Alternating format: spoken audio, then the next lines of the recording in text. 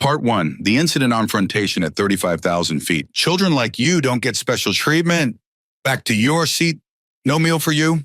The flight attendant's words cut through the cabin air like ice, loud enough that several passengers looked up from their magazines and devices. Flight attendant Caroline Walsh stood with perfect posture, her blonde hair pulled into a severe bun that matched her rigid demeanor. Her Navy AirStream Airways uniform was pressed to perfection, the gold wings on her lapel catching the fluorescent cabin lighting as she loomed over the small girl in seat 14B. The harsh overhead lights cast shadows across Caroline's face, accentuating the cold disdain in her eyes. Maya Robinson sat frozen, her wide brown eyes filling with tears that she fought desperately to hold back. The meal tray that should have been hers sat on the cart just inches away, but Caroline stood like a wall between the child and the food she needed, her body deliberately positioned to block Maya's access. Caroline's lips formed a tight line, her eyes cold and unforgiving as she stared down at the 9-year-old. "But I'm hungry," Maya whispered, her voice barely audible above the drone of the engines. The purple lanyard around her neck, clearly marking her as an unaccompanied minor, caught the light as she shifted nervously in her seat, the plastic card displaying her information flapping slightly with her movement. "The gate agent said I'd get lunch." Caroline's eyebrow arched with theatrical disdain. "Those beads in your hair aren't appropriate for premium seating," she said, just loud enough for nearby passengers to hear, her finger pointing dismissively at Maya's neatly braided hair with its colorful beads, a style Maya's mother had spent an hour perfecting that morning. "And it's Maya, right?" she added, deliberately mispronouncing the name clearly displayed on the unaccompanied minor tag. "It's Maya," the child corrected softly, one hand unconsciously reaching for the silver dolphin necklace that hung around her neck. The metal felt cool against her palm, its familiar ridges providing small comfort. Her father had given it to her on her 7th birthday. "Dolphins are the most intelligent creatures in the ocean," he had told her. "They're free spirits who know exactly where they belong."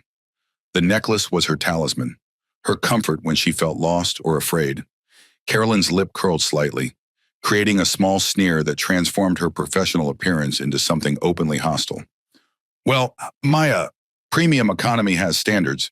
You'll have to wait until we serve the regular cabin." With a deliberate gesture, she pushed the meal cart forward with enough force that the wheels rattled loudly, rolling past Maya's row and taking away any hope of food. Mrs. Ramirez, an elderly Hispanic woman in the adjacent seat, stood up shakily, her voice trembling with indignation. "How dare you speak to this child that way? She's done nothing wrong. She's wearing the airline's own unaccompanied minor lanyard." But Caroline didn't budge. Instead, she straightened her perfectly pressed uniform, her shoulders squaring as she physically positioned herself to appear more imposing. "This child is being disruptive. No meal service. It's policy." Her voice carried an edge of satisfaction, as if she were enjoying the exercise of power. "What policy?" Mrs. Ramirez demanded, her accent thickening with emotion, the gold crucifix around her neck swinging as she gestured emphatically. "I've flown this airline for 30 years. There is no such policy." "Ma'am, sit down immediately or you'll also be refused service," Caroline replied icily, her hand coming up in a stop gesture that invaded Mrs. Ramirez's personal space. Then, with a swift motion, she took Maya's empty cup and napkin from her tray table, tossing them into the garbage bag on her cart with exaggerated force. "Know your place and stay quiet for the remainder of the flight," she said directly to Maya, loud enough that passengers in several rows could hear. 3 rows back, 16-year-old Lily Hoffman had already pulled out her phone and was discreetly recording, her hands slightly shaking with indignation. "Oh my God," she whispered to her camera. "I can't believe this flight attendant is treating this little girl this way. I'm live streaming this right now." Her screen began filling with viewer numbers 50, then 150, then 300 climbing rapidly as comments flooded in. "This is disgraceful. Get her name and badge number. Poor baby. Someone help her." In first class, separated by a thin curtain, Thomas Robinson was reviewing quarterly reports on his tablet when an alert from Maya popped up. The message was simple but jolted him upright. "Daddy, they won't give me food." His fingers tightened around the tablet, knuckles turning white as he quickly set it aside. What Thomas Robinson saw when he parted the curtain made his jaw clench tight, a vein visibly pulsing at his temple. His daughter, his Maya, sat with tears streaming down her face as a flight attendant loomed over her, denying her basic human dignity. The muscles in his shoulders tensed, his breathing becoming shallow and rapid, the physical manifestation of a father's protective instinct surging to life. Caroline swept Maya's boarding pass off the tray table with her forearm, the deliberate motion accompanied by a satisfied smirk. The paper fluttered to the floor near Maya's sneakers, landing just beyond her reach. "Pick it up," she commanded, pointing downward. "On your knees where you belong." The air in the cabin seemed to freeze. A business-class passenger audibly gasped. A young mother covered her child's ears, while a college student nearby began frantically typing on his phone. Glancing between the screen and the unfolding scene, the collective tension was palpable, like static electricity before a lightning strike. What Caroline Walsh didn't know was that the man now watching through the curtain divider wasn't just any concerned passenger. And what she definitely didn't know was who he really was. Because in just a few hours, this woman's entire career, her reputation, everything she'd worked for over 15 years would come crashing down. All because of what she did to one innocent child on this flight. Direct reader address and engagement. But to understand how this moment came to be, how a simple act of cruelty at 35,000 feet led to one of the most dramatic transformations in airline industry history, we need to go back to 3 hours earlier, before the confrontation, before the tears, before everything changed forever. Let me tell you a story about discrimination at 35,000 feet, about a father's love, and about how justice sometimes comes from the most unexpected places. Before we dive deeper, drop a comment letting me know where you're watching from. And if you believe in holding people accountable for their actions, hit that subscribe button and give this video a like. This is a story that needs to be shared. Flashback 3 hours earlier, airport preparation. 3 hours earlier at Chicago O'Hare International Airport. Terminal 3 was a hurricane of spring break travelers. The polished floors reflected the fluorescent lights overhead, creating a disorienting brightness that seemed to amplify the chaos. Families rushed past with oversized luggage, the wheels clattering across the tile. Business travelers typed furiously on laptops, while airline staff managed the chaos with practiced efficiency, their voices blending into the ambient hum of announcements and conversations. But sitting alone on a hard plastic chair at gate C-17 was 9-year-old Maya Robinson, and she was terrified. Maya clutched her silver dolphin necklace in her right hand, running her thumb over its smooth surface the way she always did when nervous. The metal warmed under her touch, the familiar contours offering small comfort. Her left hand adjusted the purple cardigan over her yellow dress, an outfit she'd chosen carefully the night before. Her dark hair was braided neatly with colorful beads that clicked softly when she moved her head, each one picked to match her favorite colors. The red, blue, and green beads caught the light, small bursts of color against her dark hair. Her small backpack sat at her feet, packed with everything her mother had insisted she'd need: a book about a girl detective that she was halfway through, a sketch pad and colored pencils, a change of clothes just in case, and snacks for the journey. Though her mother had reminded her that she'd get a proper meal on the plane. But what Maya needed most in that moment wasn't in any backpack. What she needed was courage. This was her first time flying alone, her first time being an unaccompanied minor, a term that sounded both grown-up and terrifying at the same time. Maya's parents had divorced 3 years ago, but it was one of those rare separations where they still respected and cared for each other.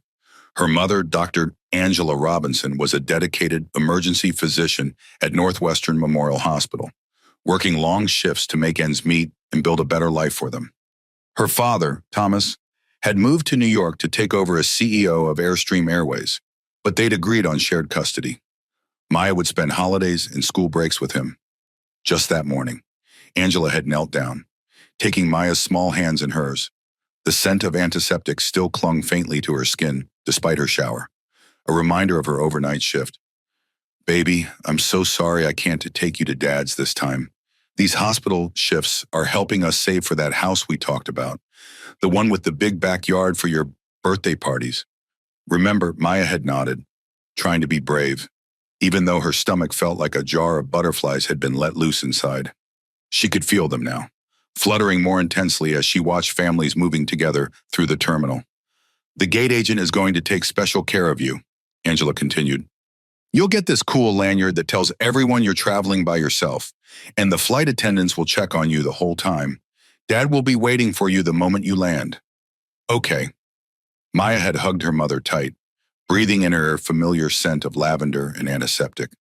I'll be okay, Mom. I'm a big girl now. But sitting in that gate area watching families board together, watching other kids hold their parents' hands, Maya didn't feel like a big girl at all. She felt small and alone and scared. The airport seemed enormous, with too many people moving too quickly. The announcements over the speakers blended into an indecipherable garble. What if she got on the wrong plane? What if she got lost? What if something happened and nobody helped her? Then a cheerful voice broke through her worried thoughts. You must be Maya Robinson. A gate agent with warm brown eyes and a bright smile approached, holding a purple lanyard. Her name tag read Gabriela Hernandez. Her voice had a gentle lilt that somehow cut through the chaos around them. I'm Gabriela, and I'm going to be your special helper today. This is your unaccompanied minor lanyard. She placed it gently around Maya's neck, the plastic card swinging slightly before settling against her chest. Pretty cool, right? It means everyone on the flight knows you're VIP, very important passenger. The lanyard held a plastic card with Maya's name, flight number, destination, and emergency contact information displayed in large, clear font. Now, and we're going to board you first before everyone else. How awesome is that? And I'll walk you all the way to your seat and introduce you to the flight attendants. They're going to take excellent care of you until we get to New York, where your dad is waiting. Sound good? Maya nodded, her anxiety easing just a little. Maybe this wouldn't be so bad after all. Maybe being brave wasn't about not being scared. Maybe it was about being scared, but doing it anyway. She remembered what her father had taught her last summer when a girl at day camp had made fun of her hair. They'd been sitting on the porch swing at his apartment, watching the sunset paint the New York skyline golden.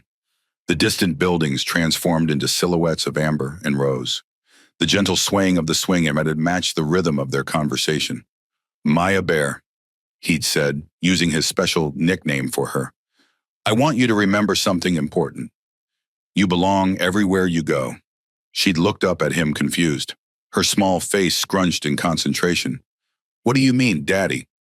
I mean that sometimes people might make you feel like you don't belong somewhere, like you're not good enough or you're different or you're not welcome. But that's never true. You are smart, you are kind, and you have every right to be wherever you are. Like when Jasmine said my beads were weird, she'd asked, her fingers automatically going to her braids. Exactly like that.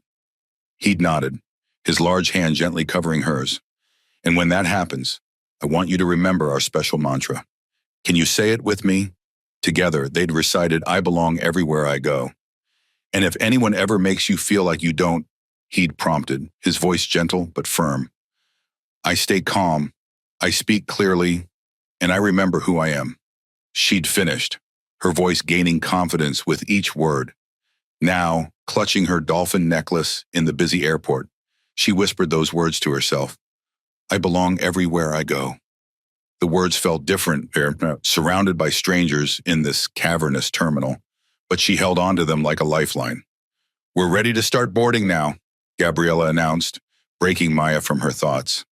Let's get you settled on the plane first. Maya stood, slipping her necklace back beneath her cardigan and hoisting her backpack onto her shoulders. The weight of it pressed reassuringly against her back as Gabriela led her down the jet bridge, explaining everything as they went. Their footsteps echoed in the enclosed space, the smell of fuel and rubber faintly perceptible. This is the door to the aircraft. The flight attendants will be right inside to greet you. Remember, they know you're traveling alone, and they'll check on you throughout the flight. As promised, a smiling flight attendant greeted them at the door. He was tall, with kind eyes that crinkled at the corners and a name tag that read James O'Connor. His uniform was perfectly pressed, the gold wings on his lapel catching the light. Well, hello there. You must be Maya, he said, crouching down to her eye level, his voice warm and genuine. I'm James, and I'll be one of your flight attendants today. We're going to take excellent care of you. James made a note on his tablet, his fingers tapping efficiently across the screen. You're in premium economy. Seat 14B, that's a great seat with extra legroom. Let me show you where it is. He led Maya through the first-class cabin, where business travelers were already settling in with pre-departure drinks. The cabin smelled of leather and cologne. Conversations conducted in hushed, important-sounding tones. Maya spotted her father's competitor, the CEO of Riverjet, but of course she didn't recognize him. To her, he was just another businessman in a nice suit. As they passed through the curtain into premium economy, James introduced Maya to another flight attendant. "This is Caroline Walsh.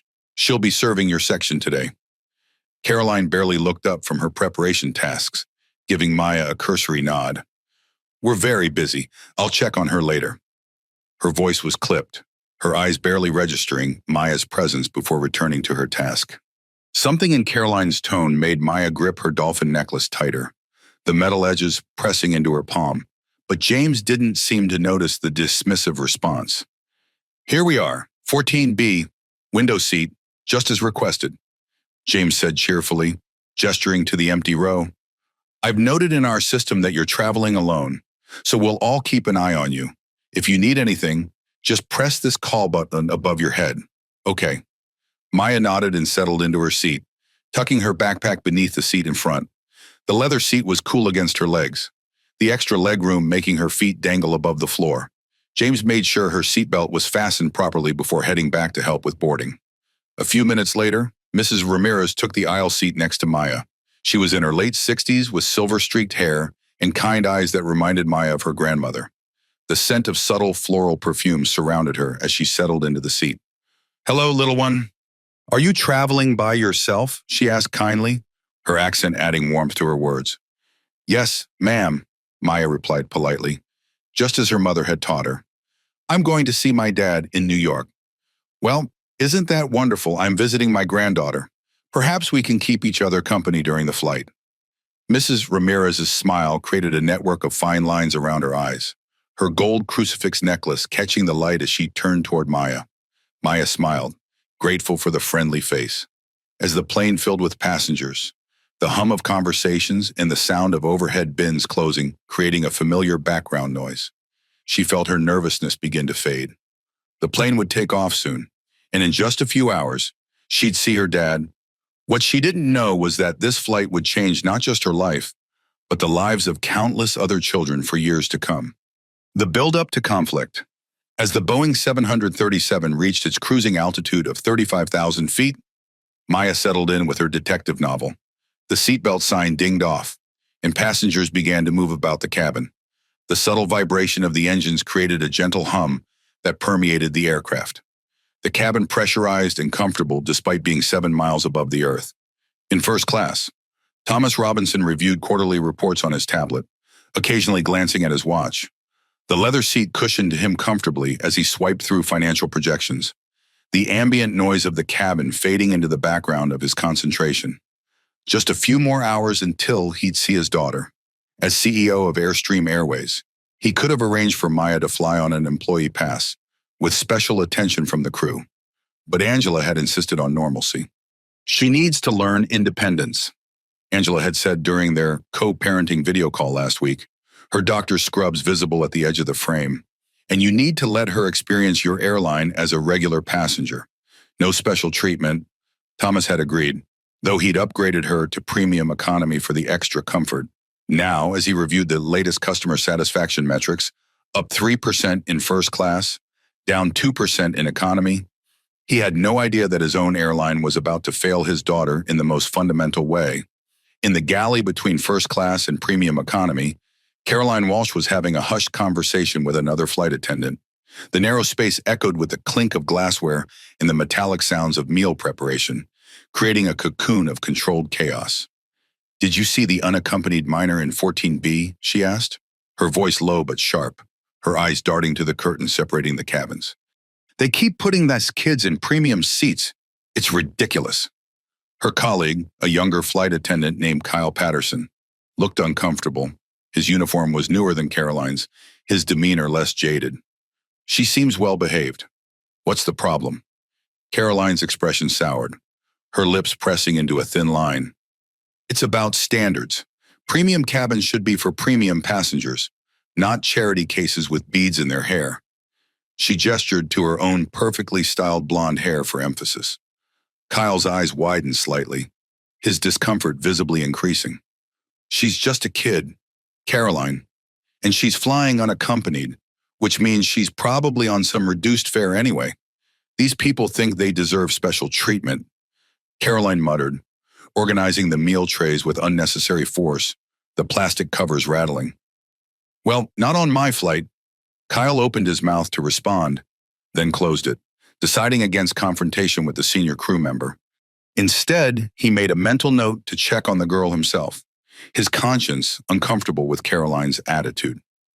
When the beverage service began, Caroline worked methodically through the premium economy cabin, serving each passenger with practiced efficiency until she reached row 14. The ice in the drinks clinked against plastic cups, the drink cart's wheels squeaking softly on the carpet. "Juice or water?" she asked Mrs. Ramirez curtly, not making eye contact. "Apple juice, please," the older woman responded, her accent becoming more pronounced in the confined space. Caroline poured the juice and handed it to Mrs. Ramirez, then immediately moved her cart to the next row, deliberately skipping Maya. The cart wheels made an abrupt squeak as she pushed forward with unnecessary force. "Excuse me," Maya said softly, raising her small hand. "May I have some apple juice too, please?" Caroline turned back, her expression cool, eyes barely glancing at Maya. "We're low on supplies. Regular cabin service will begin shortly." Maya glanced around, noticing that every adult in premium economy had received a drink. She clutched her dolphin necklace beneath her cardigan, feeling its familiar contours against her palm, but said nothing more. The silent rejection stung, confusion clouding her features.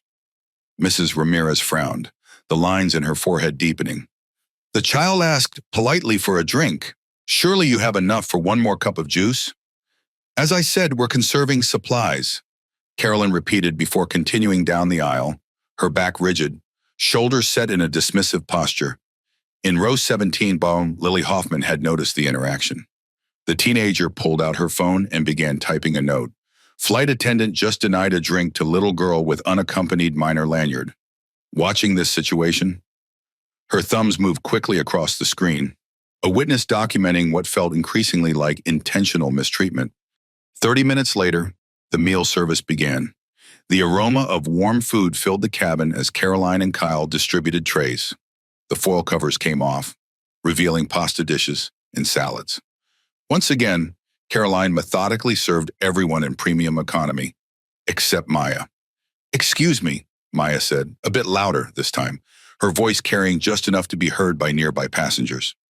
"I think you forgot my meal." Caroline paused, then leaned down, speaking in a voice that carried to nearby passengers. "Those beads in your hair are not appropriate for premium seating," she said, her finger pointing at Maya's braids, so close it almost touched one of the colorful beads. "And it's Maya, right?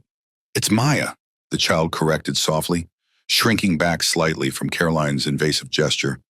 "Well, Maya, premium economy has standards. You'll have to wait until we serve the regular cabin." Caroline's emphasis on the mispronunciation was deliberate, her smile not reaching her eyes. As Caroline turned away, Maya's face fell. The smell of pasta made her stomach growl audibly. Breakfast had been hours ago, and her mother had told her to save her snacks for after the meal service. The rumbling in her stomach matched the sinking feeling in her chest. Mrs. Ramirez wasn't having it. "Young lady," she called to Caroline, her voice carrying, "this child has the right to the same service as everyone else in this section. She has a premium economy ticket." Caroline's response was immediate and harsh. "Ma'am, sit down immediately or you'll also be refused service." Her voice cut through the ambient noise, drawing more attention to the confrontation. 3 rows back, Lily Hoffman had started recording discreetly, her phone positioned between the seats to capture the interaction without being obvious. Her live stream had already attracted several hundred viewers, with comments flooding in expressing outrage at Caroline's behavior. "OMG, is this for real? That flight attendant needs to be fired. Someone needs to help that poor little girl. AirStream Airways, do you see this happening?" In first class, Thomas was still unaware of the situation unfolding just beyond the curtain. He was responding to emails, coordinating with his executive team, about next quarter's strategic initiatives. The soft tapping of his fingers on the tablet screen blended with the ambient noise of the cabin. His phone buzzed with a message notification, but he finished his email before checking it, adding his signature to a response about supply chain optimizations. When he finally looked down, he saw Maya's text, "Daddy, they won't give me food." Thomas frowned, immediately setting aside his tablet. This had to be some kind of misunderstanding. He stood up, the leather seat creaking slightly as he rose, heading for the curtain that separated first class from premium economy.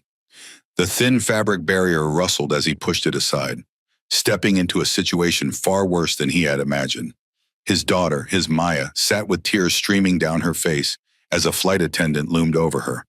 The woman was sweeping Maya's boarding pass off her tray table onto the floor, the paper floating down like a discarded afterthought. "Pick it up," the flight attendant commanded. "On your knees where you belong." The air in the cabin seemed to electrify. A mother across the aisle covered her mouth in shock. An older businessman looked up from his magazine, brow furrowed in confusion, and Thomas Robinson felt something primal rise within him, a father's rage tempered only by years of professional discipline. In that moment, Thomas Robinson wasn't thinking like a CEO. He was thinking like a father whose child was being humiliated. His hands clenched involuntarily, jaw tight, a muscle twitching at his temple. And nothing in the world would have stopped him from intervening. The confrontation that would transform an entire industry was about to begin. The catalyst. "Children like you don't get special treatment. Back to your seat. No meal for you." Caroline Walsh's words hung in the air as Maya's bottom lip trembled. The child was fighting a losing battle against her tears now, one hand clutching her dolphin necklace so tightly the metal edges pressed painfully into her palm, leaving temporary indentations in her soft skin. A single tear escaped, trailing down her cheek, followed quickly by another, then another, until her face was streaked with silent grief. The meal tray that should have been Maya's contained a small pasta dish with marinara sauce, a side salad with cherry tomatoes, and a chocolate chip cookie. Steam rose from the pasta, carrying the tantalizing aroma of garlic and herbs. It sat tantalizingly on Caroline's cart, just inches away but completely inaccessible. Maya's stomach growled audibly, the sound small but distinct in the tense silence. Maya looked down at her purple unaccompanied minor lanyard, then back up at Caroline. The plastic card swung slightly as she shifted in her seat. Her official status as a protected minor passenger displayed for anyone to see. "But the gate agent said I'd get lunch," she said, her voice barely audible above the ambient hum of the engines. "And I'm in premium economy, C seat 14B. "I don't care what seat you're in," Caroline replied coldly, her posture stiffening further. "Premium service is for passengers who belong here." The emphasis on belong cut through Maya like a knife. Her father's words echoed in her mind. "You belong everywhere you go." But in this moment, under this woman's withering stare, those words seemed very far away. Instead, she felt small, insignificant, unworthy, feelings no child should ever experience. Mrs. Ramirez stood up shakily, her arthritis making the movement painful. Her knees cracked audibly, her hand gripping the seat in front for stability. "This is unacceptable. She is a child." Her voice wavered with age but carried the authority of moral certainty. "Sit down, ma'am," Caroline ordered her, pointing an accusatory finger. "Interfering with cabin crew duties is a federal offense." Her voice carried a warning that bordered on threat, her authority weaponized against both the child and her elderly defender. By now, several passengers were watching the interaction with varying reactions. A businessman in a tailored suit nodded approvingly at Caroline's firm handling of the situation, his own prejudices reflected in his silent support. A young mother across the aisle looked uncomfortable, holding her own child closer, but said nothing, her conflict evident in her furrowed brow. Two teenage boys pretended not to notice, though their earbuds had mysteriously gone silent. And in row 17, Lily Hoffman's live stream had reached 5,000 viewers, her hands trembling slightly with the importance of documenting this moment. "Oh my God, you guys, this is getting worse," Lily whispered into her phone, keeping her voice low enough not to attract Caroline's attention. "She's refusing to give this little black girl her meal even though she's in premium economy with the special unaccompanied minor tag around her neck. This is straight-up discrimination happening right now on AirStream Airways Flight 447. Comments flooded Lily's screen, her phone vibrating constantly with notifications. This is disgusting. What airline is this? Someone needs to stand up for that child. AirStream Airways, you need to see this now. I'm recording this and sending it to every news outlet. That flight attendant needs to be fired. Someone get her badge number. The digital outrage was building in real time. Hundreds of witnesses gathering virtually to what was happening in the confined space of the aircraft cabin. Caroline swept Maya's boarding pass off the tray table with her forearm, the gesture deliberately contemptuous. The paper fluttered to the floor near Maya's sneakers, landing just beyond her reach. Pick it up, she commanded, pointing downward, her finger jabbing the air. On your knees where you belong. Maya froze, too stunned and humiliated to move. Her chest felt tight, breathing becoming shallow as the public humiliation intensified. Tears streamed silently down her face as she stared at her boarding pass on the floor. The official document that proved her right to be exactly where she was now treated like garbage. It was at this exact moment that Thomas Robinson emerged from behind the curtain, his tall frame suddenly present in the economy cabin. His first view was of his daughter's back, her shoulders hunched in misery, and a flight attendant standing over her with a look of contempt that made his blood boil. The scene branded itself into his memory. His child, vulnerable and hurt, being treated with deliberate cruelty by someone wearing his company's uniform. What's going on here? Thomas asked, his voice deliberately controlled despite the anger building inside him. Years of executive training had taught him to channel emotion into effective action, but the strain showed in the tension around his eyes, the tightness in his jaw. Caroline glanced up, irritation flashing across her face at the interruption. She straightened, adopting her professional mask, though the contempt lingered in her eyes. Sir, please return to your cabin. This doesn't concern you. It absolutely concerns me, Thomas replied, moving to Maya's side of tea. Maya, honey, are you okay? He crouched beside her seat, one hand gently touching her shoulder, feeling her small frame trembling beneath his touch. At the sound of her father's voice, Maya turned, her tear-streaked face lighting up with relief. Daddy. The word carried all her hurt, fear, and now desperate relief in its two simple syllables. Thomas knelt beside her seat, quickly assessing the situation, the empty tray table, the boarding pass on the floor, the meal tray still sitting on the cart. His peripheral vision took in other details, the rapt attention of nearby passengers, phones discreetly recording, Mrs. Ramirez's protective posture beside his daughter. Why hasn't my daughter been served her meal? He asked Caroline directly, rising to his full height, his voice carrying the quiet authority that had led him to the C-suite. Caroline's demeanor shifted slightly, recognizing that this man from first class might be someone important. But her response remained defensive, her posture rigid with self-righteousness. Sir, we had a situation with a disruptive passenger. She's not being disruptive, Mrs. Ramirez interrupted, her accent thickening with emotion. This flight attendant refused to give her a drink during the beverage service and now won't give her a meal. She's discriminating against this child. Thomas's expression darkened as he picked up Maya's boarding pass from the floor. The paper slightly crumpled from its fall.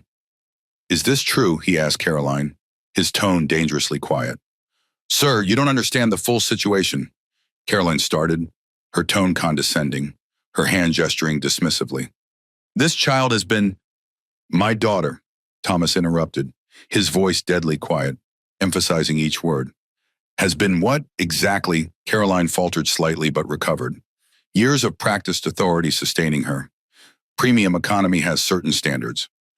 Standards that don't include feeding children. Thomas's voice remained calm, but there was a dangerous edge to it now, a steel that anyone who knew him would recognize as the precursor to decisive action. Standards that allow flight attendants to humiliate minors traveling alone. By this point, Lily's live stream had reached 12,000 viewers. She had adjusted her position to capture both Thomas and Caroline in frame, her young face solemn with the responsibility of documentation.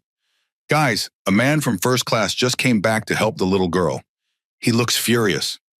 Maya looked up at her father, her voice small but clear enough for nearby passengers to hear. She said children like me don't belong in premium seats. Daddy, she made me feel like I don't belong anywhere. Her words carried the simple, devastating honesty that only children can manage. Something flashed in Thomas's eyes. A father's pain at hearing his child echo his deepest fears.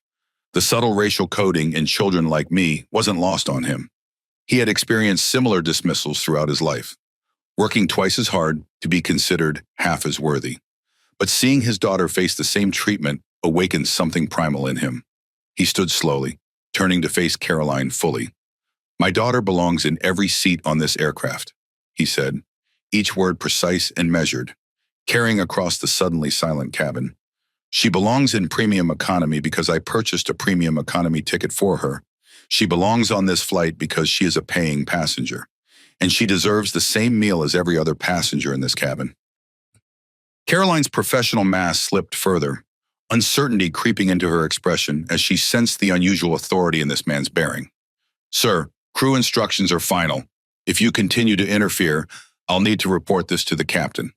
"Please do," Thomas replied evenly, not backing down an inch. "And while you're at it, let the captain know that Thomas Robinson, CEO of AirStream Airways, would like an explanation as to why his airline is denying food to an unaccompanied minor in premium economy." The color drained from Caroline's face as the implications of his words sank in. Her eyes widened in shock, her body suddenly frozen in place. Around them, passengers gasped and murmured, phones raised higher, more openly recording now. Lily zoomed in on Caroline's shocked expression, her live stream now at 25,000 viewers and climbing rapidly. "Oh my God," Lily whispered into her phone, unable to contain her reaction. "The guy is the CEO of the airline." Plot twist. Caroline's hand trembled visibly as she reached for the meal tray. The confidence of moments ago evaporated in an instant. "There must be some misunderstanding," she stammered, her voice barely audible. "I was just about to serve." "No, you weren't." Thomas cut her off, his tone brooking no argument. "You were deliberately denying my daughter service because of how she looks, because of her hair, because you decided she doesn't belong in premium economy." He turned to Maya, his voice softening immediately, the transformation from executive to father happening in an instant. "Maya Bear, I want you to remember what we always say." Maya straightened in her seat, wiping her tears away with the back of her hand. The simple gesture seemed to gather her dignity back around her like a protective cloak. "I belong everywhere I go," she said clearly, the words carrying through the hushed cabin. "That's right," Thomas affirmed, his pride in her evident despite the circumstances. "And no one, especially not someone wearing my airline's uniform, has the right to make you feel otherwise." He turned back to Caroline, who was now visibly shaking. "I'd like you to serve my daughter her meal immediately. Then I want you to report to the lead flight attendant that you'll be spending the remainder of this flight in the crew rest area." Caroline hesitated, humiliation and anger warring on her face, her authority suddenly stripped away, leaving her exposed. "Now, Thomas added, his tone leaving no room for argument. As Caroline mechanically placed the meal tray in front of Maya, Thomas noticed another flight attendant watching the scene with wide eyes, his younger face registering both shock and something like relief. "What's your name?" Thomas asked him. "Kyle Patterson, sir," the young man replied nervously, his Adam's apple bobbing as he swallowed. "Kyle, please inform the lead flight attendant that I need to speak with them immediately, and please ensure that Caroline is relieved of her duties for the remainder of this flight." "Yes, sir," Kyle responded, hurrying toward the front of the aircraft, his posture conveying the urgency of the situation. Thomas sat in the empty middle seat beside Maya, placing a protective arm around her shoulders. His large hand completely covered her small shoulder, a physical promise of protection. "I'm so sorry this happened to you, Maya Bear," he said quietly, his voice pitched only for her. "It's okay, Daddy," Maya replied, though her voice still trembled slightly. "You came." The simple faith in her words, that her father would appear when needed, made Thomas's throat tighten with emotion. "I'll always come when you need me," Thomas assured her, his voice rough with suppressed feeling. "Always." As Maya finally began to eat her meal, Thomas looked up to see dozens of phones pointed in their direction. The incident had been thoroughly documented by multiple passengers, and Lily's live stream had now reached 50,000 viewers. Hashtag Airstream shame was beginning to trend on social media, and the airline's mention notifications were exploding with angry customers demanding accountability. In the galley, Caroline Walsh stood frozen, the reality of what had just happened and who had witnessed it slowly sinking in. 15 years of service ended in 15 minutes of cruelty. Her mind raced with excuses, justifications, explanations, anything to mitigate what she had done. But deep down, in a place she rarely examined, she knew the truth. She had treated a child differently because of how she looked, and now she would face the consequences. What had started as a simple act of cruelty at 35,000 feet was about to become a watershed moment for an entire industry. And though neither Maya nor Thomas knew it yet, the transformation sparked by this incident would eventually protect thousands of children from ever experiencing what Maya had endured. But first, there would be consequences. Swift, public, and absolute. Part 2, the revelation and immediate aftermath. Thomas's discovery. Thomas Robinson's hands trembled slightly as he used his phone to connect to the aircraft's satellite communication system, a special access code known only to a few executives. The weight of what had just happened pressed down on him like a physical force. His daughter, his Maya, had been humiliated, denied food, and made to feel like she didn't belong, all while wearing the airline's own unaccompanied minor lanyard. His airline, his responsibility. The phone felt unnaturally warm in his palm, his heart still racing from the confrontation. He could feel his pulse in his fingertips as he enters the security code, each digit a deliberate act of will. The satellite connection icon pulsed on the screen, seconds stretching into what felt like minutes as the signal bounced to space and back. Maya was quietly eating her pasta now, though her usual enthusiasm was missing. The fork looked oversized in her small hand, and she moved it mechanically, more out of obligation than hunger. Mrs. Ramirez had protectively moved to the middle seat, allowing Thomas to take the aisle where he could both comfort his daughter and manage the unfolding crisis. The elderly woman occasionally patted Maya's arm, murmuring gentle encouragements in Spanish and English. "The dolphin helped me stay brave," Maya whispered to him, touching her necklace with her free hand. The silver pendant caught the cabin light, glinting softly. "Even when she was mean, I remembered what you said." Thomas felt a complex mixture of pride and heartbreak wash over him. No child should need to be brave in the face of such treatment, least of all from someone whose job was to ensure passenger safety and comfort. The contradiction between his airline's professed values and what had just happened to his daughter created a knot of determination in his chest. This wasn't just a personal injury, it was a systemic failure. As he waited for his call to connect, Thomas noticed James O'Connor, the lead flight attendant, making his way down the aisle toward them. James's face was ashen, his professional demeanor cracking under the weight of what had just transpired. Sweat beaded almost imperceptibly at his hairline, and his uniform suddenly seemed to fit too tightly across his shoulders. "Mr. Robinson, sir," James began, his voice lowered to prevent creating additional spectacle. "I cannot express how deeply sorry I am for what happened. I had no idea Caroline was—" He struggled to find the right words, his hands making small, helpless gestures. "Discriminating against my daughter," Thomas finished for him, his voice level but carrying an unmistakable edge. James nodded miserably, the motion causing a drop of sweat to trace a path down his temple. "Yes, sir, I've removed her from service for the remainder of the flight. She's been instructed to remain in the crew rest area until landing. And the captain has been informed of the situation, sir. Captain Whitman extends his personal apologies and asks if there's anything we can do to make this right." James's eyes darted to Maya, genuine concern evident in his expression. Thomas looked at James steadily, studying the man's face for any sign of complicity or insincerity. Finding none, he asked a question that cut to the heart of the matter. "What would you have done if I wasn't the CEO, if I was just another parent discovering their child was being mistreated?" James looked uncomfortable but answered honestly, shifting his weight from one foot to the other. "The protocol would be the same, sir. Any discrimination against passengers, especially minors, warrants immediate removal from service." "But would it have been followed?" Thomas pressed, his voice carrying the weight of both personal and professional authority.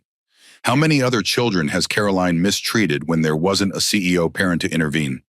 James had no answer for that, his silence more revealing than any words could have been. He looked down at his polished shoes, unable to meet Thomas's gaze.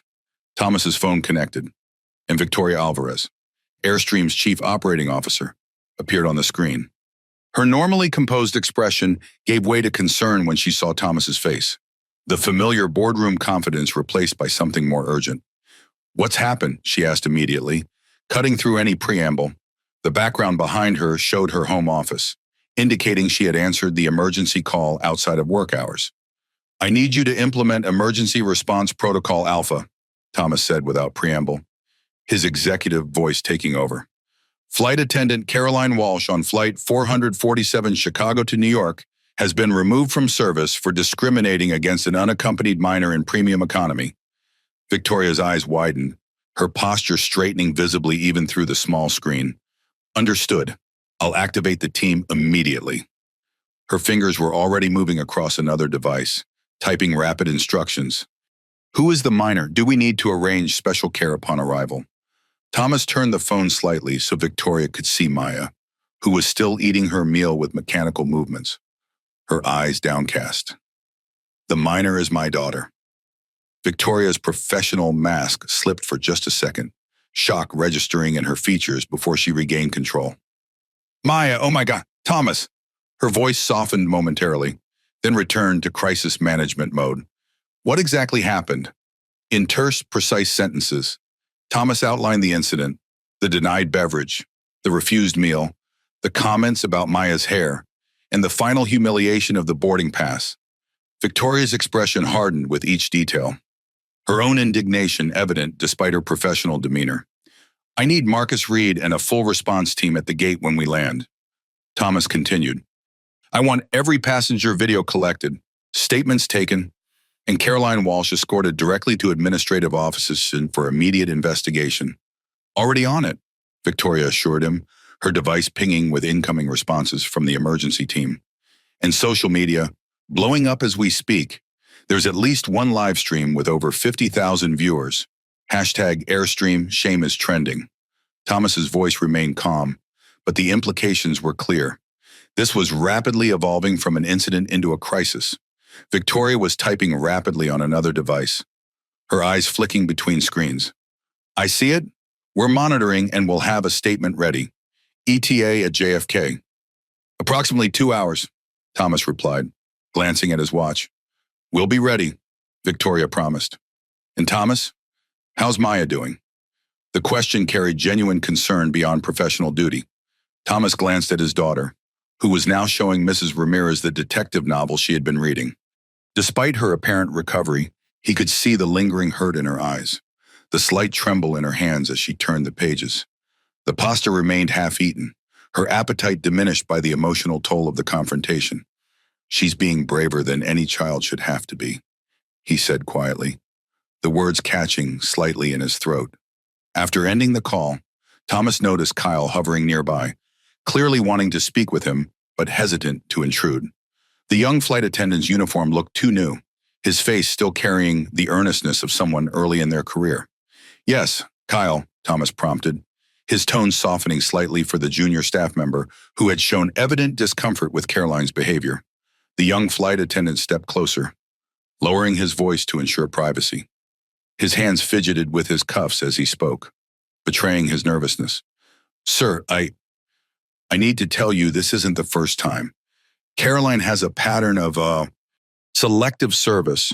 I've reported it before, but nothing ever happened." Thomas's expression hardened. "You've filed formal complaints." Kyle nodded, his Adam's apple bobbing as he swallowed nervously.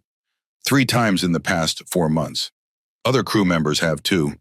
She's especially particular about certain passengers." He glanced meaningfully at Maya, then back to Thomas. "You mean black passengers?"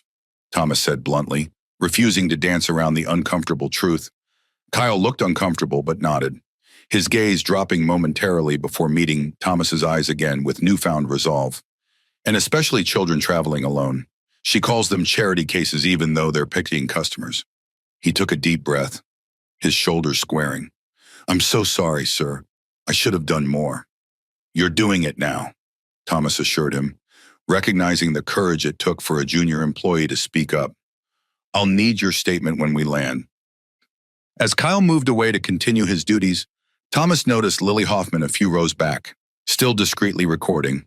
Their eyes met briefly across the cabin, and Thomas gave her a small, acknowledging nod. Rather than asking her to stop recording, he recognized that the documentation was important. Accountability required evidence, and this young woman had ensured the incident wouldn't be dismissed or minimized. His phone buzzed with messages from his executive team, each alert adding to the growing crisis response Victoria Alvarez emergency team assembled. Marcus en route to JFK, PR director initial statement drafted for your approval. Media inquiries flooding in, board chair emergency board meeting scheduled for 8 p.m. tonight. The final message was from his ex-wife, Angela. Maya just texted me that something happened on the plane. Are you with her? Is she okay? Thomas typed a quick response. I'm with her now. We'll explain everything later. She's safe, but had a difficult experience. I've got her. Then he turned his attention back to his daughter, who was trying so hard to be brave. Her small frame seemed even more vulnerable in the large premium economy seat, her feet barely touching the floor. The colorful beads in her hair, the very feature Caroline had criticized, caught the cabin light. Small bursts of color against her dark braids. How's that pasta? Maya bared while he asked gently, trying to establish some normalcy after the intense confrontation. It's okay, she replied, though she was mostly pushing it around on her plate, the tomato sauce leaving red trails on the white ceramic. Not as good as yours. Not hungry anymore. Maya shook her head, her beads clicking softly with the movement. My tummy feels funny. Thomas understood completely.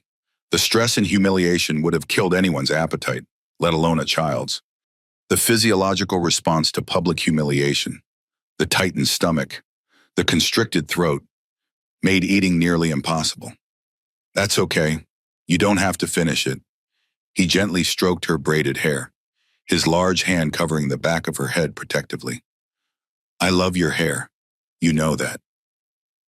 These beads are beautiful. Maya's smile was small but genuine, a flicker of her usual brightness returning. Mommy spent a long time doing it yesterday. She said I needed to look extra pretty to see you. You always look perfect to me, Thomas assured her. Exactly as you are. Around them, the cabin had mostly returned to normal, though the undercurrents of tension remained. Occasional glances were cast their way. Phones were still discreetly recording, and the whispered conversations undoubtedly centered on what had transpired. Thomas looked out the window at the endless blue sky, scattered clouds casting shadows on the landscape far below. Just 2 hours ago, Maya had been a nervous but excited child embarking on her first solo flight. Now she was at the center of what was rapidly becoming a major corporate crisis. But more importantly, she was a child who had been hurt, whose sense of belonging had been challenged in the most public and painful way. As CEO, Thomas would have to address the systemic failures that had allowed this to happen. But as a father, his first priority was ensuring Maya truly knew that she belonged everywhere she went, regardless of what anyone said or did to make her feel otherwise. The rest of the flight would be uneventful in terms of service, but the shockwaves were just beginning. By the time Flight 447 touched down at JFK, the video of Caroline Walsh denying food to a black child would have been viewed over 1 million times. The hashtag AirStream Shame would be trending nationally. And a movement for accountability that would transform how airlines treat their most vulnerable passengers was already taking shape. As the aircraft began its initial descent into New York, Thomas looked out the window at the city skyline coming into view. The same view he had shared with Maya when teaching her that she belonged everywhere she went. Today, that lesson had been challenged in the most painful way possible, but from this pain, he silently vowed, would come transformation. No child would ever feel this way on his airline again, no matter what it took. Caroline's realization in the cramped confines of the crew rest area. Caroline Walsh sat rigid with shock, her uniform suddenly feeling too tight, too restrictive, as if the fabric itself was closing in on her. The narrow space, designed for flight attendants to take brief breaks, now felt like a cell, appropriate, given that she was essentially confined until landing. The only light came from a small overhead fixture that buzzed intermittently, casting unflattering shadows. Her hands trembled as the full weight of what had just happened crashed down upon her. Each time she tried to steady them, The tremors would return, her body betraying the panic her mind was trying to suppress. Thomas Robinson, CEO of Airstream Airways, the girl's father. The statistical improbability of it made her head spin. Of all the passengers on all the flights in the entire Airstream network, she had chosen to mistreat the CEO's daughter. The cosmic joke would have been funny if it weren't potentially career-ending. But deeper than the panic about her job was another, more uncomfortable realization trying to surface, one she kept pushing away, like pressing down on a beach ball that refused to stay submerged. Each time she redirected her thoughts to the professional consequences. This other awareness would bubble up the look in Maya's eyes when she'd been denied her meal, the silent tears tracking down her small face, the way she'd clutched that necklace like a lifeline. Caroline pulled out her phone, ignoring the crew member's limited personal device use policy, and searched Thomas Robinson. Dozens of articles and images appeared instantly, many featuring him with a small black girl, his daughter, Maya, the same girl Caroline had just humiliated in front of a plane full of passengers, the same child she had told to get on her knees where she belongs. The words echoed in her mind now, stripped of the righteousness that had accompanied them in the moment. Out of context, they sounded ugly, cruel, indefensible. Had she really said that to a 9-year-old child? Had those words actually come out of her mouth? The ugly truth hovered at the edge of Caroline's consciousness, but she wasn't ready to face it yet. Instead, she focused on damage control, on the practical rather than the ethical dimensions of her situation. She typed a quick message to her union representative, her fingers still unsteady. Urgent situation on Flight 447, removed from service mid-flight by CEO Thomas Robinson. Need immediate advice. The response came quickly. What happened? Why were you removed? Caroline stared at the question, her fingers hovering over the keyboard. How could she explain what had happened without admitting what she had done? The words wouldn't come. Every explanation she attempted in her mind sounded hollow, even to her own internal ear. A soft knock interrupted her thoughts. James O'Connor entered the small space, his expression grave, his posture rigidly professional, all warmth and collegiality erased by the situation. Caroline, I need your company ID and in wings, he said without preamble, his tone leaving no room for negotiation. What? You can't be serious. That's not protocol. Caroline's voice rose, indignation temporarily overriding her shock. Direct order from Victoria Alvarez, Chief Operating Officer. James cut her off. Your employment status will be determined after landing, but for now, you're suspended effective immediately. Caroline's face flushed with anger. This is completely unprofessional. I've been with Airstream for 15 years. One misunderstanding with a passenger. A misunderstanding, James repeated incredulously, his professional mask slipping for a moment to reveal genuine disgust. Caroline, you denied food to an unaccompanied minor. You made comments about her appearance. You told her to get on her knees to pick up her boarding pass, and you did it all while being recorded by at least a dozen passengers. He held out his hand firmly, palm up, waiting, ID and wings. Now, with shaking hands, Caroline unpinned the gold wings from her lapel and unclipped her ID badge from her belt. The wings, symbol of 15 years of what she had considered exemplary service, felt suddenly heavy in her palm. As she placed them in James's hand, the reality of what was happening finally began to sink in. This wasn't just a misunderstanding that could be explained away or a momentary lapse in judgment. This was something much more significant, a revealing of character that couldn't be undone. What happens when we land? She asked, her voice smaller now, the earlier defiance draining away. Security will escort you to administrative offices. You'll be interviewed as part of a formal investigation. James's tone was professional but cold, all previous collegiality erased by her actions. I've been instructed to inform you that you should not speak to any passengers or media representatives. A company representative will meet you upon arrival. As James turned to leave, Caroline called after him. James, wait, is it really that bad? How many people have seen it? James paused at the door, his hand on the small handle. The live stream has over 100,000 viewers now. Hashtag Airstream. Shame is trending nationwide. And Caroline, he hesitated, then decided to continue. Maya Robinson is 9 years old. She was hungry, alone, and following all the rules. And you treated her like she didn't deserve basic human dignity. So yes, it's really that bad. The door closed behind him with a soft click that somehow sounded final, leaving Caroline alone with thoughts she could no longer avoid. She sat back, her mind racing through the possible defenses she could offer. This couldn't be happening. Not to her. Not after 15 years of what she had always considered exemplary service. Yes, she had her preferences about which passengers deserved extra attention, but that was just being efficient, wasn't it? Focusing on the passengers who appreciated quality service, who belonged in premium cabins. The word belonged echoed uncomfortably in her mind, along with the image of Maya's tear-streaked face looking up at her with confusion and hurt. The child's words came back to her with painful clarity. She said, "Children like me don't belong in premium seats. Daddy." She made me feel like I don't belong anywhere. For the first time, Caroline allowed herself to hear how those words sounded. Children like me. What had she meant by that exactly? The justifications she had constructed about behavior, about proper premium cabin decorum, suddenly seemed paper-thin, transparent excuses that couldn't withstand even minimal scrutiny. Her phone buzzed with a notification. Someone had tagged her in a social media post. With growing dread, she opened the alert to find a clip from Lily's livestream, now being shared across multiple platforms. The video showed Caroline clearly telling Maya that children like you don't get special treatment, followed by her instructing the child to pick up her boarding pass on your knees where you belong. Seeing herself from the outside, hearing her own voice, watching her own body language, was like a bucket of ice water.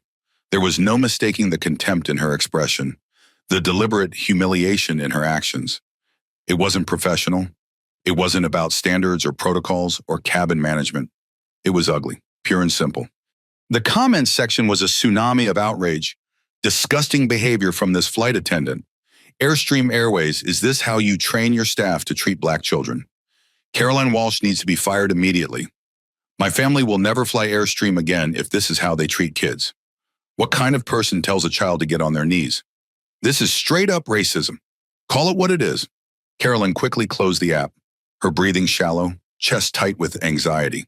This wasn't supposed to happen to people like her. This kind of public shaming was for other people. People who did obviously wrong things, not dedicated professionals who simply maintained standards. But as the plane began its descent into JFK, something inside Caroline was descending too. The carefully constructed shell of justifications she had built around her behavior over the years. For the first time, she faced the possibility that perhaps she hadn't been maintaining standards at all. Perhaps she had simply been discriminating all along. The realization was like vertigo, a sudden shift in perspective that made everything look different. Every passenger she had ever accidentally skipped during service, every unaccompanied minor she had treated with impatience rather than care, every comment she had made about certain passengers not belonging in premium cabins, it all looked different now, viewed through the lens of this moment of clarity.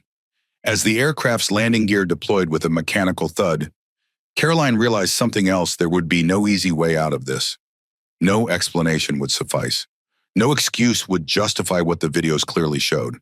She had revealed something fundamental about herself, to the world, to her employer, and finally to herself. The real question now was what she would do with that revelation. Mid-flight response.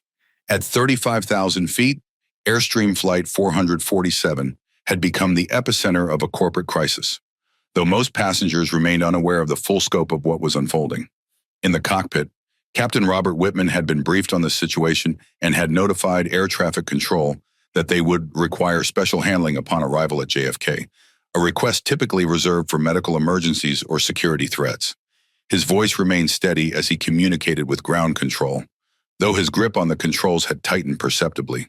In row 14, Thomas had managed to create a protective bubble around Maya. Mrs. Ramirez had switched seats with him, allowing father and daughter to sit together. James O'Connor had personally brought fresh drinks and snacks, his attentiveness now almost uncomfortable in its intensity.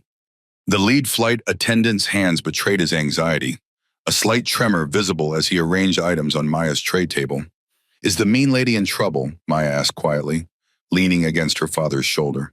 Her small body felt warm against his side, her weight a reminder of how young and vulnerable she truly was.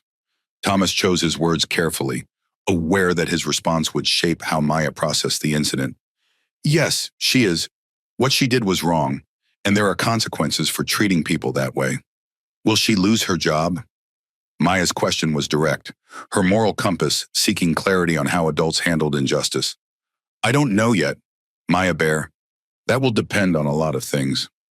Thomas kept his tone even, not wanting to suggest that punishment was the primary goal, despite his own simmering anger. Maya was silent for a moment, considering this. Her fingers toyed with a bead in her hair, twisting it thoughtfully. I don't want her to lose her job.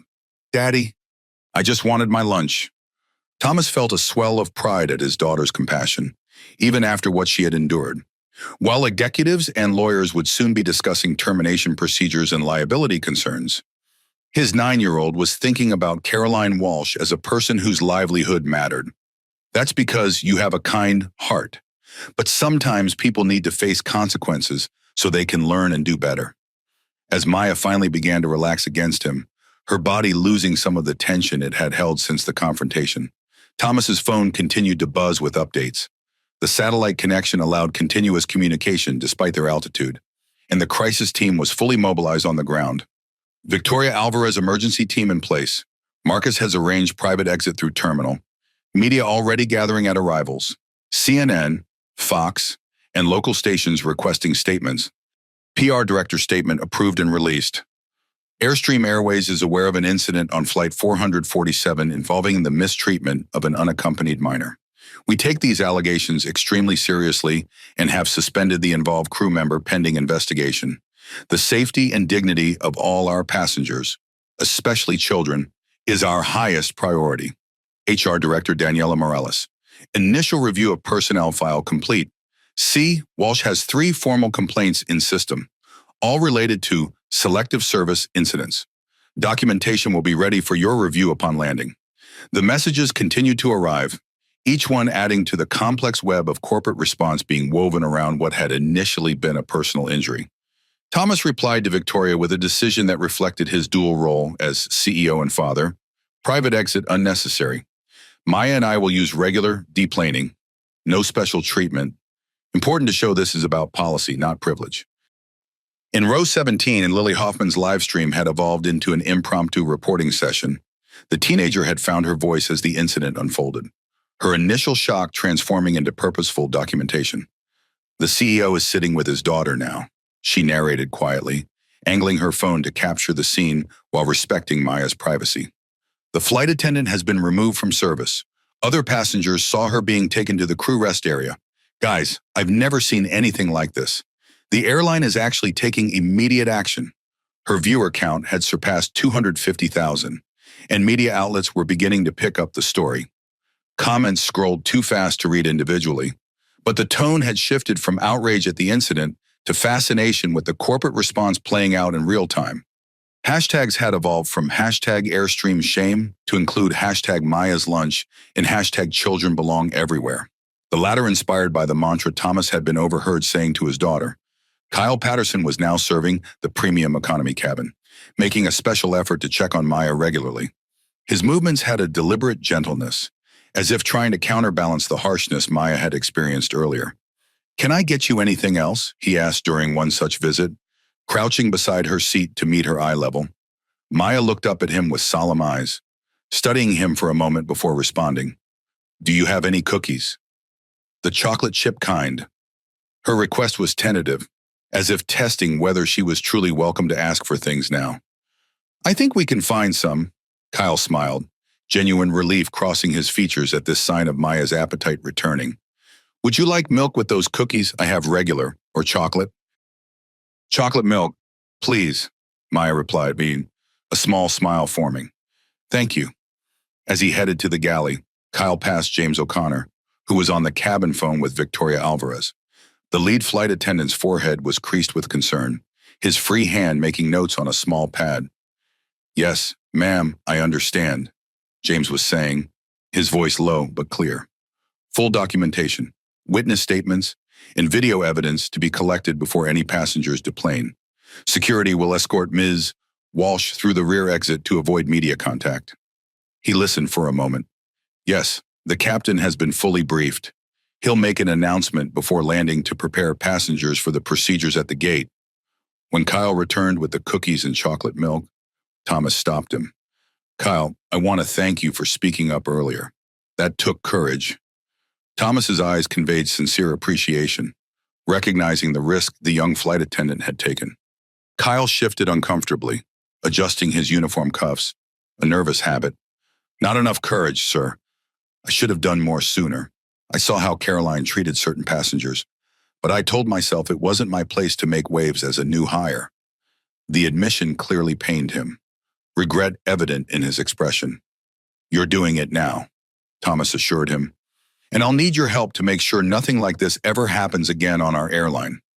Kyle nodded earnestly, his posture straightening with newfound purpose. Anything you need, sir. I've been documenting incidents for months, hoping someone would eventually listen. I'm listening now, Thomas replied firmly, and I'll need that documentation. In first class, whispers about the incident had spread, creating an unusual atmosphere of tension among the normally insulated premium passengers. Several had attempted to peek through the curtain, curious about the commotion that had disrupted their journey. Flight attendants worked diligently to maintain service while fielding questions they weren't authorized to answer. Thomas's phone rang, a direct call from board chair William Townsend. The older executive rarely made direct calls, preferring to work through proper channels, which made the contact all the more significant. Thomas, the older man began with a preamble, his voice carrying the gravitas of his position. The board is convening an emergency session tonight. This incident is escalating faster than anything I've seen in my 30 years in this business. As it should, Hush, Thomas replied firmly, keeping his voice low to avoid disturbing Maya, who was nibbling a cookie beside him. What happened today represents a fundamental failure in our service model. Some are suggesting we need to handle this carefully, Townsend continued, his tone measured but with an undercurrent of concern. From a liability perspective, this isn't about liability. William, Thomas interrupted, an edge entering his voice. My daughter was humiliated because of how she looks. How many other children has this happened to? How many incidents have gone unreported because the child had no voice, no power? This stops now. There was a pause on the line, the satellite connection creating a momentary delay that seemed to emphasize the gravity of the moment. You're thinking of making significant changes. Systemic changes, Thomas confirmed, his tone leaving no room for debate. Beginning with how we train our staff and how we protect our most vulnerable passengers. The cost will be nothing compared to the cost of allowing discrimination to continue under our brand, Thomas finished. I'll see you at the board meeting tonight. As he ended the call, Thomas noticed Maya had fallen asleep against his arm, emotional exhaustion finally claiming her. Her small hand still clutched the half-eaten cookie, her breathing now deep and regular. Carefully, he took the cookie and placed it on the napkin, then adjusted her position so she would be more comfortable. Thomas gently stroked her braided hair, each colorful bead a reminder of the love and care her mother had put into preparing her for this journey, a journey that should have been exciting, not traumatic.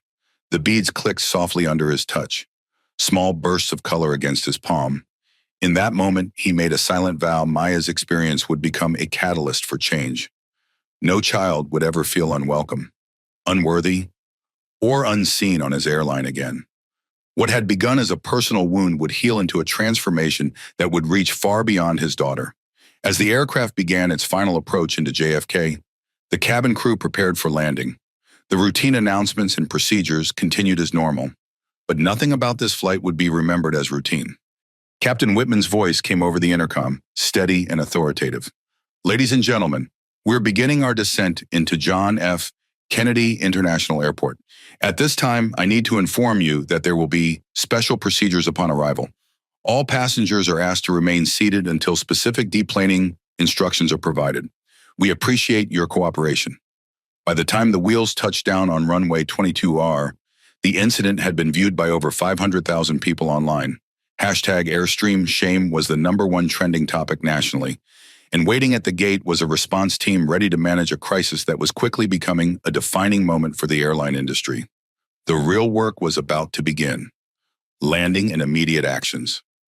The wheels of Airstream Flight 447 touched down at JFK International Airport at precisely 2:47 p.m. Eastern Time. The familiar jolt of landing roused Maya from her sleep, her eyes opening with momentary confusion before remembering where she was and what had happened. Thomas felt her small body tense against his arm, the memories returning with consciousness. "We're here, Maya Bear," he said softly, giving her shoulder a gentle squeeze. "We're in New York." As the aircraft taxied toward the gate, Captain Whitman's voice came over the PA system. "Ladies and gentlemen, welcome to New York's John F. Kennedy International Airport. Local time is 2:49 p.m., and the temperature is 62 degrees.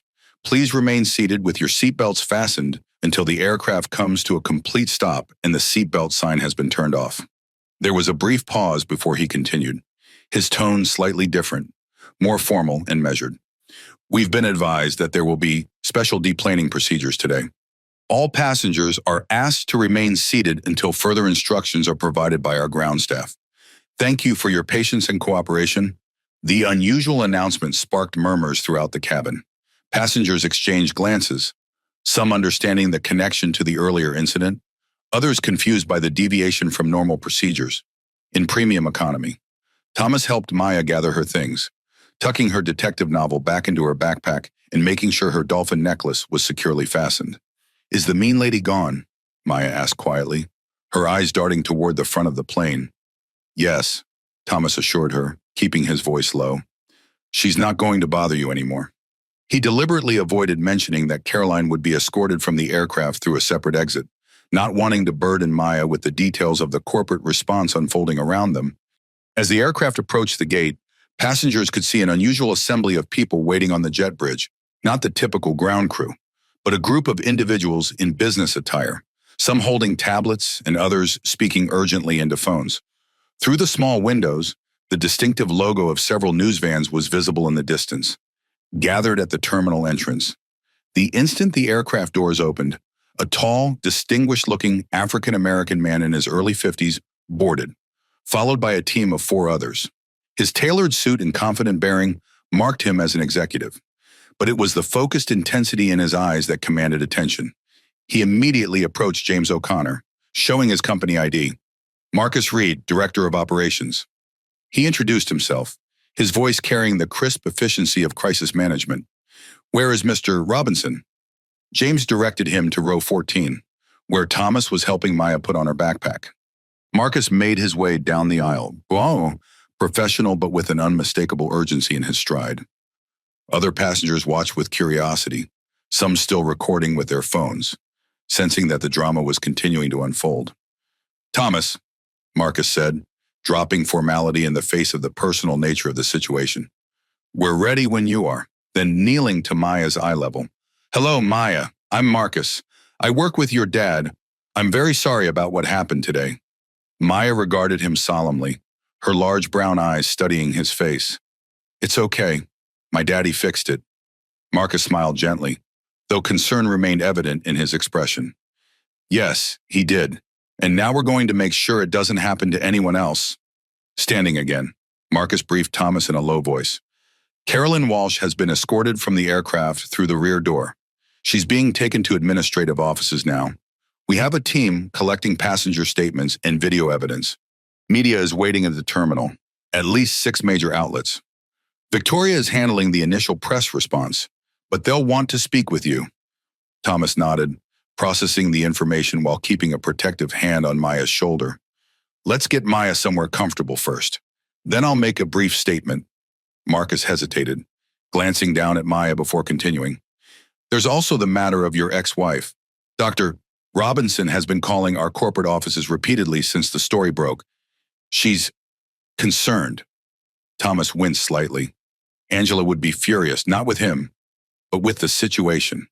As a fiercely protective mother, learning that Maya had been mistreated on his airline would trigger every protective instinct she had.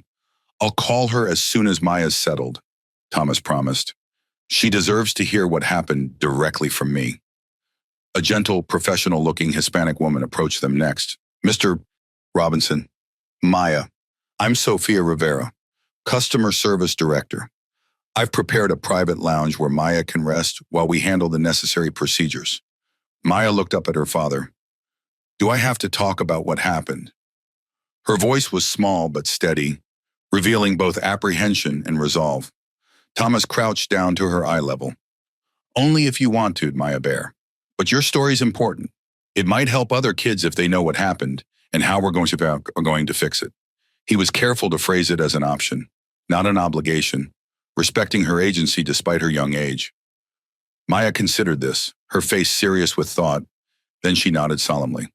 Okay, I can talk about it. But can I have some juice first? I'm thirsty. Sophia smiled warmly. We have juice, snacks, anything you'd like. James O'Connor approached, his expression still strained with professional anxiety. Sir, we're ready to begin deplaning. How would you like to proceed? Thomas made a quick decision. Maya and I will deplane normally with the other premium economy passengers. No special treatment. The choice was deliberate, a statement that this wasn't about CEO privilege, but about systemic failings that could affect any child. James looked surprised but nodded. Yes, sir. As the deplaning announcement was made, Thomas noticed Lily Hoffman gathering her belongings a few rows back. The teenager had documented the entire incident, her live stream now viewed by over 1 million people. Without her quick action, the situation might have been easier to downplay or dismiss. Her wavy brown hair was pulled back in a ponytail, her expression a mixture of nervousness and determination as she prepared to exit the aircraft. Excuse me, Thomas said, approaching her seat. You're the young woman who was recording earlier. Lily looked up, suddenly nervous, clutching her phone tighter. Yes, sir? I'm sorry if... Don't apologize, Thomas interrupted gently. You did exactly the right thing. May I ask your name? Lily Hoffman, sir. Thomas extended his hand. Thank you, Lily. Your documentation of what happened today is important evidence. Our social media team would like to speak with you, if that's all right. Lily shook his hand, visibly relieved that she wasn't in trouble for recording. Of course. Absolutely, I couldn't believe what I was seeing. No one should be treated that way, especially not a child. I agree completely, Thomas said. If you don't mind waiting at the gate, someone from my team will take your statement. As passengers began to deplane, many cast curious glances at Thomas and Maya. Some offered sympathetic smiles or words of support. That was awful what happened. I'm glad you stepped in. Your daughter was so brave. You should be proud. I've already canceled my AirStream credit card over this disgusting treatment. Thomas acknowledged each comment with a polite nod, but kept Maya close, shielding her from becoming more of a spectacle than she already was. His hand remained on her shoulder, a physical barrier between his daughter and the curious stares of strangers. When they reached the jet bridge, they were met by the full response team, including a compassionate-looking woman who introduced herself as Daniela Morales, head of HR. Her dark hair was pulled back in a professional bun, her expression a careful balance of authority and empathy. We've arranged everything, sir. The media has been contained to a designated area if you choose to make a statement. Maya tugged at Thomas's hand. Daddy, I need to use the bathroom. Sophia immediately stepped forward. I'll take her, sir, if that's all right. Thomas looked at Maya. Is that okay with you? Maya Bear, I'll be right here waiting. Maya nodded, taking Sophia's offered hand. As they walked ahead toward the terminal, Thomas turned to Marcus and Daniela, his expression immediately shifting from father to CEO. How bad is it? He asked bluntly, his voice low enough that only they could hear. Social media is explosive, Marcus replied, checking something on his tablet.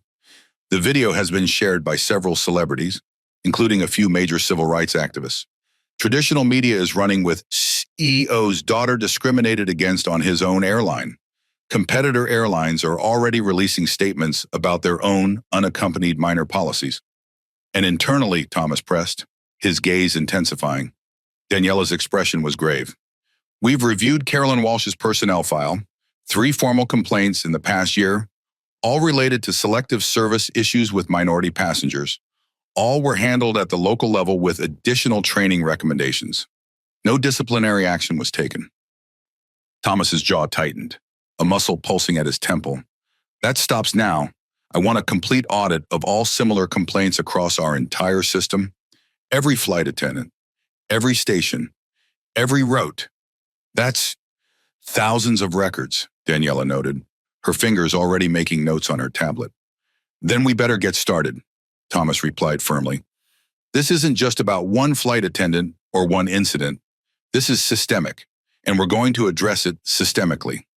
At that moment, Kyle Patterson approached. Having completed his deplaning duties, his uniform looked rumpled after the long flight, but his expression was determined. Mr. Robinson James said you wanted to speak with me. Yes, Kyle, your insight will be valuable. You've witnessed Caroline's behavior patterns firsthand. Kyle nodded nervously, adjusting his tie. Yes, Jibbermushing. I've seen her do this before, though never quite this blatantly. I need you to tell Daniela everything.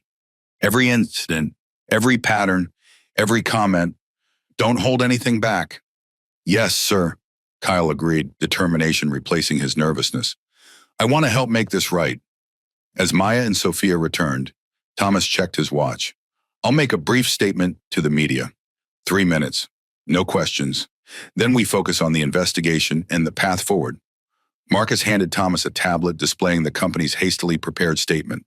Thomas glanced at it, then handed it back, his expression resolute.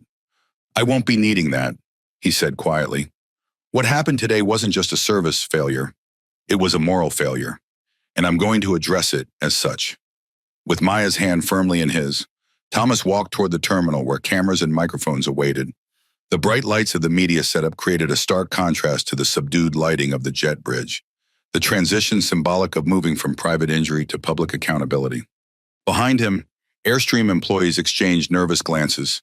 Their CEO wasn't following the usual crisis playbook, and no one knew exactly what he was about to say. The typical corporate response would be measured, cautious, full of qualified statements and vague commitments to look into the matter. But there was nothing typical about this situation. A 9-year-old girl had been publicly humiliated because of how she looked, and that girl happened to be the daughter of a man with both the power and the determination to ensure it never happened again. The shockwaves from Flight 447 were about to spread far beyond one incident, one employee, or even one airline. What had begun as a personal injury was about to become the catalyst for industry-wide transformation. Part 3, the investigation gathering evidence. The AirStream Airways corporate headquarters in Midtown Manhattan hummed with unusual activity for a Sunday evening. The sleek glass and steel building, typically quiet on weekends, now blazed with light on multiple floors. Conference rooms that would normally sit empty until Monday morning were filled with teams of people reviewing videos, statements, and documents. The methodical process of building a comprehensive case was underway. The corporate machine now fully focused on understanding exactly what had happened on Flight 447. In the largest room, labeled War Room, on a hastily printed sign, Daniela Morales had assembled her investigation team. The space normally used for board meetings had been transformed with multiple screens displaying data, timelines, and video clips. Printouts covered the polished mahogany table, coffee cups multiplying as the evening wore on.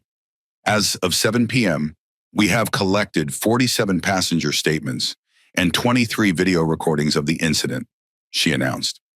Standing before a digital display showing the organized evidence, her voice carried the precise cadence of someone accustomed to presenting findings under pressure. Every passenger in the premium economy cabin provided testimony, as did several from the regular economy section who witnessed the confrontation. The team included members from HR, legal, customer experience, and flight operations. Maps of the aircraft cabin showed exact seating arrangements, with color-coded indicators for passengers who had provided statements or recordings.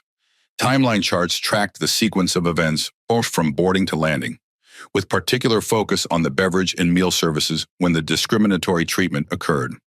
Kyle Patterson sat in a corner, still in his flight attendant uniform, looking both exhausted and determined. His tie was loosened, dark circles under his eyes testifying to the emotional toll of the day, but his posture remained alert, engaged. Kyle, Daniela called, directing the team's attention to him.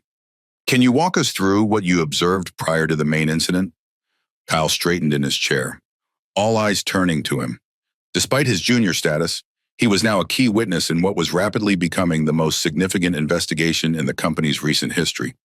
During pre-flight briefing, Caroline made a comment about too many unaccompanied minors in premium cabins these days. At the time, I didn't think much of it, but in context, he paused, gathering his thoughts, his fingers fidgeting with his cufflinks. During beverage service, I noticed she skipped Maya's row. When I asked about it later, she said we were running low on apple juice, which wasn't true. We had plenty. I checked our inventory myself. Daniela made notes on her tablet, her stylus moving rapidly across the screen. And this fits a pattern you've observed before. Kyle nodded grimly, his expression hardening with resolve. Caroline has what she calls her VIP passengers. They're always white, usually businessmen. They get extra attention, additional drinks, special service. And then there are passengers she overlooks, consistently overlooks, Daniela pressed, her tone encouraging but focused. Yes, particularly people of color, especially if they're in premium cabins. She's made comments like, premium isn't what it used to be, or standards have really dropped. But it's always when certain types of passengers are seated in those sections. Kyle's voice gained confidence as he spoke, as if finally being heard was releasing years of pent-up observations. Victoria Alvarez, who had been listening silently while reviewing data on her tablet, looked up sharply. And you reported this behavior. 3 times, Kyle confirmed, his jaw tightening. Filed formal reports through the proper channels. Each time I was told it would be handled appropriately. Nothing ever changed. On the large display, Daniela pulled up Caroline's personnel file, navigating through layers of corporate documentation to reach the complaint history. Your reports are here, Kyle, but they were classified as minor service inconsistencies rather than discrimination complaints. They were handled at the local level with recommendations for service refresher training, which she never received, Kyle added bitterly, his hands clenching into fists before consciously relaxing them. Or if she did, it made no difference.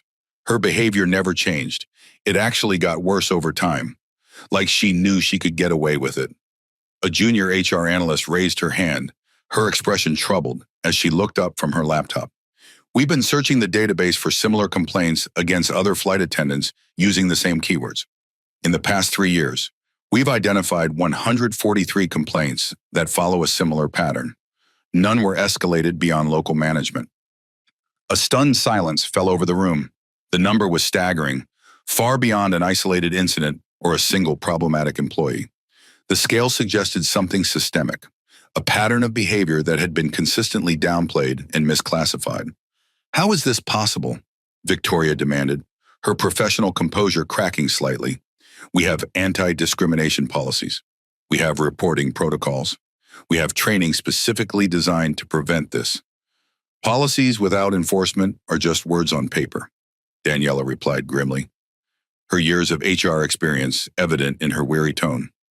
We're seeing a systemic failure to recognize and address discriminatory behavior. The classification system itself appears designed to minimize these incidents rather than address them. The door opened, and Thomas Robinson entered, looking tired but resolute. He had spent the past hour with Maya, getting her settled at his apartment with a trusted babysitter before returning to headquarters. His suit jacket was gone, sleeves rolled up, ready for the work ahead. Where are we? He asked without preamble, his gaze sweeping the room and taking in the multiple displays of evidence. Daniela quickly summarized their findings, including the 143 similar complaints across the system. With each detail, Thomas's expression darkened, the muscle in his jaw visibly tensing. Show me the most compelling evidence from today's incident, he requested, moving to the center of the room. Daniela nodded to a tech specialist, who queued up Lily Hoffman's live stream on the main screen. The room fell silent as they watched the edited compilation, Caroline denying Maya her meal, making comments about her hair, telling her to pick up her boarding pass on her knees. And finally, Thomas's intervention. The footage was even more damning when viewed objectively, away from the emotional intensity of the moment. Caroline's body language, her tone, her deliberate movements, all conveyed not just poor service, but targeted humiliation. Maya's confusion and hurt were painfully evident, her small form seeming to shrink with each interaction. When the video ended, Thomas spoke quietly, his voice carrying the dangerous calm of controlled anger. Has Caroline provided a statement? Yes. Daniela replied, pulling up a document on the main screen. She claims she was following standard service protocols and that Maya was being disruptive, though not a single witness statement supports that claim. She says her comments about Maya's hair were related to cabin safety concerns and denies any discriminatory intent. And the boarding pass incident telling a child to get on her knees. Daniela's expression was grim as she scrolled to that section of Caroline's statement. She claims it was a misunderstood instruction and that she was merely asking Maya to retrieve her fallen document. Thomas shook his head in disbelief, the explanation so transparently false that it bordered on insulting. Where is she now? In conference room B with her union representative, Victoria supplied, checking her phone for updates. She's demanding due process under the collective bargaining agreement. She'll get it, Thomas assured them, his commitment to fairness unwavering despite his personal involvement. We'll follow every procedure to the letter, but this investigation will be thorough and transparent. He turned to Kyle, acknowledging the risk the young flight attendant had taken. Thank you for speaking up today, and for your previous reports. It took courage. Kyle looked uncomfortable with the praise, shifting in his seat. I just wish I'd done more, sooner. Maybe if I'd been more persistent. You're doing it now, Thomas interrupted gently. And I want to offer you a new position. We need someone who understands these issues from the frontline perspective to help us develop new protocols and training. Are you interested? Kyle blinked in surprise, sitting up straighter. Absolutely, sir. Whatever I can do to help prevent this from happening again. Thomas nodded, then addressed the wider team, his voice taking on the decisive tone that had made him an effective CEO. I want this investigation completed within 48 hours. No stone unturned. Every complaint, every pattern, every failure in our reporting system exposed. He paused, making eye contact with key team members. Caroline Walsh is not the disease, she's a symptom. We need to treat the underlying condition. As the team returned to their work with renewed purpose, the energy in the room shifting from shock to determined action, Thomas pulled Victoria and Daniela aside.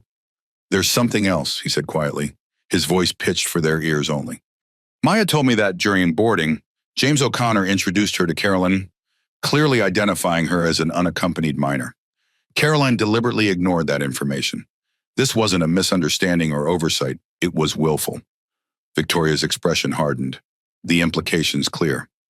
That contradicts Caroline's entire defense. Exactly, Thomas agreed, his eyes reflecting the gravity of what they were uncovering. And I want to know how many other children have experienced similar treatment. How many kids have gone hungry, felt humiliated, or been made to feel they don't belong, all because of what they look like or where they're seated. The three executives shared a somber look, each understanding that they were uncovering something far more troubling than a single incident.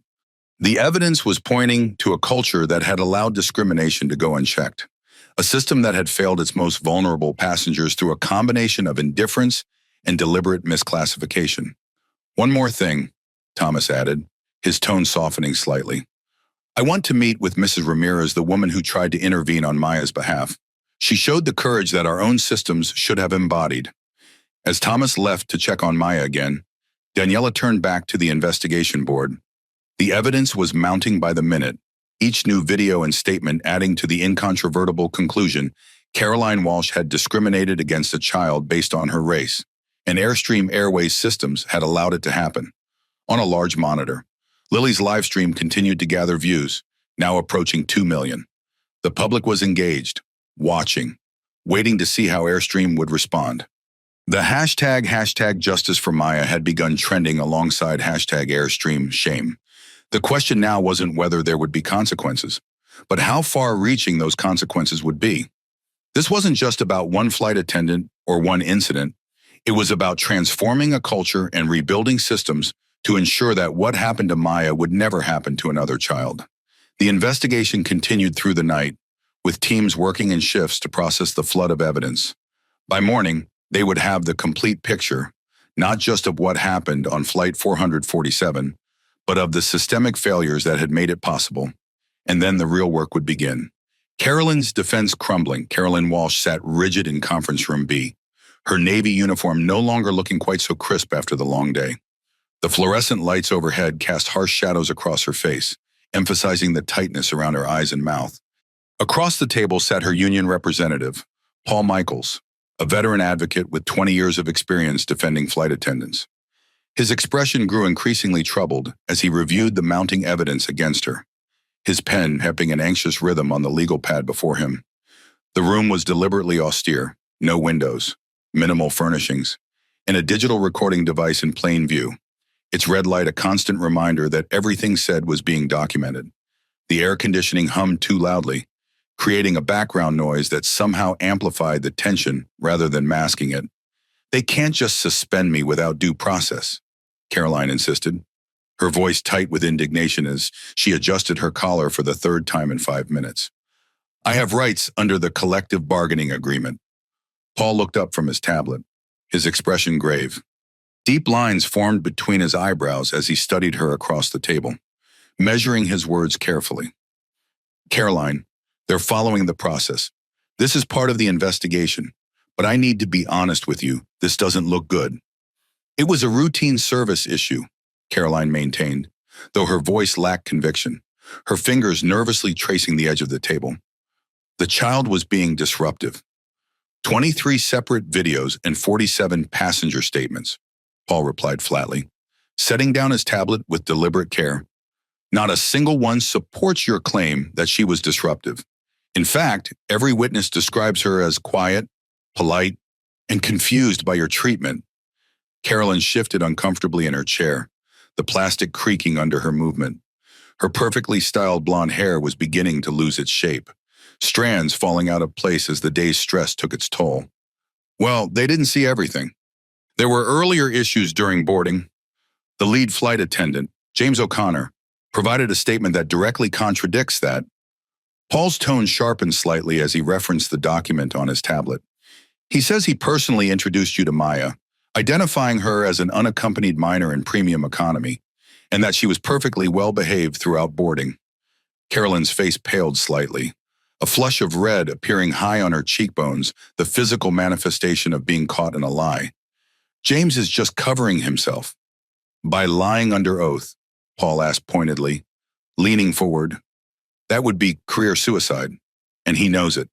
The door opened, and Daniela Morales entered, accompanied by a legal representative from AirStream.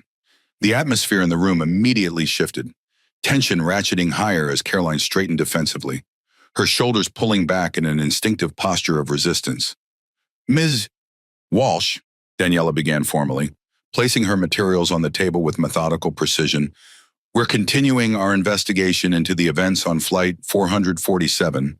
We have some additional questions."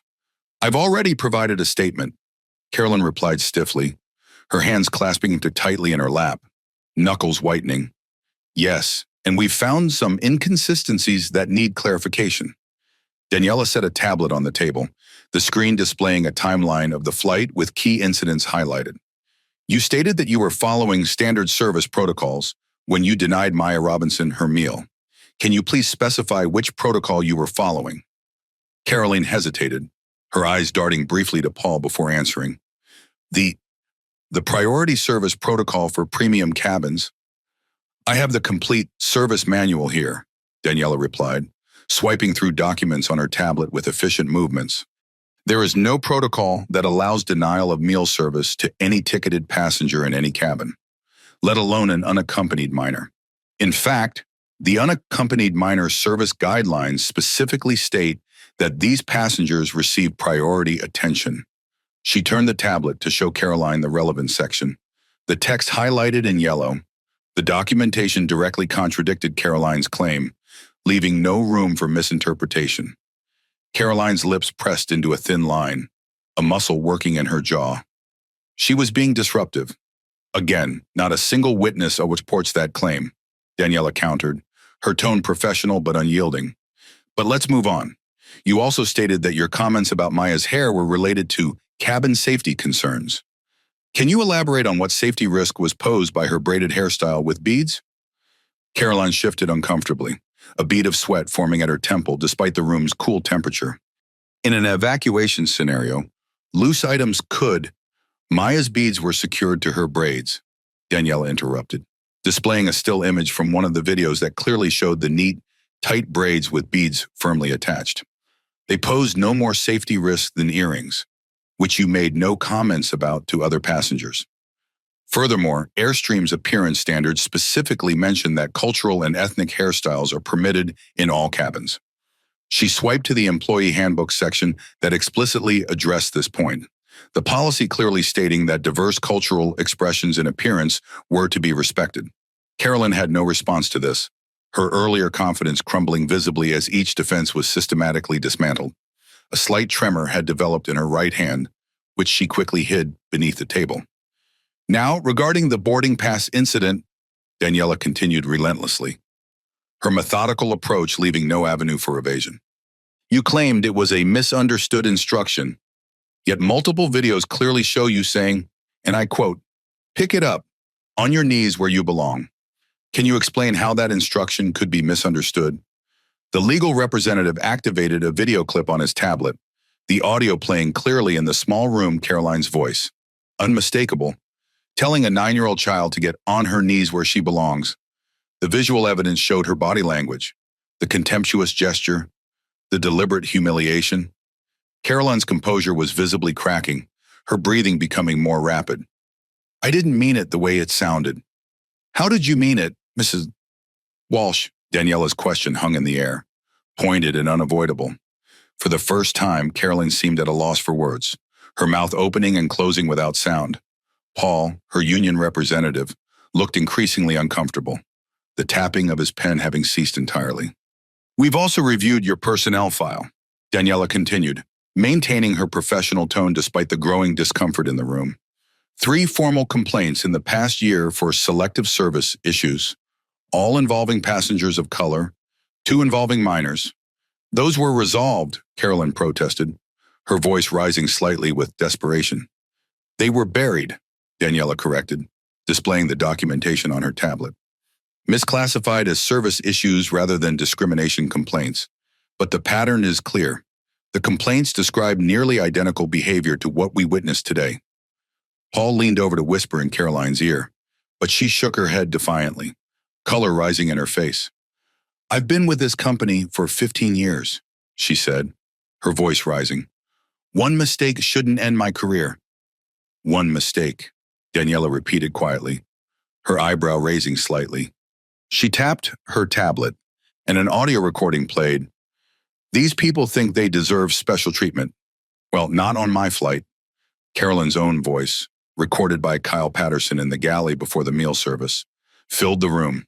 The contempt in her tone was unmistakable, the prejudice evident in every syllable. Caroline stared at the device as if it had personally betrayed her. That doesn't prove anything, she insisted, though her face had lost more color, the foundation she had carefully applied that morning now accentuating rather than concealing her pallor.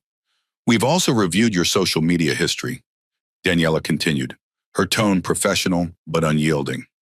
Despite Airstream's social media policy for employees, your accounts contain numerous posts that violate our diversity and inclusion standards. She turned the tablet to show Caroline a collection of her own posts, comments, and liked content that revealed a consistent pattern of bias. Screenshots displayed comments about premium spaces being invaded, complaints about standards dropping, and thinly veiled references to passengers not knowing their place. Caroline stared at the evidence, her defenses finally crumbling completely. The carefully constructed professional identity she had maintained for 15 years was being dismantled, piece by piece, revealing a pattern of behavior she had never expected to face consequences for. I never brought those views to work, she whispered, her voice barely audible over the hum of the air conditioning.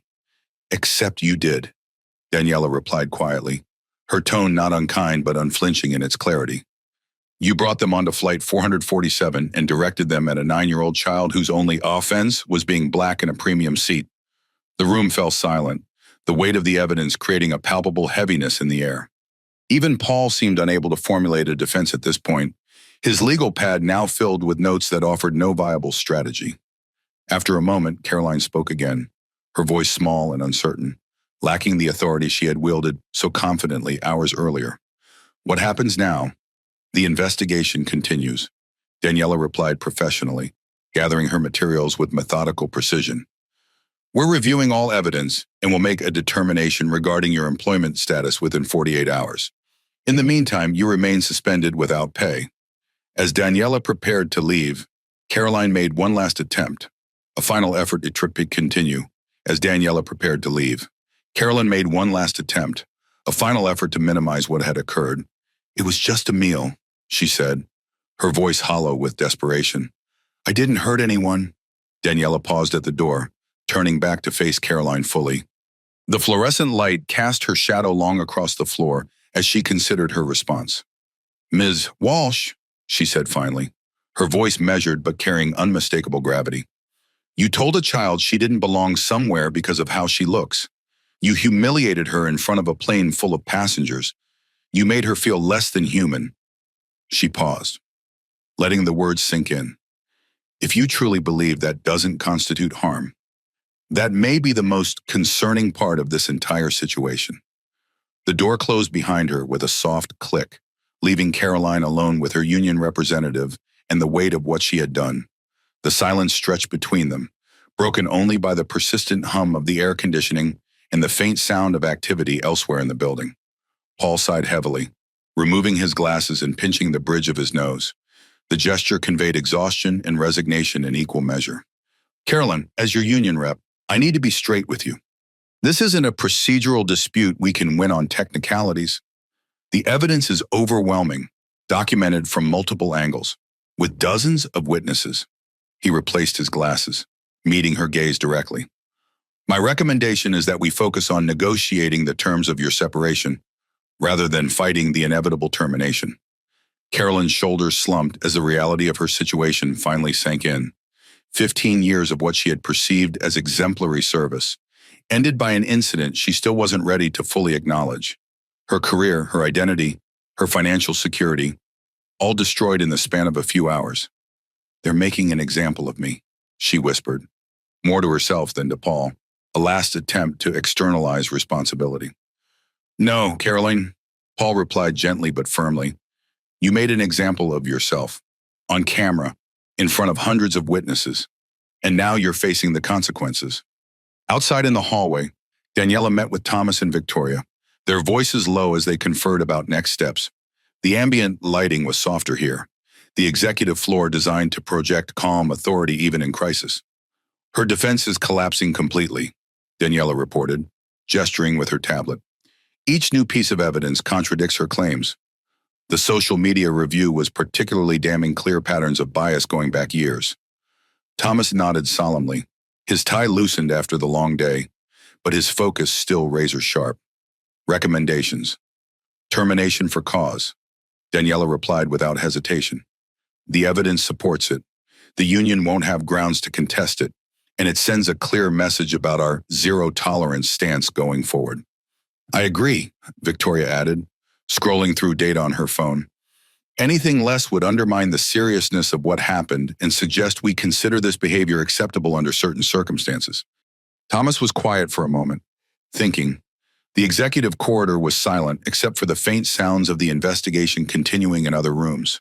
The crisis team still working at full capacity, despite the late hour. Maya asked me if Caroline would lose her job, he said finally, his voice softening as he mentioned his daughter. She said she didn't want that to happen. She just wanted her lunch. Victoria smiled sadly, touched by the child's compassion despite her mistreatment. Your daughter has more grace than most adults I know. She does, Thomas agreed, pride momentarily breaking through his professional demeanor. And that's why this matters so much. Not just the termination, but what comes after. The systemic changes that will protect other children like Maya. He turned to Daniela, his decision made. Proceed with the termination process. Full documentation. By the book. As they walked toward the executive conference room where the board was gathering for an emergency session, Thomas added, and find out if Caroline has any dependents or financial circumstances we should be aware of. Maya's compassion reminds me that even as we hold people accountable, we should remain human. Daniela nodded, making a note on her tablet. I'll look into it. The initial review suggests she's single, no children, but I'll confirm. In conference room B, Caroline Walsh stared at her reflection in the darkened tablet screen. The surface caught the overhead light at an angle that emphasized every line of stress and fatigue in her face. For the first time, she began to see herself through others' eyes, not as the dedicated professional she had always imagined herself to be, but as someone whose biases had hurt a child and, ultimately, destroyed her own career. The realization was devastating, but it was also the first step towards something she couldn't yet recognize: the possibility of redemption.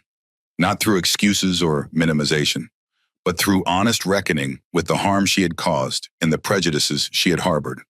As Paul gathered his materials and prepared to discuss separation terms, Caroline found herself wondering what Maya was doing now. Was she still upset? Had the incident changed how she saw herself? Would she remember this day years from now as a moment that made her feel less worthy? These questions, focused on the impact of her actions rather than the consequences to herself, represented the first fragile beginnings of a perspective shift that would eventually lead Caroline down an unexpected path. But for now, in the harsh light of the corporate conference room, all she could see was the wreckage of a career built on a foundation that had finally crumbled under the weight of its own contradictions. Boardroom deliberation. The AirStream Airways boardroom on the 40th floor of their Midtown headquarters offered spectacular views of the Manhattan skyline, though tonight no one was admiring the scenery. The wall-to-wall windows reflected only the serious faces of the 14 board members gathered around the polished mahogany table. Outside, the city lights twinkled against the night sky, a stark contrast to the somber atmosphere within. The room was designed to impress, with its Italian leather chairs, state-of-the-art presentation technology, and subtle display of corporate achievements along one wall. Tonight, however, all attention was on the tablets before each member, displaying the evidence collected from Flight 447. The usual crystal water pitchers had been supplemented with coffee carafes, acknowledging the emergency nature of this late-night session. Board Chair William Townsend, a distinguished man in his 60s with silver hair and a perpetual frown that had deepened with the gravity of the situation, called the emergency meeting to order with 3 sharp raps of his knuckles on the table. "I don't think I need to emphasize the gravity of the situation," he began, his deep voice carrying easily through the acoustically engineered space. "The incident on Flight 447 has created what our PR team is calling a reputational emergency. Thomas, as both CEO and the parent involved, you have a unique perspective. The floor is yours." Thomas stood, his normally impeccable appearance showing signs of the day's strain. His tie was loosened, hair slightly disheveled from running his fingers through it repeatedly, the lines around his eyes deeper than usual. "Thank you, William. I'll be brief because time is of the essence." He adjusted his stance, shoulders squaring as he shifted from exhausted father to focused executive. "Today, an Airstream employee discriminated against a child based on her race. She denied my daughter food, made derogatory comments about her appearance, and told her to get on her knees where she belongs. This happened while Maya was wearing our own unaccompanied minor lanyard, a symbol that should have guaranteed her extra care, not targeted humiliation." He paused, collecting himself, his hands gripping the edge of the table momentarily before relaxing. The silence in the room was complete, the gravity of his words hanging in the air. "But this isn't about my daughter, or about me. Our investigation has already uncovered 143 similar complaints across our system over the past 3 years. Complaints that were misclassified, downplayed, or simply ignored. What happened today is a symptom of a systemic failure, and it requires a systemic response." CFO Lawrence Bennett cleared his throat, the sound unnaturally loud in the hushed room. He was a numbers man through and through, his rimless glasses and meticulously organized documents reflecting his analytical approach to every situation. "Before we discuss systemic changes, we should address the immediate financial impact," he said, consulting his tablet with practiced efficiency. "Our stock is down 7% in after-hours trading. Bookings have fallen 23% since the video went viral. The cancellation rate for existing reservations has tripled. Customer service has received over 47,000 complaints in the past 4 hours alone." He looked up, his expression grave. "The market is already punishing us. Our initial projections suggest a potential revenue impact of $30.40 million if this isn't addressed immediately and effectively. Not to mention potential legal liability," added Regina Foster, the board's legal expert, her voice carrying the precise cadence of someone accustomed to courtroom proceedings. Discrimination claims could expose us to significant damages. Class action potential exists if we establish a pattern of similar incidents. The atmosphere in the room grew heavier with each assessment. Board members exchanged concerned glances, some taking notes, others reviewing the evidence with increasingly troubled expressions. William Townsend looked troubled, his bushy eyebrows drawing together as he studied the data on his tablet. The immediate question is how to contain the damage. Thomas, what actions have been taken regarding the flight attendant? Caroline Walsh has been suspended pending investigation, though that investigation is nearly complete, Thomas replied, maintaining his professional demeanor despite the personal nature of the situation. All evidence supports termination for cause, which will be executed by tomorrow morning. Is that sufficient? Asked Dr. Anthony Garcia, the board's newest member. His background in organizational psychology bringing a different perspective to the discussion. The public is demanding more than just firing one employee. Social media sentiment suggests they expect structural change. Victoria Alvarez, who had been invited to present the operational response, spoke up. Her Navy suit was as crisp as it had been 12 hours earlier, her composure a testament to years of crisis management experience. No, it's not sufficient, she stated firmly, rising to stand beside Thomas. Our analysis indicates this is a cultural and systemic issue that requires comprehensive reform. She tapped her tablet, projecting a presentation onto the main screen that dominated one wall of the boardroom.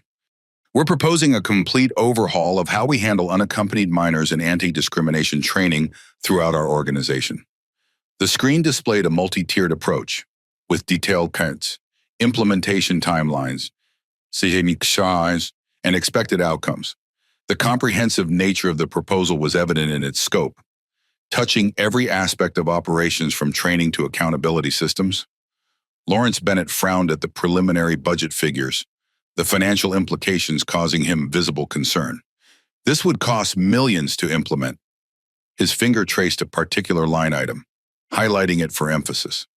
Training alone would run to $5.2 million across our entire workforce, and doing nothing will cost us tens of millions in lost revenue and brand damage, Victoria countered, bringing up a slide showing reputation metrics and projected financial impacts under different response scenarios. This isn't just a PR problem, it's an existential threat to our company culture and values. William Townsend turned to Thomas, his expression calculating. You're unusually quiet. Thomas, I know this is personal for you, but we need the CEO's perspective, not just the father's. The question hung in the air, acknowledging the dual roles Thomas was navigating in this crisis. The boardroom fell silent, all eyes turning to him, waiting to see how he would balance these potentially conflicting interests. Thomas met his gaze steadily, his voice level but carrying unmistakable resolve. As CEO, I recognize that what happened today represents a fundamental failure in our service model and company culture. As a father, I'm determined to ensure no child ever experiences what Maya experienced on our airline again. He paused, his gaze sweeping the room. Fortunately, those two perspectives lead to the same conclusion: we need comprehensive, systemic change. He stood and moved to the presentation screen, the authority in his bearing reminding everyone why he had risen to lead the company. What we're proposing goes beyond handling this specific incident. We want to create a new protocol for how unaccompanied minors are treated across our entire system. Better identification, specialized training, dedicated staff, and zero tolerance for discrimination of any kind. The Maya Protocol, Victoria added, nodding to Thomas, the name appearing on the screen in bold letters. Named after your daughter. William raised an eyebrow, leaning back in his chair with evident skepticism. Some might see that as self-serving. The question carried an edge that created palpable tension in the room. Several board members shifted uncomfortably, glancing between William and Thomas. Thomas shook his head, unfazed by the implied criticism. The name is secondary. What matters is the substance. And yes, it's inspired by what happened to Maya, but it will protect thousands of children who fly on our airline every day. Children who deserve dignity, safety, and equal treatment regardless of how they look or where they're sitting. His voice carried conviction without defensiveness, the response of a leader committed to principled action rather than personal vindication. Lawrence Bennett wasn't convinced, his analytical mind still focused on the bottom line. The implementation costs, he began, tapping his stylus against his tablet, will be nothing compared to the cost of allowing discrimination to continue under our brand. Thomas interrupted firmly, pointing to the financial projections. Our preliminary estimates suggest we're looking at $17 million for full implementation across our system. Compare that to the $43 million in market capitalization we've already lost today alone. The number spoke a language that even Lawrence understood, though his expression remained skeptical. And the timeline for ROI, 18 to 24 months, Victoria supplied promptly. Faster if we see the anticipated uplift in family bookings that our market research suggests. A heavy silence fell over the room as the board members processed this information, weighing financial considerations against ethical imperatives and brand reputation. I believe we should vote on immediate termination of the employee in question, William finally said, his formal tone signaling a shift toward decision-making. That's a clear first step we can all agree on. The vote was unanimous in favor of termination, hands rising around the table without hesitation.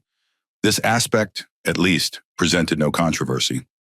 As for this, Maya protocol, William continued more hesitantly, his finger tapping the proposal title on his tablet.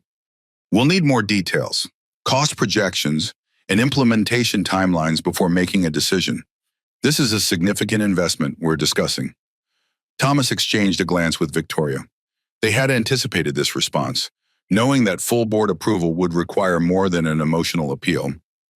We've prepared a comprehensive proposal, Victoria said, sending a detailed document to all board members' tablets with a few quick taps. The devices around the table pinged simultaneously as the files arrived. Full details, budgets, and timelines for your review, but this can't wait for weeks of deliberation. Every day we delay is another day children are at risk. The board members began scrolling through the extensive documentation, the room falling silent except for the soft sound of fingers on screens. The proposal was meticulously prepared, addressing everything from financial projections to implementation challenges, from training methodologies to accountability metrics. Dr. Garcia, who had been quietly reviewing the proposal, looked up with growing approval in his expression. This is actually quite impressive, he noted, adjusting his glasses as he studied the details. The protocol addresses not just discrimination, but overall safety and experience improvements for unaccompanied minors.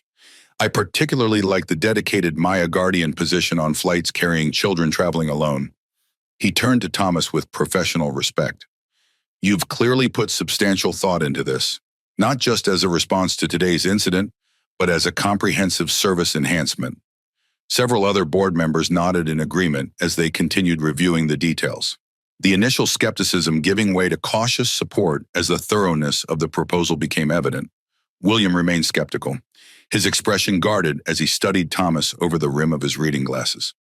Thomas, I understand your personal investment in this, but we need to approach this rationally, not emotionally. The implication that Thomas's judgment might be clouded by personal feelings created another moment of tension.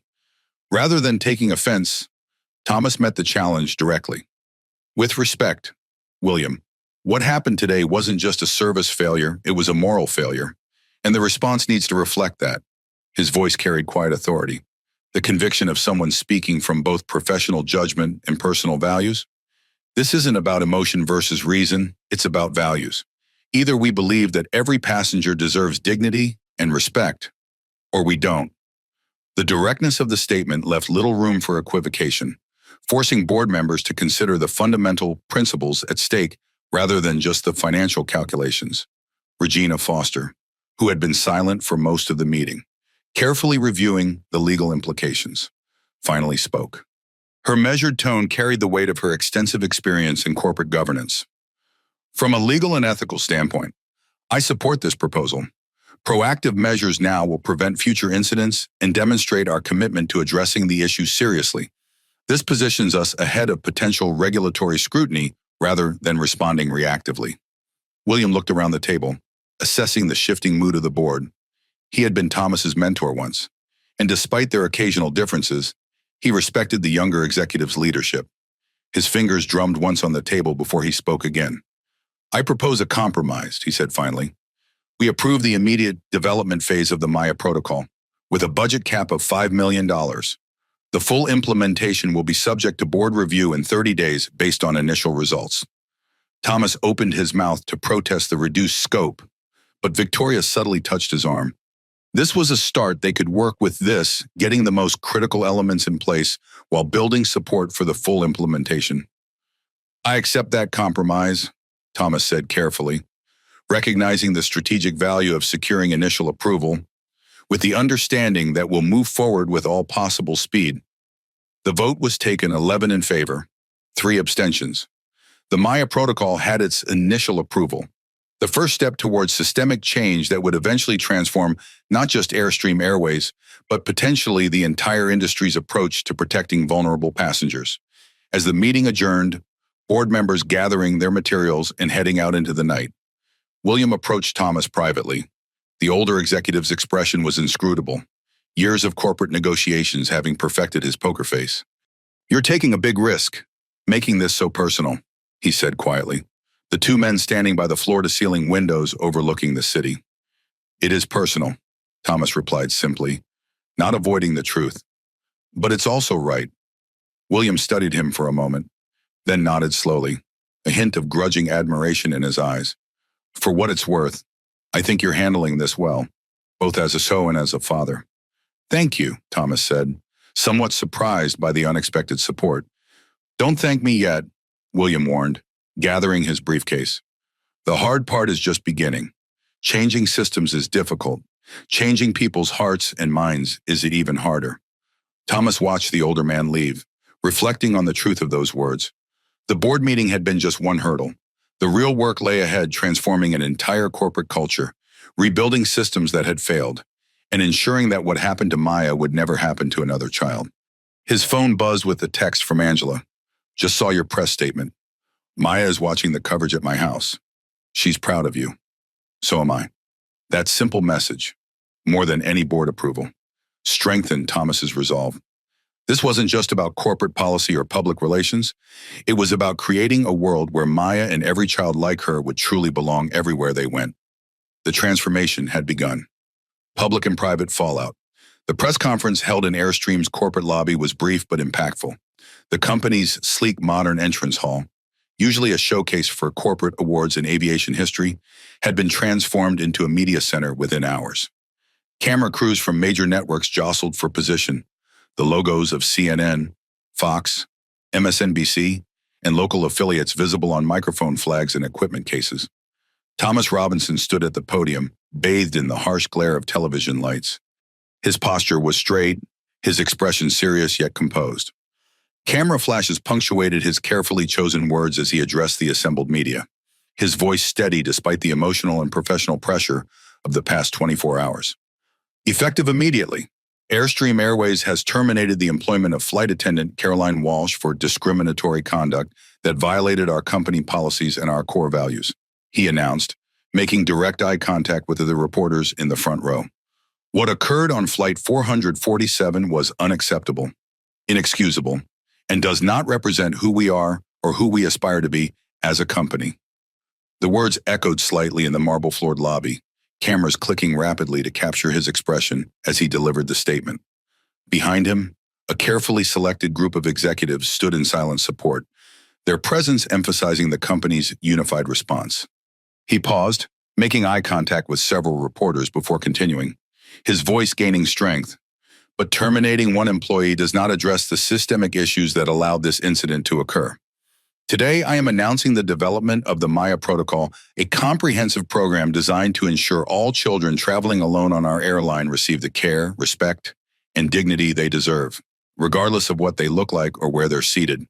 Questions erupted from the press corps, the sudden cacophony of voices bouncing off the hard surfaces of the lobby. "Is this named after your daughter? Will there be compensation for the family? How widespread is discrimination in your airline? Has Caroline Walsh made any statement? Are you expecting lawsuits?" Thomas raised a hand to quiet the crowd, the gesture firm but not authoritarian. "I'll take just a few questions. Then we need to get back to work implementing these important changes." He pointed to a CNN reporter in the front row, a woman whose reputation for tough but fair questioning was well established.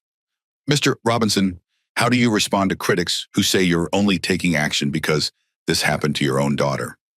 Her question cut to the heart of the matter, the implied accusation hanging in the air. Thomas nodded, having anticipated this question. His response came without defensiveness, acknowledging the uncomfortable truth. I wish I could say that's not true. The reality is that my position gave me the power to address this immediately, when many other parents might have been ignored or dismissed. That's precisely why the Maya Protocol is so important to ensure every child receives the same protection and respect, regardless of who their parents are or what position they hold. The honesty of the answer seemed to catch some reporters off guard, creating a moment of contemplative silence before the next question. A reporter from the New York Times was next, her notepad already filled with rapid scribbles. Has Airstream reached out to other families who may have experienced some similar discrimination? Yes, Thomas confirmed, his tone shifting to emphasize this crucial point. Our customer service team is conducting a comprehensive review of all complaints involving unaccompanied minors over the past 3 years. We're reaching out to each family personally. He leaned slightly toward the microphones, ensuring this point would be clearly recorded. This isn't just about making things right, it's about learning from these experiences to prevent future incidents. After one final question about implementation timelines, Thomas concluded the press conference with a clear statement of purpose. Change begins today.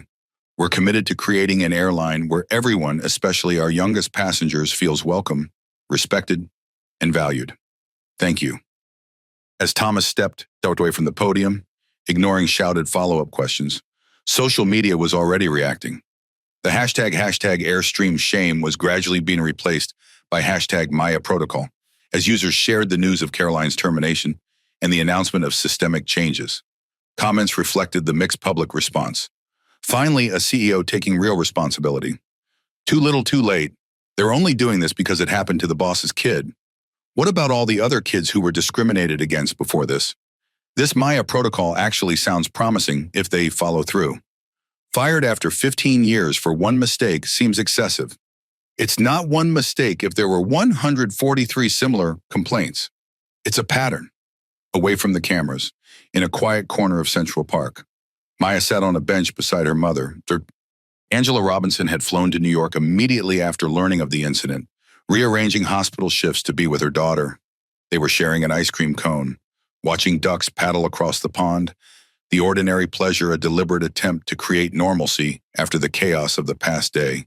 The autumn air carried a slight chill, but sunshine warmed their faces.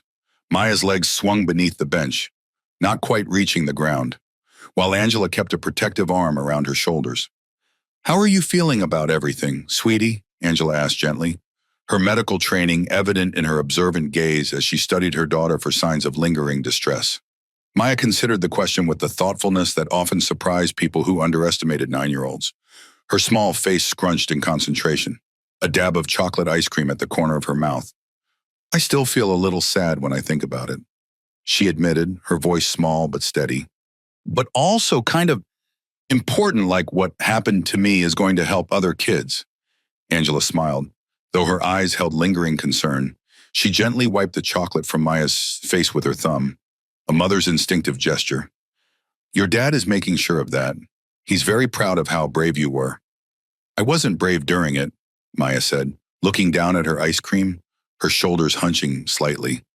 I cried. Oh, Maya, Angela said, wrapping her arm tighter around her daughter's shoulders, pulling her close. Being brave doesn't mean you don't feel scared or sad. It means you keep going anyway. And you did. You spoke up politely. You held your ground, and you told your story afterward. That's real bravery. Maya leaned against her mother, taking comfort in her familiar lavender scent.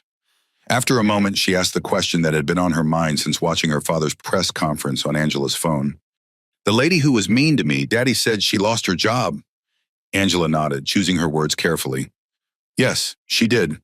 Actions have consequences, especially when those actions hurt others. I didn't want her to lose her job, Maya confessed, her voice tinged with genuine concern. I just wanted my lunch. Angela's heart swelled with pride at her daughter's compassion. Here was a child who had been publicly humiliated, yet still showed concern for the person who had mistreated her. That's because you have a kind heart, But sometimes people need consequences to help them learn and do better. A duck waddled close to their bench, clearly hoping for crumbs. Maya broke off a small piece of her ice cream cone and tossed it gently toward the bird, her natural empathy extending to all creatures. At Airstream headquarters, Victoria Alvarez was overseeing the rapid formation of the Maya protocol development team. The boardroom had been converted into a command center, with whiteboards covered in flowcharts, timelines, and action items. Staff from various departments had been pulled in, creating a cross-functional team focused solely on developing and implementing the new protocol. "We need to move quickly but thoroughly," she instructed the assembled team. Standing before a timeline that stretched across an entire wall, "The board has approved initial development with a review in 30 days. I want a prototype ready to pilot on select routes within 2 weeks." Kyle Patterson, still in his flight attendant uniform, though now sporting a temporary ID badge identifying him as Passenger Advocacy Specialist, raised his hand. The promotion had happened so quickly that there hadn't even been time to order new business cards. "I've been reviewing the current unaccompanied minor procedures," he said, his newfound confidence evident in his posture. "There are at least 7 points where the existing protocol failed, Maya. Starting with identification, the current lanyard system isn't distinctive enough to ensure universal recognition."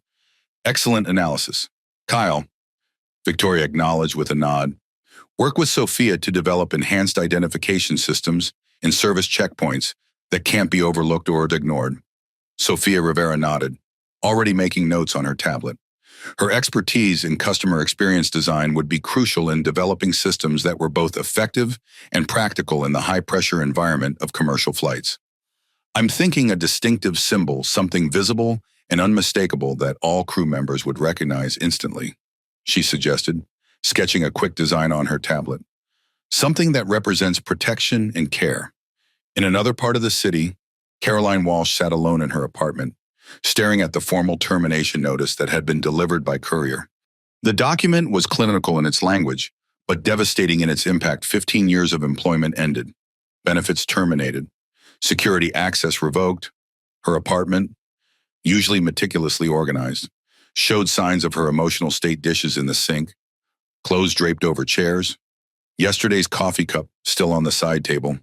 Her phone had been ringing incessantly, mostly journalists seeking comment, but also a few colleagues expressing everything from support to outrage. She hadn't answered any of them. Instead, she sat in stunned silence, replaying the events of the day in her mind.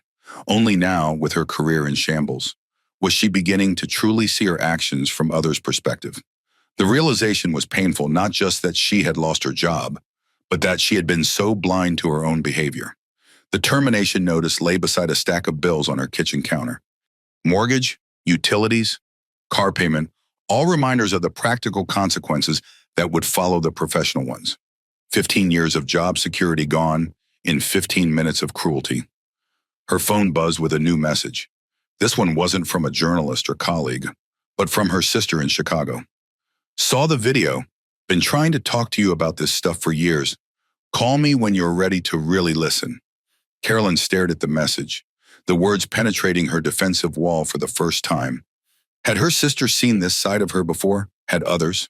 The question opened a door she had kept firmly shut, leading to uncomfortable self-reflection that would eventually become the foundation for personal change.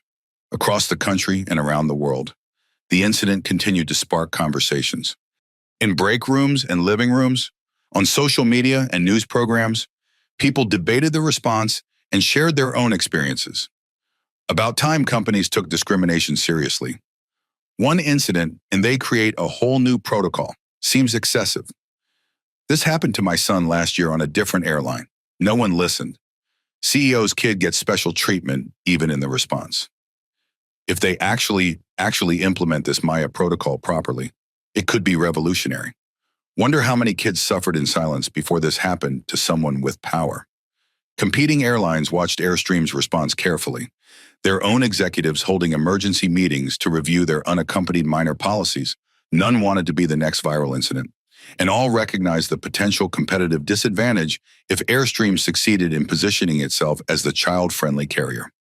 Riverjet, Airstream's biggest competitor, announced by evening that they were reviewing and enhancing their own protocols for children traveling alone. Their press release carefully avoided mentioning AirStream directly, but the timing left no doubt about the motivation. Industry analysts began speculating about the potential market impact. AirStream could turn this crisis into a competitive advantage. Family travelers represent a $87 billion market segment. Expect a ripple effect across the industry as companies rush to avoid similar incidents.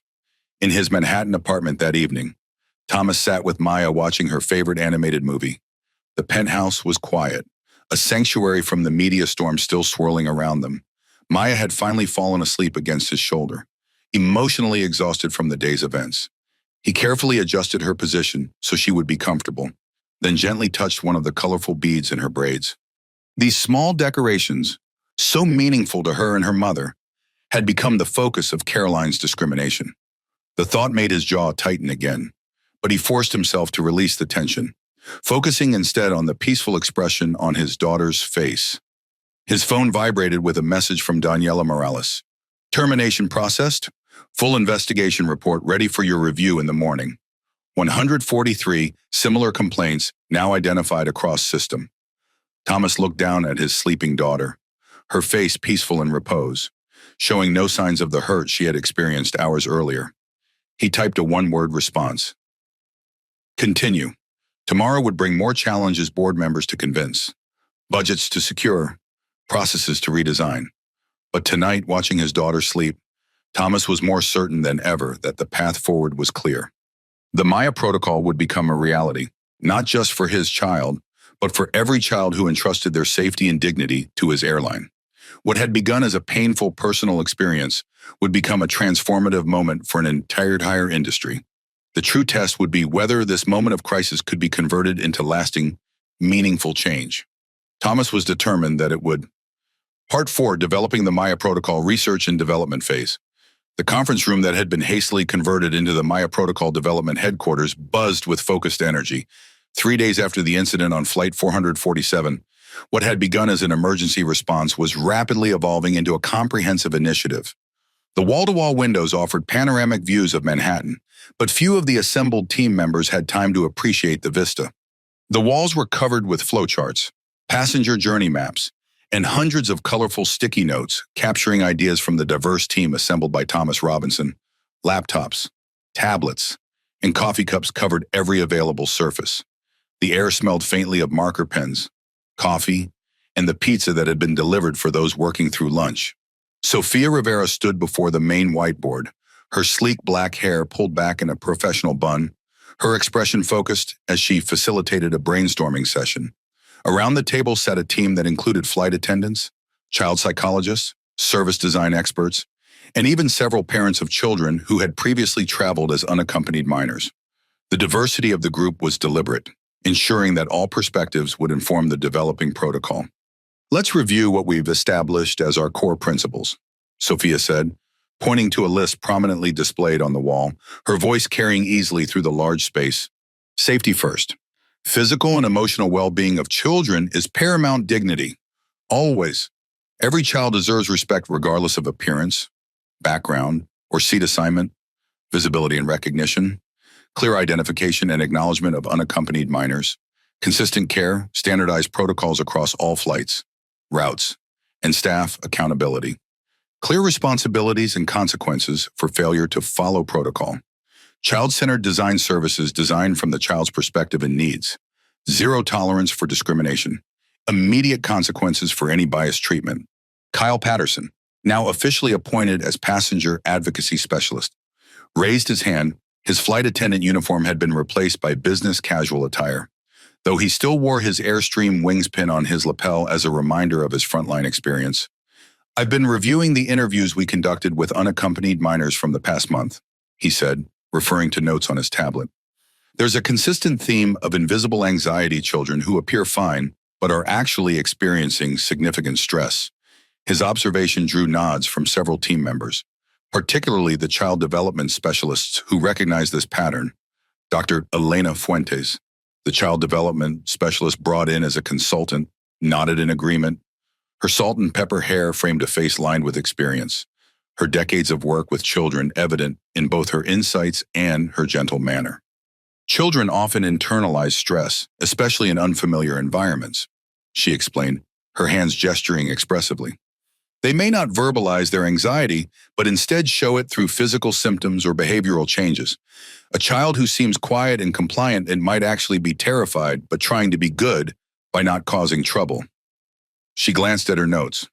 In our interviews, 73% of children reported feeling scared or worried during solo flights. But flight attendants identified anxiety in only 31% of these cases. That perception gap is where children's needs go unmet.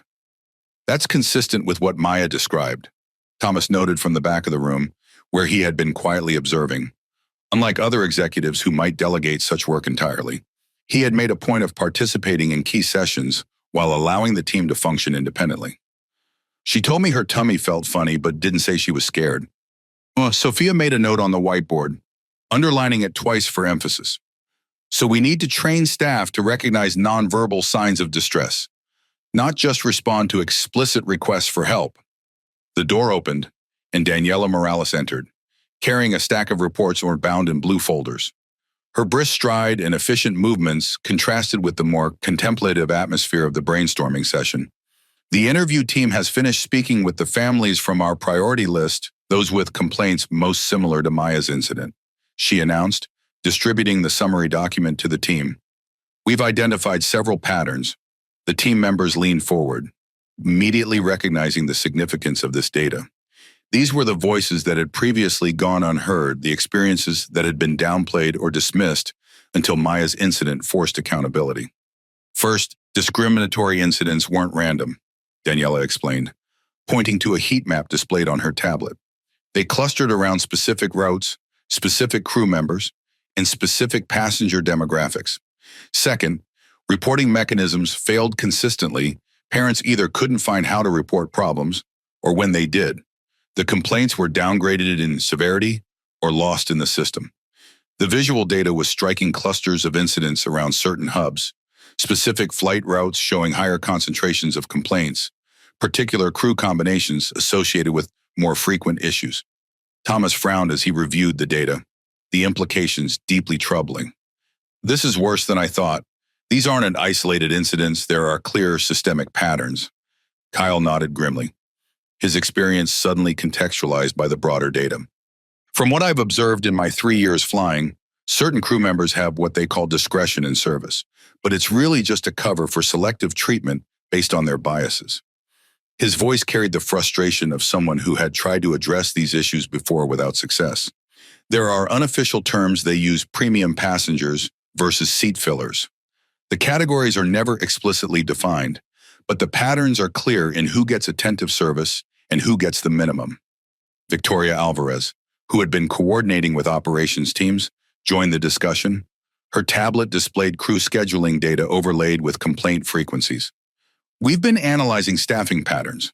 The data shows that flights with the highest complaint rates for discriminatory treatment share common crew scheduling patterns, meaning certain problematic employees tend to work together, Thomas asked, immediately grasping the implication. Victoria nodded, her expression grave. Creating microcultures that normalize biased behavior, it's subtle but statistically significant. When certain combinations of crew members work together, complaint rates increased by 37%. The room fell silent as the implications sank in. This wasn't just about creating new procedures, it was about changing a culture that had allowed discrimination to flourish in certain pockets of the organization. Sophia was the first to break the silence. Then the Maya protocol needs to be more than just service guidelines. It needs to include structural changes to how crews are assembled, trained, and supervised. The team nodded in agreement, the scope of their work expanding but also gaining focus as the root issues became clearer. Dr. Fuentes tapped her pen thoughtfully against her notepad, her decades of experience in child psychology informing her suggestion. I'd like to propose a distinctive symbol for the protocol, something that both staff and children can recognize. Symbols are powerful, especially for children who may not be able to articulate their needs verbally. Maya has a silver dolphin necklace that her father gave her, Kyle mentioned, the details suddenly relevant. She was holding it during the incident. She told me later it helped her feel brave. Thomas looked surprised. She said that to you? Kyle nodded. a small smile crossing his face at the memory. When I checked on her after you returned to first class, she said dolphins know where they belong, and the necklace helps her remember she belongs everywhere. The simple wisdom of a child's perspective created a moment of clarity for the entire team. Sophia's eyes lit up, the creative spark evident in her expression. A dolphin symbol would be perfect. Dolphins are intelligent, playful, and known for protecting their young. Plus, they navigate across vast distances just like our young passengers. They're also highly social creatures that protect vulnerable members of their species. Dr. Fuentes added, warming to the concept. The metaphor works on multiple levels. The team quickly embraced the idea, sketching potential dolphin logos and discussing how they could be incorporated into identification systems, staff pins, and even special amenities for children. What about a special pin for crew members who have completed the Maya protocol training, suggested James O'Connor, who had joined the team after his exemplary handling of the post-incident response on Flight 447. Something visible that signals to children and parents that this person is specifically trained to support unaccompanied minors. And a distinctive lanyard for the children, added another team member. More visible than our current design, something that can't be overlooked. As the brainstorming continued, Thomas stepped out to take a call from Marcus Reed, who had been overseeing the operational aspects of the protocol development. Marcus, where are we with the staffing assessment? Thomas asked, finding a quiet corner in the hallway. We've identified 37 crew members whose complaint patterns warrant immediate review, Marcus reported, his voice carrying the gravity of this finding. We're also looking at the supervisory chain that failed to address these issues. Initial analysis suggests 3 mid-level managers consistently downgraded discrimination complaints to service issues. Thomas sighed, the scope of the problem continuing to grow. Add them to the priority investigation list and the pilot program timeline. Sophia's team has created a prototype protocol we can implement on select routes within 2 weeks, Marcus confirmed, his tone shifting to more positive news. We're focusing on our busiest routes for unaccompanied minors: Chicago to New York, Los Angeles to Chicago, and Atlanta to Dallas. Good, Thomas approved, mentally calculating how quickly they could expand from there. And the training program, Dr. Fuentes is developing it now. 2 components: a comprehensive anti-bias training for all customer-facing staff, and specialized training for what we're calling Maya Guardians, dedicated crew members responsible for unaccompanied minors on each flight. Thomas nodded, satisfied with the progress. Keep pushing, Marcus. William Townsend is still skeptical about the full implementation budget. We need to show measurable results from the pilot program to secure final board approval. Back in the conference room, the team had moved on to discussing technological solutions. A young IT specialist was demonstrating a prototype app that would allow flight attendants to check in electronically with unaccompanied minors throughout the flight, creating a verifiable record of care. The app will require flight attendants to confirm meal delivery, regular check-ins, and comfort needs, she explained, her tablet displaying a user-friendly interface with clear navigation. Any missed check-in would trigger an alert to the lead flight attendant. The screen showed a cabin map with seat assignments, each unaccompanied minor clearly marked with the dolphin symbol. A simple tap would record interactions, creating a time-stamped log of care. Kyle looked impressed, immediately seeing the practical applications. This would have prevented what happened to Maya. Caroline couldn't have simply skipped her during meal service without generating an immediate alert. And it creates accountability through documentation, Sophia added, extending the concept. No more he said, she said when issues arise. We'll have a complete record of every interaction or lack thereof. The technology would serve multiple purposes, helping flight attendants keep track of their responsibilities, ensuring children receive consistent care, creating documentation that would protect both passengers and crew, and providing data for continuous improvement. As the afternoon progressed, the team broke into smaller working groups, each focusing on specific aspects of the protocol. Identification systems, the distinctive dolphin symbol on lanyards, seat markers, and crew pins, training programs, anti-bias fundamentals, and specialized guardian training, technology solutions, the check-in app and monitoring systems, accountability frameworks, clear consequences for protocol violations, feedback mechanisms, child-friendly ways for young passengers to report their experiences. The room buzzed with productive energy, ideas flowing freely as the cross-functional team leveraged their diverse expertise. The walls gradually filled with more detailed plans, flowcharts becoming more refined, sticky notes clustering into organized systems. Thomas moved between groups, offering input and asking challenging questions, but mostly letting the team's expertise guide the development. This had to be more than a reaction to one incident. It needed to be a sustainable, effective system that would protect children for years to come. By day's end, the walls were filled with detailed plans, prototypes, and implementation timelines. What had started as a crisis response was evolving into something much more significant, a fundamental reimagining of how airlines could protect their most vulnerable passengers. As the team prepared to adjourn for the day, gathering notes and scheduling follow-up sessions, Thomas addressed them collectively. I want to thank each of you for your dedication to this project. What we're creating here isn't just a protocol, it's a promise to every child who flies alone that they will be treated with dignity, respect, and care. He paused, looking around at the diverse team that had come together so quickly. Their combined expertise, focused on this single mission, represented the best of what corporate response could be when guided by clear values. Maya will be flying back to Chicago next week, Thomas continued, his voice softening slightly at the mention of his daughter.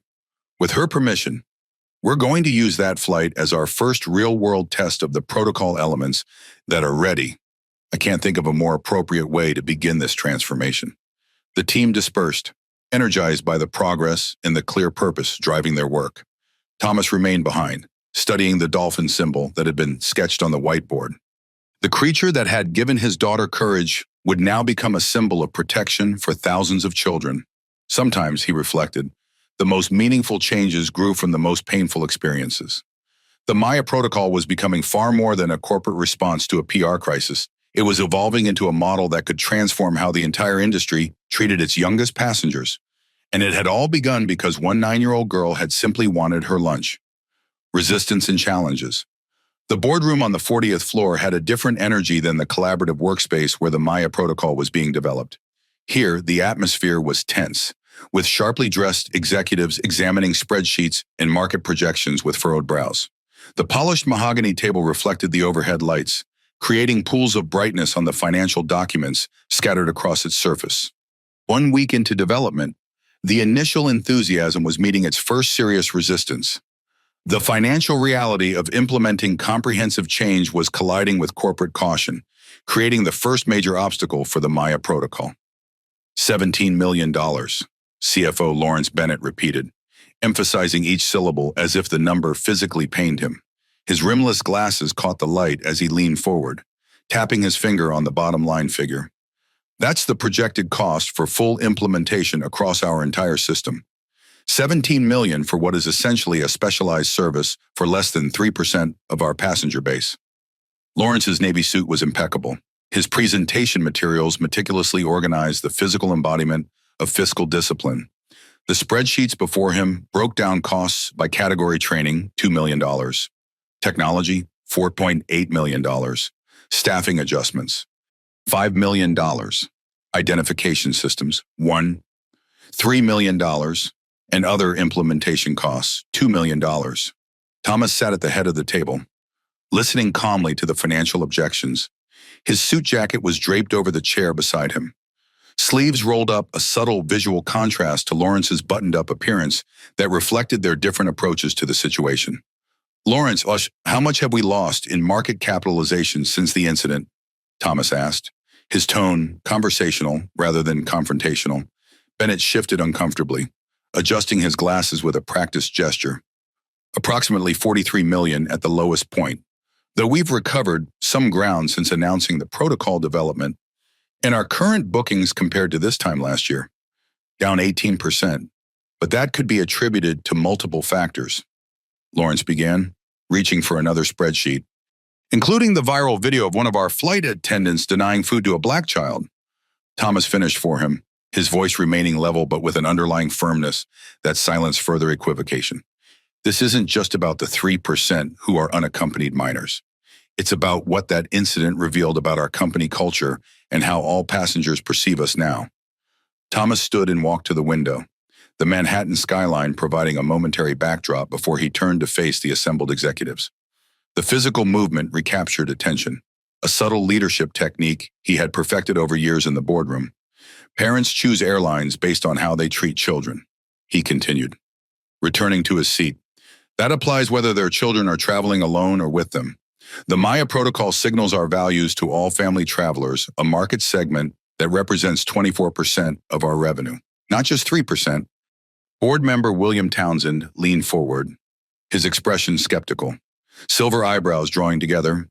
His decades in the industry had made him instinctively cautious about major initiatives driven by specific incidents. Thomas, we all agree that what happened was unacceptable. Caroline Walsh has been terminated, and we've approved the initial development phase. But the scope of what you're proposing goes far beyond addressing one incident. Because it wasn't just one incident, Thomas countered, gesturing toward the data displayed on the screen at the end of the table. Our investigation has identified 143 similar complaints across our system in the past 3 years alone. This is a systemic issue that requires a systemic solution. The display showed a map of their route network with incident reports highlighted clear clusters around certain hubs and flight paths that couldn't be dismissed as random occurrences. Victoria Alvarez, seated to Thomas's right, presented the next slide in their presentation. Her calm professionalism offered a counterbalance to the emotional undercurrents in the room. The Maya Protocol has 3 tiers of implementation, she explained, the screen changing to show a pyramid diagram. Tier 1 addresses immediate identification and service protocols for unaccompanied minors cost $3.2 million. Tier 2 adds the technology systems and comprehensive training, costs $6.8 million. Tier 3 expands to structural changes in crew composition, supervision, and accountability systems cost $7 million. And you want all 3 tiers, William stated flatly, his tone making it clear he considered this excessive. We need all 3 tiers, Thomas corrected, leaning forward to emphasize the distinction. Tier 1 treats the symptoms. Tiers 2 and 3 address the underlying condition. The disagreement wasn't just about budget, it represented fundamentally different approaches to corporate responsibility. William saw the protocol as a necessary but limited response to a specific incident, while Thomas viewed it as an opportunity for transformative change. From the far end of the table, a voice that had been silent until now joined the discussion. Board member William Townsend, the most senior and conservative member of the board, cleared his throat. His custom-tailored suit and gold cufflinks spoke of old-school corporate power, his influence extending well beyond Airstream to industry associations and government connections. I've been in this industry for 40 years, he began, his tone measured but carrying the weight of experience. I've seen dozens of initiatives come and go. Most are reactions to specific incidents. We throw money at the problem, issue press releases about our commitment to change, and 6 months later, everything returns to business as usual. He fixed Thomas with a penetrating gaze, the challenge unmistakable. How is this different? The question hung in the air, the fundamental concern that the Maya Protocol might be nothing more than an expensive but ultimately ineffective response to a PR crisis. Around the table, other executives waited for Thomas's answer, their own assessments depending on how convincingly he addressed this central issue. It was the question Thomas had been waiting for, the opportunity to make the case not just for the protocol's immediate necessity, but for its lasting impact. The difference, William, is that we're not just changing procedures, we're changing culture, Thomas replied, his voice carrying quiet conviction. The Maya Protocol isn't a Band-Aid, it's a vaccine. It prevents discrimination before it happens by creating systems that make biased behavior immediately visible and swiftly addressable. He gestured to Victoria, who brought up the next slide showing the dolphin symbol that had become the protocol's visual identity. Every crew member will wear this pin, signifying their certification in the protocol. Thomas explained, touching his own lapel where a prototype pin was already in place. Every unaccompanied minor will receive this symbol on their lanyard and seat marker. It creates visibility and accountability that simply can't be ignored or forgotten. The detailed renderings showed the implementation across uniforms, aircraft signage, digital interfaces, and physical identification systems, a comprehensive visual language that would become instantly recognizable. William remained unconvinced, his expression skeptical. Symbols and technology don't change people's hearts, Thomas. No, Dippa, but they change behavior, Thomas countered, leaning forward slightly. And consistent behavior, reinforced by systems and culture, eventually shapes attitudes. When flight attendants are required to document every interaction with unaccompanied minors, when those interactions are monitored in real time, when accountability is immediate and transparent, the opportunity for discrimination diminishes dramatically. The exchange represented the core tension in implementing any major cultural change, the balance between cynicism based on past failures and optimism about future possibilities. The boardroom door opened, and Sofia Rivera entered with Kyle Patterson. Their arrival had been carefully timed, providing a strategic shift in the conversation. Thomas had specifically invited them to this meeting, knowing that frontline perspectives would be crucial to winning over the skeptics. Sofia, Kyle, please share what you've been hearing from our staff about the protocol development, Thomas prompted, gesturing for them to join the presentation. Sofia spoke first, her professional demeanor carrying the authority of someone with deep experience in customer service systems. We've conducted focus groups with over 200 flight attendants across our system. The overwhelming response has been positive. 87% expressed strong support for the protocol. She displayed feedback quotes on the screen, giving voice to the frontline staff who would ultimately implement the changes. These tools would have helped me advocate for children when I notice problems. The app makes it clear who's responsible for which passengers, no more confusion or overlaps. Finally addressing what we've been seeing for years but couldn't get management to notice. Sofia continued, many have shared that they've witnessed incidents similar to what happened to Maya but didn't have the tools or authority to intervene effectively. The protocol gives them both. Kyle added his perspective, standing slightly nervously before the executive team but speaking with the conviction of personal experience. As someone who filed multiple reports about discriminatory behavior and saw them go nowhere, the accountability systems in the Maya protocol would have made all the difference. He gestured to the tablet in his hand, where the prototype Maya app was displayed. It's not about catching people doing wrong, it's about empowering people to do right. This technology creates transparency that benefits everyone. The children feel protected. Parents have peace of mind, and crew members have clear guidance and documentation. Lawrence Bennett remained focused on the financial perspective, his expression skeptical behind his glasses. What about the pilots' union? They've already expressed concerns about additional responsibilities without compensation adjustments.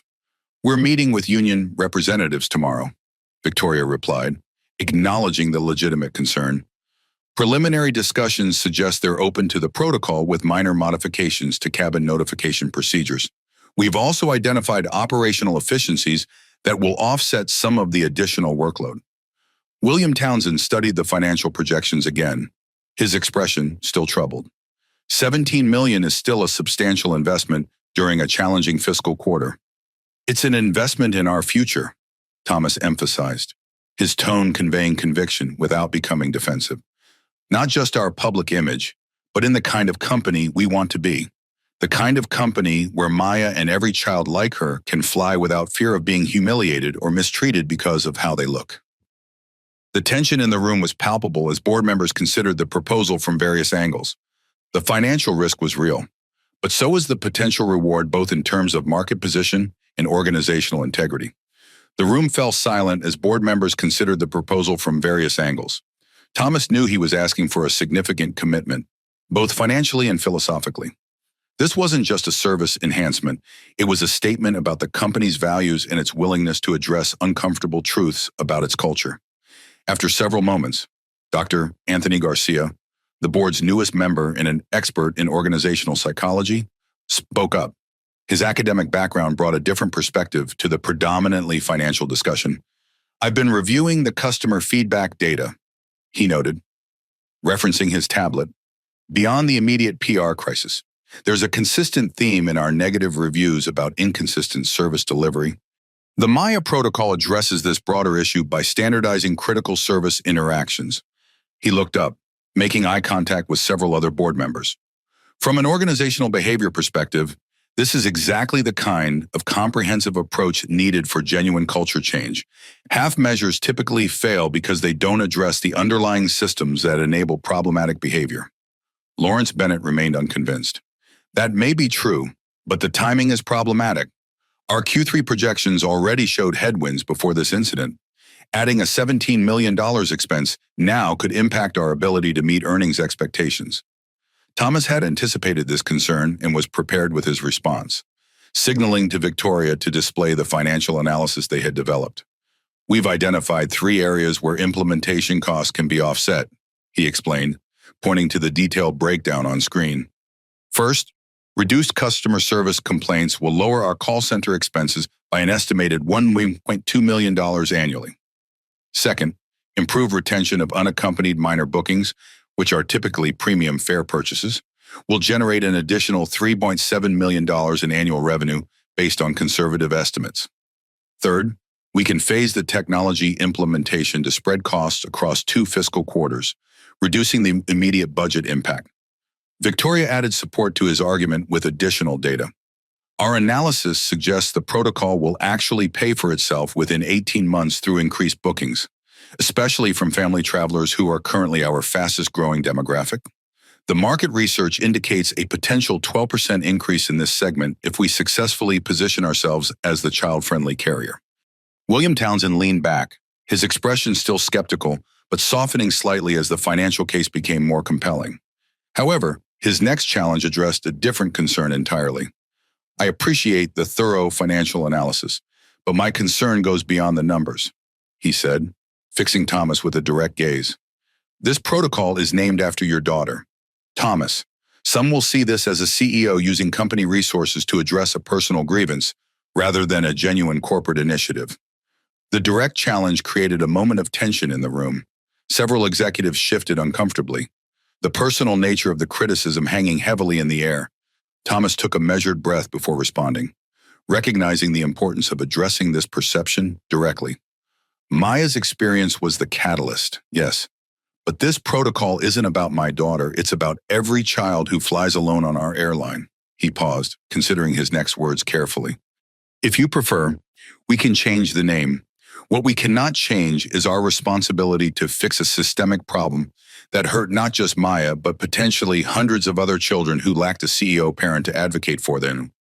The offer to rename the protocol was genuine, demonstrating that Thomas's commitment was to the substance of the changes, not to having his daughter's name attached to them. Sophia stepped in, her voice calm but firm. If I may, the name Maya Protocol has already gained positive recognition in our customer feedback. In our focus groups, both employees and customers respond positively to the human story behind it. It reminds everyone that we're talking about real children, not abstract policies. Kyle nodded in agreement, adding the frontline perspective. From a practical standpoint, having a name and a story makes the protocol meaningful to the staff who will implement it. It's not just another corporate initiative with an acronym. It's about preventing what happened to a real child from happening again. The conversation continued for another hour, with detailed questions about implementation timelines, training requirements, and accountability measures. Thomas could sense the tide gradually turning as the comprehensive nature of the proposal became clear. This wasn't a hasty reaction, but a thoroughly researched solution to a documented problem. Finally, William called for a vote on the full 3-tier implementation, all in favor of approving the complete Maya protocol as presented, with the understanding that implementation will be phased and monitored for effectiveness. Hands rose around the table, not unanimous, but a clear majority. Motion carries, William announced, making a note in his tablet. Thomas, you have your mandate. Now deliver results. As the board members gathered their materials to leave, Lawrence Bennett approached Thomas privately. The CFO's expression remained guarded, his financial concerns not entirely alleviated by the vote. You won this round, but I'll be watching the numbers closely, he said quietly. This can't become a bottomless pit of spending. Thomas nodded respectfully. I expect nothing less. Lawrence, this isn't about spending money, it's about investing in our values, and I believe that's ultimately good business. After the boardroom cleared, Thomas remained with Victoria, Sophia, and Kyle to debrief. The tension of the meeting lingered in the air, but a sense of accomplishment had replaced the uncertainty of the past days. That went better than expected, Victoria observed, closing her presentation files. Though Lawrence will scrutinize every dollar we spend, as he should, Thomas replied, gathering his own materials. We need to be good stewards of company resources. But we also need to remember what's at stake here. Sophia looked at her notes from the meeting, mentally prioritizing the next steps. The pilots' union meeting tomorrow is our next hurdle. They're concerned about additional communication requirements during critical flight phases. I can help with that, Kyle offered, his expression brightening with newfound confidence. I have good relationships with several union representatives. If we frame this as enhancing safety rather than adding responsibilities, we might find common ground. Thomas nodded appreciatively. Good thinking, Kyle. This is why we need frontline perspectives in these discussions. As they left the boardroom, Thomas received a text message from Angela. Maya is asking when she can be part of testing the new protocol. She says she wants to help make it work for other kids. Thomas smiled, feeling a surge of pride mingled with poignancy. Despite the trauma she had experienced, Maya's concern was for others. Her compassion was a powerful reminder of why this work mattered beyond corporate considerations.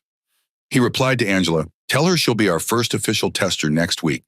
Her feedback will help shape everything we're building." The challenges were substantial: financial constraints, organizational resistance, logistical complexities. But with board approval secured and a dedicated team in place, the Maya protocol was moving from concept to reality. And somewhere in Chicago, a 9-year-old girl with colorful beads in her hair and a silver dolphin necklace was ready to help ensure no child would experience what she had endured. Key components of the Maya protocol. The AirStream Airways Training Center buzzed with activity as flight attendants, gate agents, and customer service representatives gathered for the first official Maya protocol certification session. The large room, normally used for safety training, had been transformed with new signage featuring the dolphin symbol that had become the visual identity of the initiative. Rows of chairs faced a presentation area where large screens displayed the protocol's framework. The atmosphere was one of anticipation and purpose, with attendees exchanging impressions of the changes sweeping through the company. Along one wall, a table held prototype materials, dolphin emblazoned lanyards, crew pins, training manuals, and tablets loaded with the new software. Sophia Rivera stood at the front of the room beside a large digital display showing the comprehensive framework that had been developed over the past 2 weeks of intensive work. Her professional attire and confident posture reflected the seriousness of the occasion, though her warm smile created an approachable atmosphere. "Welcome to the first Maya Protocol certification training," she began, her voice carrying clearly through the room. "Today marks the beginning of a fundamental transformation in how we care for our most vulnerable passengers. Before we dive into the specifics, I want everyone to understand the why behind what we're doing." She nodded to Kyle Patterson, who advanced the presentation to show a stylized version of Maya's story, carefully created with the Robinson family's permission and focusing on the systemic issues rather than personal details. The images showed a young girl traveling alone, the gradual withdrawal of service, and the emotional impact, without directly depicting the confrontation that had catalyzed the changes. The Maya protocol was born from a failure, a moment when our systems, our training, and our culture fell short. Sophia explained, her tone balancing accountability with forward-looking purpose. But what we've created goes far beyond addressing that single incident. We've developed a comprehensive framework that will protect all children traveling alone and set a new standard for the entire industry. On the screen, the protocol's framework appeared, organized into 5 key components. The structure visually reinforcing how each element supported the others: identification and recognition, System Maya Guardian Program, technology infrastructure, accountability framework, comprehensive training program. The attendees leaned forward, many taking notes as Sophia outlined how these elements would work together to create a comprehensive safety net for young travelers. Sophia turned to Thomas, who had been observing from the side of the room. Unlike many executive appearances at training sessions, his presence wasn't merely ceremonial. He had been deeply involved in the protocol's development and wanted to understand how it would be implemented at every level. "Mr. Robinson, would you like to introduce the first component?" Sophia asked, acknowledging his personal connection to the initiative. Thomas stepped forward, dressed not in his usual CEO attire, but in a more casual outfit that made him more approachable to the frontline staff. His presence brought a momentary hush to the room for many attendees. This was their first direct interaction with the CEO. The foundation of this Maya protocol is visibility, he began, his voice carrying the quiet authority that had made him an effective leader. One of the contributing factors to what happened on Flight 447 was that despite wearing an unaccompanied minor lanyard, Maya's status was essentially invisible to some crew members, or worse, ignored. The directness of this acknowledgement that the failure had been both systemic and, in some cases, deliberate set the tone for honest engagement with the issues at hand. Thomas clicked to the next slide showing the new identification system. The Dolphin Identification System ensures that unaccompanied minors are immediately recognizable to all staff and that their care is prioritized throughout their journey. The slide displayed detailed visuals of the system components. Enhanced Dolphin lanyards, distinctive purple lanyards with holographic dolphin emblems visible from all angles. Significantly more noticeable than the previous generic design seat markers, dolphin-shaped seat markers that attach to premium and economy seats alike, ensuring children are visibly identified regardless of where they're seated. Digital identification passenger manifests with clear unaccompanied minor designation visible to all crew on their tablets. With demographic information accessible but unnecessary for service provision, crew pins dolphin pins worn by all certified staff, signifying their commitment to the protocol and creating visual reinforcement throughout the travel experience. The dolphin symbol was chosen for a reason, Thomas explained as images of the emblem in various applications appeared on screen. Dolphins are intelligent creatures known for protecting their young and others in need. They navigate vast distances with confidence, just as we want our young travelers to do. And they're immediately recognizable, even from a distance. He held up one of the prototype pins, the silver dolphin catching the light as he turned it to show the assembled staff. This isn't just a pin, it's a promise to our youngest passengers that they will be seen, respected, and protected throughout their journey.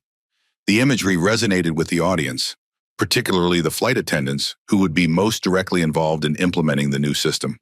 The symbol gave concrete form to abstract values, making the protocol's purpose tangible and memorable. Sophia resumed the presentation to introduce the second component, advancing to the next section with a gesture that conveyed both professionalism and genuine enthusiasm for the changes being implemented. The heart of the Maya protocol is our Guardian program, she explained, as the screen displayed an organizational chart showing how the new role would be integrated into existing crew structures. This represents the most significant operational change in how we care for children traveling alone. On the screen appeared details of the Maya Guardian role. Dedicated guardians, specially trained flight attendants specifically assigned to unaccompanied minors on every flight, with clear responsibilities and protocols. 1:5, ratio 1 guardian for every 5 unaccompanied minors, with a minimum of 1 per flight regardless of whether children are traveling alone. Continuous monitoring, regular check-ins throughout the flight, including meal verification, comfort checks, and emotional well-being assessment. Pre-flight introduction. Guardians personally introduce themselves to each child before takeoff, establishing a relationship and trust journey documentation. Complete record of each child's experience from boarding to handoff, creating accountability and continuity. James O'Connor, who had been selected as the first lead Maya Guardian based on his exemplary record with young passengers, stepped forward to explain the practical aspects of the role.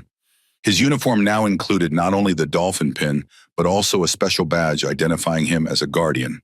As guardians, our primary responsibility is ensuring each child feels safe, respected, and valued throughout their journey, he explained, his voice carrying the warmth that had made him effective with young passengers. This isn't just about physical safety, it's about emotional well-being. Many of these children are flying alone for the first time and are understandably nervous. James moved to the center of the room to demonstrate the new introduction process, kneeling to eye level with a child actor who was helping with the training. The visual impact of an adult deliberately positioning themselves at a child's level rather than looming over them was powerful. "Hello, my name is James, and I'm your Maya Guardian for this flight," he demonstrated, his tone gentle but not condescending. "That means I'm here specially to make sure you have a great journey.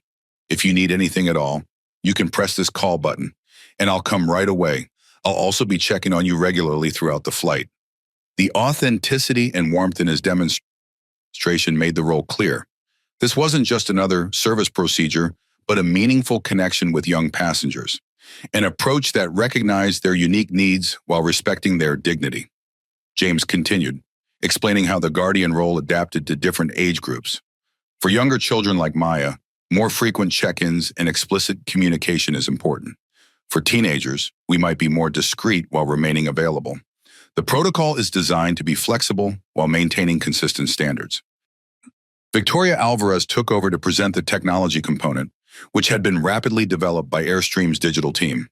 The screens displayed interfaces that were intuitive yet comprehensive, designed for use in the dynamic environment of an aircraft cabin. Technology is the backbone of accountability in the Maya protocol, she explained, as a demonstration video showed how the system would work in real time during flights. While the human connection is primary, this digital infrastructure ensures nothing falls through the cracks. The screen displayed the Maya app features: digital check-in system, time-stamped verification of regular interactions, ensuring no child is overlooked during busy flights, meal service confirmation, photo documentation of meal delivery, preventing situations like Maya's where food service could be denied without record, alert system automatic notifications if check-ins are missed, escalating to lead crew members if not addressed promptly, digital journey log, complete record of the child's experience, accessible to parents through a companion app, handoff verification, secure digital verification of approved pickups, eliminating confusion during transfers, real-time monitoring, supervisory dashboard for lead crew members to ensure protocol compliance throughout the flight. This technology ensures that no child can be overlooked, Victoria emphasized, as the demonstration showed how alerts would appear if check-ins were missed. If a scheduled check-in is missed, alerts are sent to both the assigned guardian and the lead flight attendant, creating multiple layers of accountability. The practical demonstration addressed concerns about additional workload. The system was designed to be user-friendly, requiring minimal time per interaction while creating comprehensive documentation automatically. Daniela Morales presented the fourth component, the accountability framework. Her HR background brought particular credibility to this aspect, which many recognized as crucial to preventing future incidents. For any protocol to be effective, there must be clear consequences for non-compliance, she stated firmly, her professional demeanor underscoring the seriousness of this aspect. We're establishing a system that makes expectations explicit and consequences consistent. The framework outlined on the screen included zero-tolerance policy, immediate consequences for discriminatory behavior, with clear definitions and examples. Three-strike system, progressive discipline for procedural violations, distinguishing between intentional discrimination and process errors, performance metrics, Maya protocol compliance included in all performance evaluations, affecting advancement and compensation, transparent reporting, quarterly public reporting of protocol adherence rates, creating external accountability, external auditing, independent review of program effectiveness by child welfare experts, passenger feedback, loop direct input from children and parents incorporated into ongoing improvements. This isn't about punishment, Daniela clarified, addressing the concern visible on some attendees' faces. It's about ensuring that caring for our youngest passengers is recognized as a core responsibility, not an optional service. The majority of you will excel under these guidelines, and the system will document your excellence just as clearly as it would identify problems. The emphasis on positive recognition alongside consequences helped address concerns about a punitive approach, positioning the framework as supporting professional excellence rather than simply catching mistakes. Dr. Elena Fuentes, the child development specialist who had been integral to creating the training curriculum, presented the final component. Her decades of experience working with children brought scientific credibility to the emotional aspects of the protocol. The Maya protocol is only as strong as the people implementing it, she began, her gentle manner engaging the audience immediately. That's why we've developed a comprehensive training program that goes beyond procedures to address the underlying issues of bias and prejudice. The training program outlined anti-bias fundamentals required for all customer-facing staff, addressing conscious and unconscious bias, child development training, understanding the unique needs of children at different ages, from 5 to 17, cultural competence, recognizing and respecting diverse backgrounds and appearances, including cultural expressions like Maya's beaded braids, de-escalation techniques, managing challenging situations with compassion and effectiveness, trauma-informed approach, recognizing signs of distress and responding appropriately, Guardian certification, advanced training for dedicated Maya guardians, including child psychology fundamentals, recertification requirements, annual refresher training and assessment to maintain skills and awareness. This training isn't just about what to do, Dr. Fuentes emphasized, her voice carrying the wisdom of experience. It's about understanding why it matters and how our actions, even seemingly small ones, can profoundly impact a child's sense of belonging and self-worth. She displayed research showing how seemingly minor interactions can have lasting effects on children's development and self-perception. When a child is made to feel they don't belong, the impact goes beyond momentary discomfort. It shapes how they see themselves and their place in the world. Conversely, when we affirm their belonging, we contribute to their resilience and confidence. After all components had been presented, Sophia returned to the front of the room. The comprehensive nature of the protocol was now apparent, each element reinforcing the others to create a system that addressed both immediate service needs and underlying cultural issues. Together, these 5 elements create a comprehensive system of protection for children traveling alone. She summarized, "The Maya protocol isn't just a response to one incident. It's a new standard for our industry." She paused, looking around the room at the assembled staff. "Before we break into smaller training groups, does anyone have questions about the overall framework?" A veteran flight attendant with 20 years of experience raised her hand. "This is impressive, but it's also a lot of additional responsibility. Will there be staffing adjustments to accommodate these new duties?" Thomas stepped forward to answer, recognizing the legitimacy of the concern. "Yes, absolutely. We're adjusting crew complements on flights with unaccompanied minors to ensure guardians have the time and resources to fulfill their responsibilities properly. This includes both additional staffing and schedule modifications." His direct engagement with the practical concern, rather than delegating the response, demonstrated the company-wide commitment to making the protocol work at every level. Another employee asked, "What happens if a child doesn't want the extra attention? Some older kids might find it embarrassing." Dr. Fuentes nodded appreciatively at the thoughtful question. "Great point. The protocol includes age-appropriate approaches. For older children, especially teenagers, the guardian role becomes more discreet. Regular visual checks rather than direct interactions unless requested. The child's preferences are noted during check-in and respected throughout the journey." She displayed examples of different interaction styles based on age groups, showing how the protocol could adapt while maintaining core protections. Kyle Patterson, drawing from his frontline experience, addressed the practical concerns that he knew would be on many minds. "I know some of you are wondering how this works during turbulence or other operational challenges. We've built flexibility into the protocol while maintaining the core principles." He clicked to a slide showing specific adaptations for different scenarios. During critical phases of flight, visual verification replaces interactive check-ins. The system is designed to enhance safety, not compete with it. As the Q&A continued, Thomas observed the growing engagement from the staff.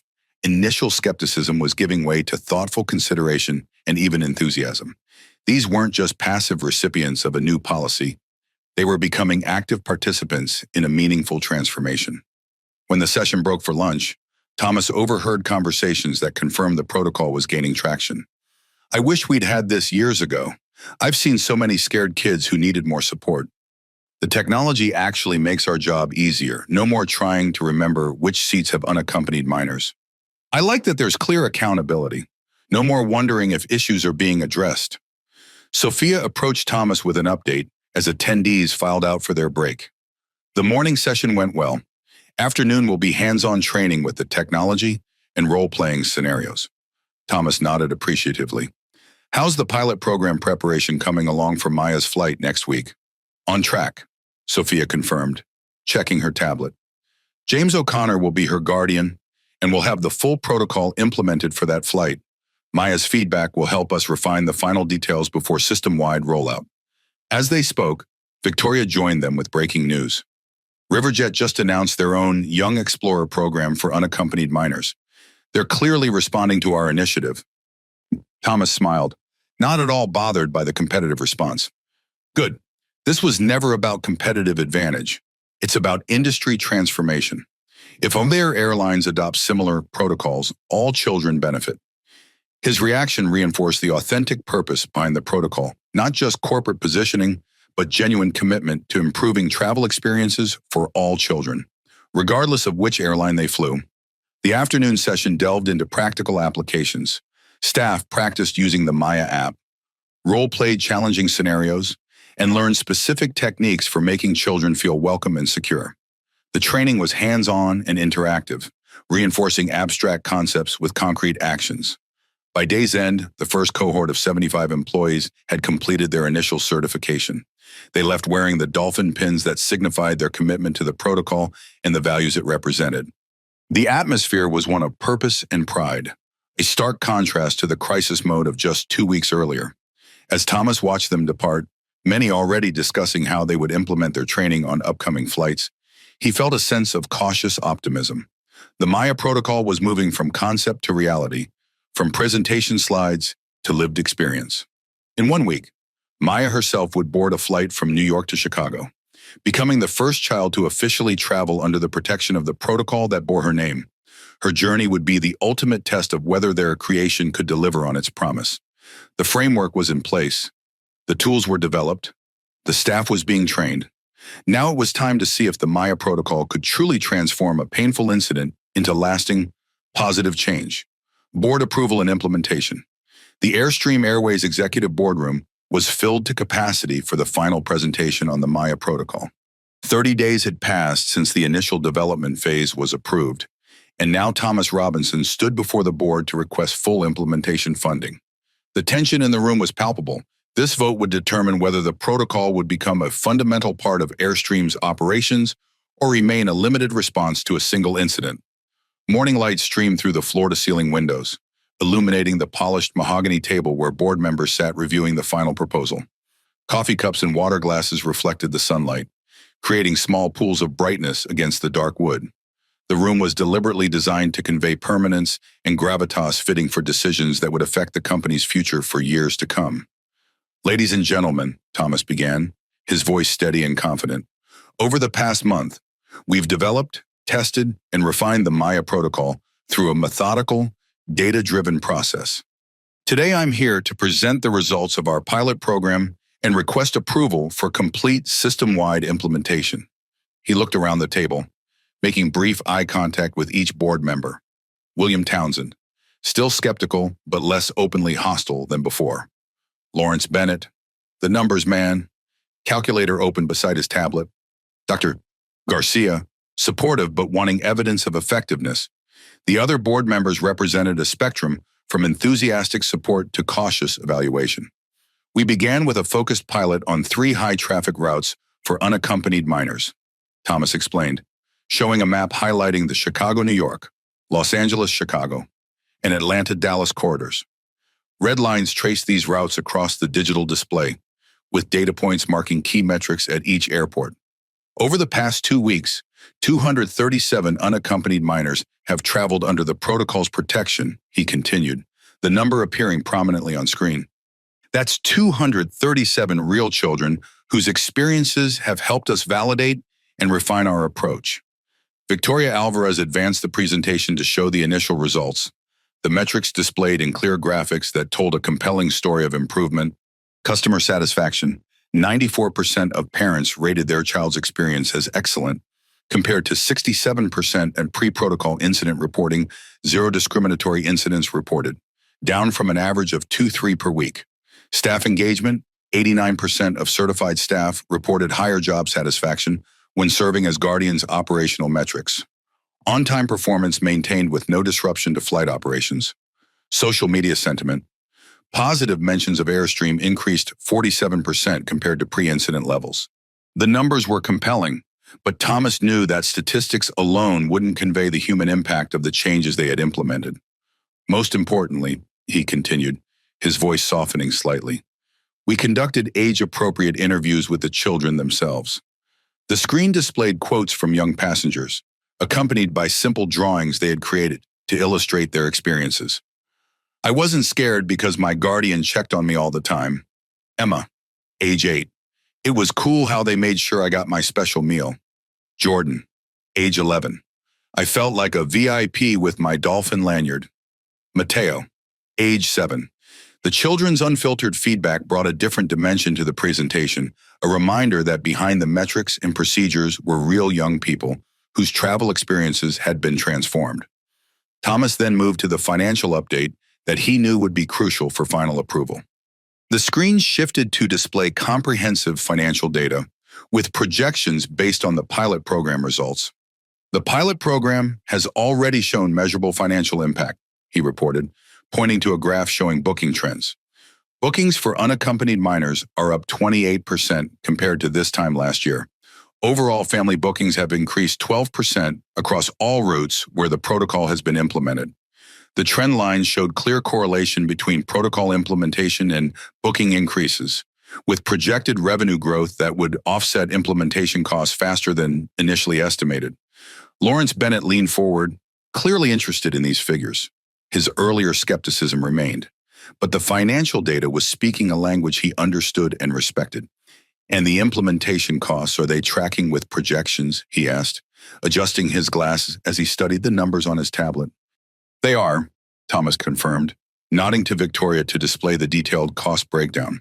Initial training and technology deployment costs are in line with our estimates. In fact, we've identified several efficiency improvements that will reduce ongoing operational costs by approximately 7% compared to our initial projections. The screen showed line-by-line comparisons between projected and actual costs, with most categories showing either alignment with budget or modest savings. The thoroughness of the financial analysis reflected Thomas's understanding that fiscal responsibility would be key to securing final approval. William Townsend, who had been the most vocal skeptic during earlier discussions, studied the data before asking his question. His silver hair caught the morning light as he leaned forward, fingers steepled in his characteristic thinking pose. What about frontline staff acceptance? Are we seeing resistance to the additional responsibilities? His tone suggested he expected confirmation of his earlier concerns about implementation challenges. Sophia Rivera, who had been invited to present this portion, stepped forward. Her professional demeanor and direct experience implementing the protocol brought credibility to this critical aspect of the evaluation. We've certified over 500 staff members across the system, with another 1,200 scheduled for training in the next month, she reported, displaying staff feedback metrics on the screen.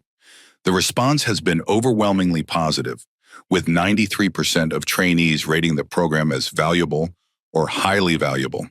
She displayed feedback quotes from staff members, the authentic voices of frontline employees providing powerful endorsement of the changes, finally clear guidelines for handling difficult situations. The Maya app actually makes my job easier by automating documentation. I feel empowered to advocate for children when needed.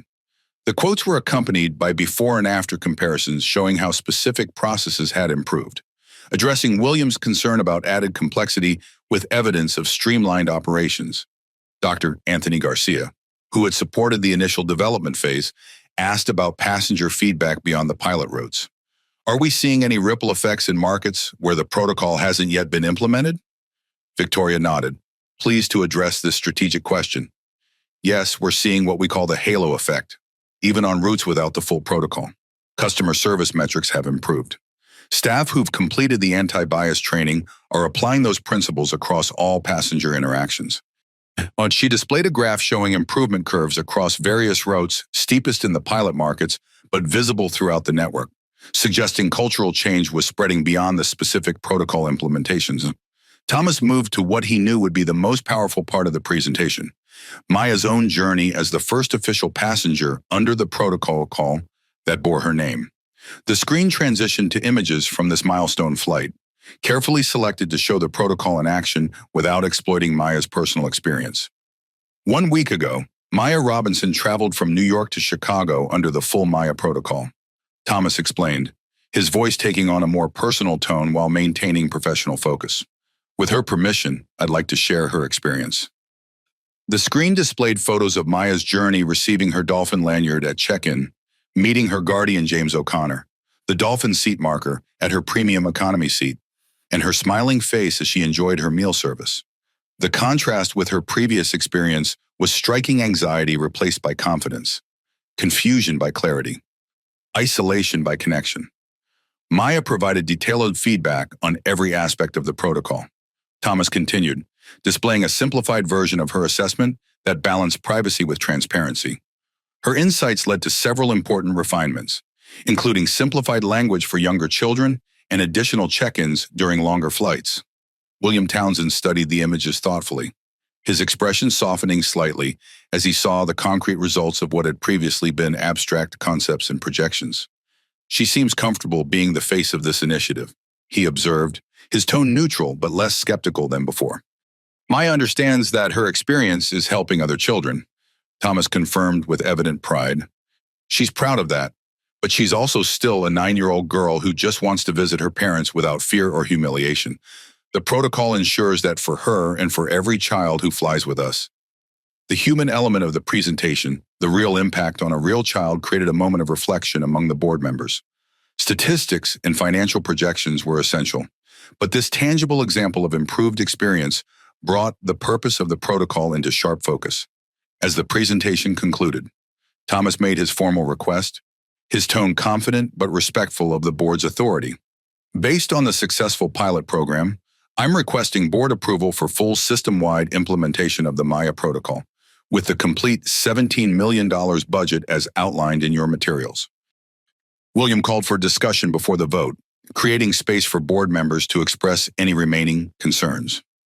Lawrence Bennett spoke first, his calculator now closed as he referred to the financial projections. "The financial data is more compelling than I expected," he acknowledged, surprising some with his positive assessment, particularly the uptick in family bookings. "If these trends continue, the protocol could be revenue positive within a year, rather than the 18 months initially projected." His endorsement carried particular weight given his earlier skepticism, suggesting that the business case had been successfully made alongside the ethical imperative. Dr. Garcia added his perspective, "Beyond the numbers, we're seeing meaningful cultural change. The dolphin symbol has become a powerful internal rallying point for our values. That's something we've struggled to achieve with previous initiatives." He referenced internal surveys showing improved employee engagement and pride in the company, metrics that often translated to better customer service and reduced turnover, both significant contributors to long-term financial performance. Even the more skeptical board members seemed impressed by the comprehensive data and clear results. After thorough discussion addressing implementation timeline, training capacity, and long-term maintenance costs, William called for the vote. All in favor of approving full implementation of the Maya protocol with the requested $17 million budget. Hands raised around the table, this time unanimously. The contrast with the divided vote 30 days earlier was striking, reflecting how the pilot program's success had addressed earlier concerns. "Motion carries," William announced, making a note in his tablet. "Thomas, congratulations. This is one of the most thoroughly developed and executed initiatives I've seen in my 40 years in this industry." The acknowledgement from William, known for his exacting standards and reluctance to offer praise, carried particular significance. His support would help ensure the protocol's longevity beyond any single leader's tenure. Thomas nodded appreciatively. "Thank you, William. The credit goes to the entire team.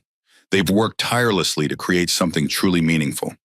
As the board members gathered their materials to leave, transitioning back to the many other matters requiring their attention, William approached Thomas privately. The older executive's expression was thoughtful, a hint of unexpected respect in his eyes. "I owe you an apology," he said quietly, his voice pitched for Thomas's ears only.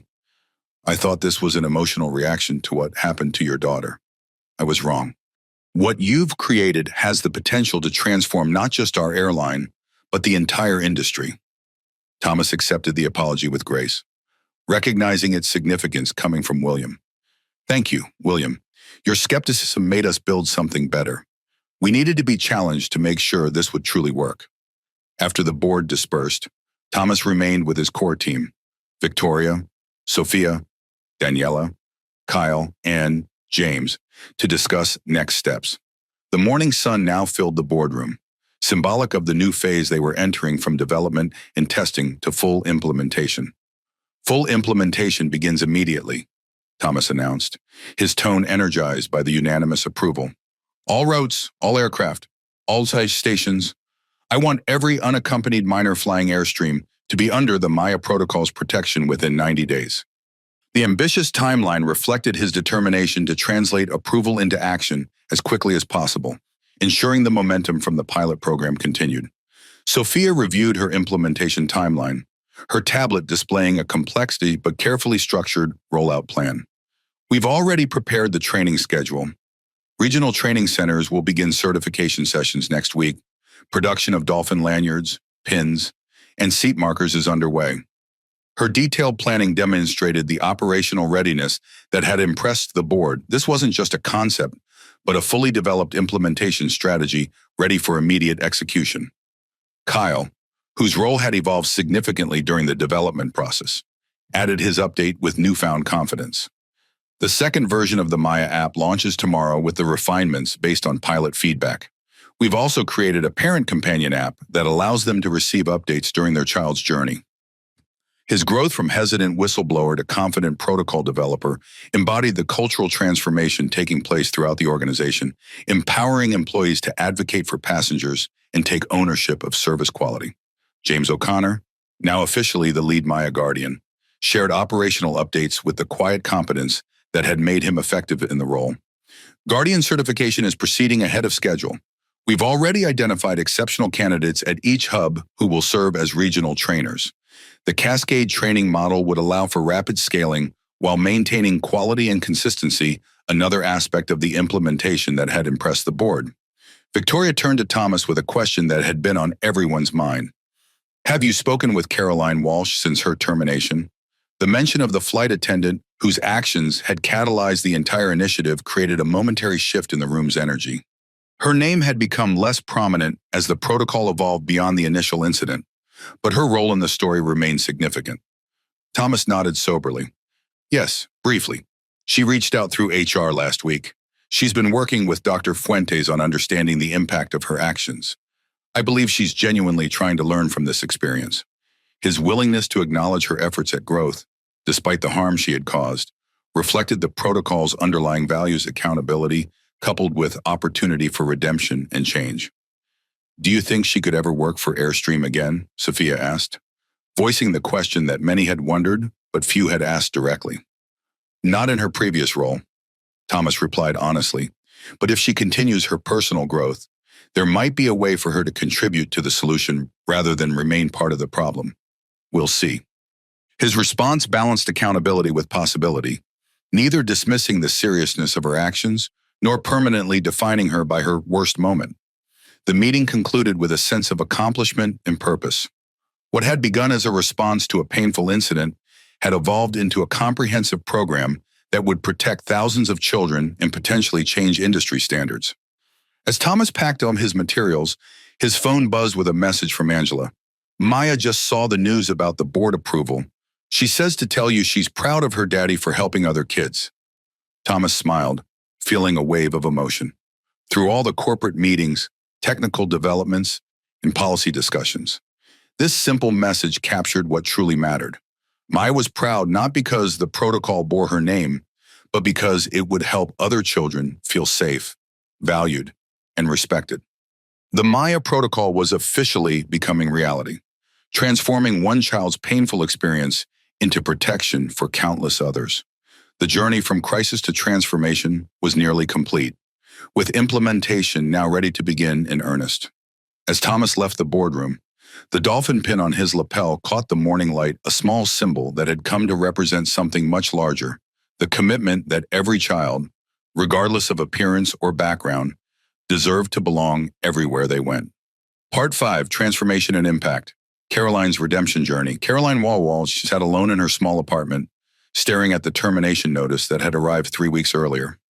The formal language described the end of her 15-year career in clinical terms: employment terminated effective immediately for violation of company policies regarding passenger treatment and discrimination.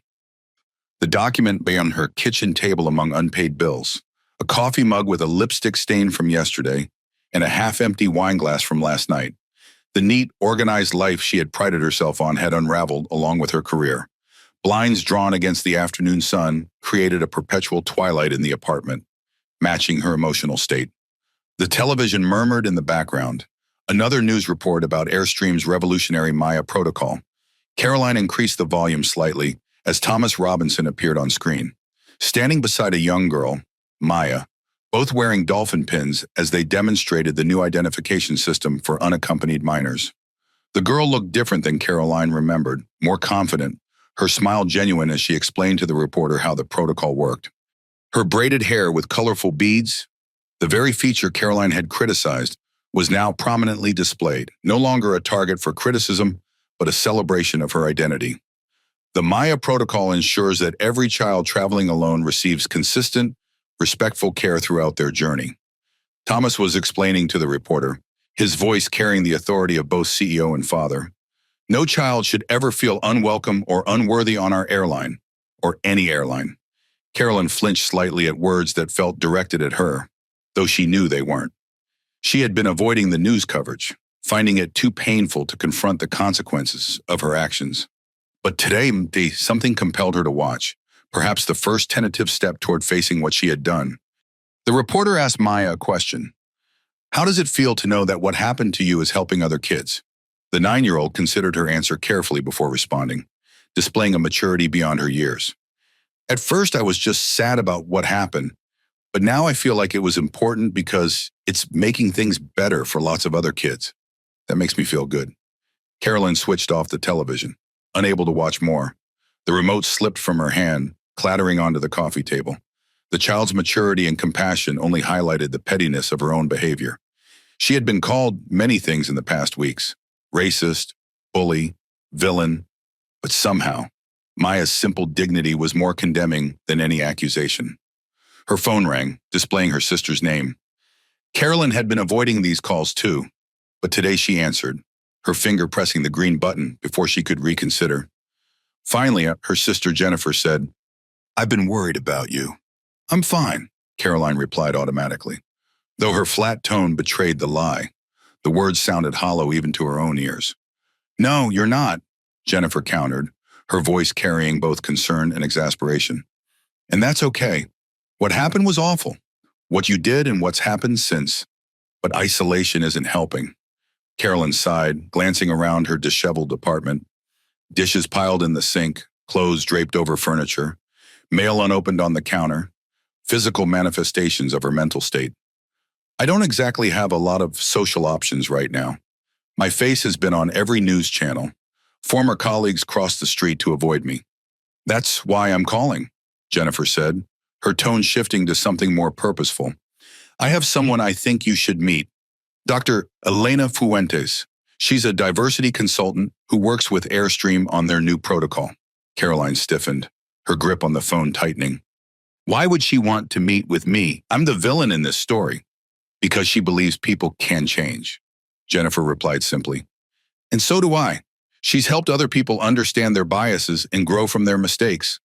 Caroline's immediate instinct was to refuse, to retreat further into isolation and self-pity. But something about her sister's persistence, combined with the image of Maya's composed dignity on the television screen, created a small crack in her defensive wall.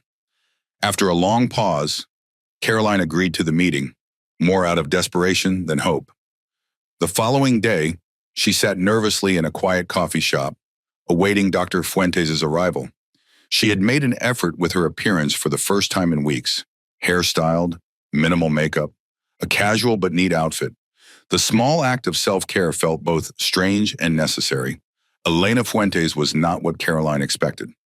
Rather than the stern, judgmental figure she had imagined, the Hispanic woman in her 50s had a warm, open expression and a direct manner that was honest without being unkind. She ordered a chai latte before sitting across from Caroline, creating a moment of ordinary normalcy that somehow made the extraordinary circumstances more manageable. "Thank you for meeting me, Caroline. How may?" Dr. Fuentes began. "I want to be clear about something right away. I'm not here to excuse what happened on Flight 447. What you did caused real harm to a child. The directness was startling, but somehow relieving. No pretense, no false comfort." Caroline nodded stiffly, her hands wrapped tightly around her coffee cup. "I know. But I also believe that moment doesn't have to define the rest of your life." Fuentes continued, her tone softening slightly. The question is, what are you willing to learn from it? Over the next hour, they talked about Caroline's background, her 15 years as a flight attendant, and gradually, the beliefs and attitudes that had led to her treatment of Maya. Dr. Fuentes listened without interrupting, occasionally asking clarifying questions that forced Caroline to examine assumptions she had never questioned. "I didn't think of myself as prejudiced," Caroline admitted, voicing the thought for the first time. The words hung between them, fragile and uncomfortable. "I just had preferences about which passengers deserve special attention." "And how did you determine that?" Fuentes asked gently, her pen poised above her notepad. The question hung in the air as Caroline confronted the uncomfortable truth. Her preferences had consistently favored passengers who looked like her while finding reasons to provide less attentive service to those who didn't. The pattern was undeniable when laid bare. "I've been making excuses," she said finally, her voice barely above a whisper. "Telling myself I was maintaining standards when really I was just discriminating." Josh Fuentes nodded. "That recognition is an important first step. Many people never get there." "But what do I do now?" Caroline asked, genuine desperation in her voice. "My career is over. My reputation is destroyed. I can't undo what I did to that child." "No, you can't," Dr. Fuentes agreed, neither minimizing the reality nor condemning Caroline for it. "But you can use that experience to help prevent others from making the same mistakes. Would you be willing to share your story, not as a victim, but as someone learning from their actions?" That conversation marked the beginning of Caroline's redemption journey. Not a quick or easy path, but a meaningful one. Over the next several months, Dr. Fuentes helped Caroline understand the deep-seated biases that had influenced her behavior and the systemic factors that had allowed those biases to go unchecked for so long. The process was painful, forcing Caroline to confront uncomfortable truths about herself that she had avoided for decades. There were setbacks, days when defensiveness returned, when it seemed easier to blame external factors than to accept responsibility. But gradually, with Dr. Fuentes' guidance, Caroline began to develop genuine insight into her actions and their impact. She began volunteering at a community center in a diverse neighborhood, working with children from various backgrounds. Each interaction challenged her preconceptions and expanded her understanding of her own privilege and prejudice.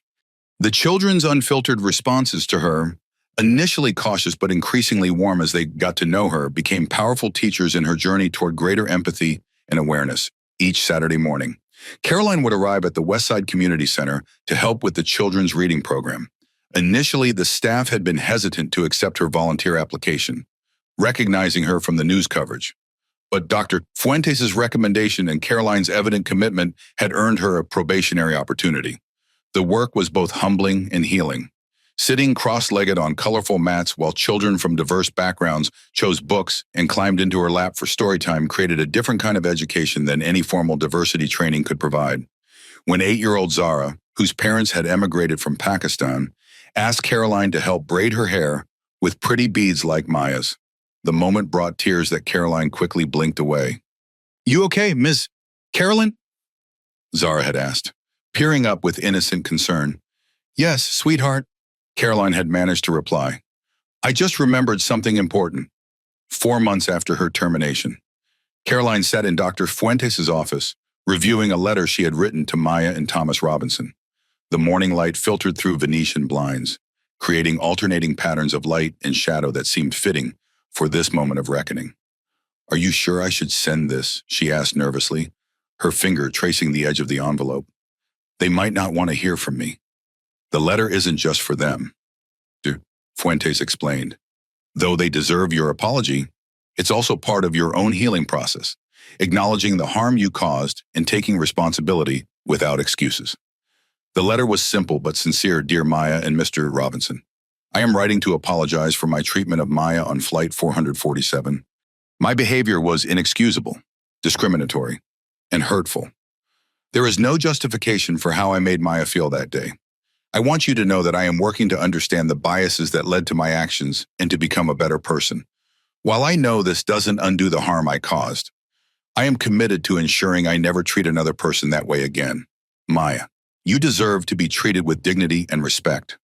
I failed to provide to that, and I am truly sorry."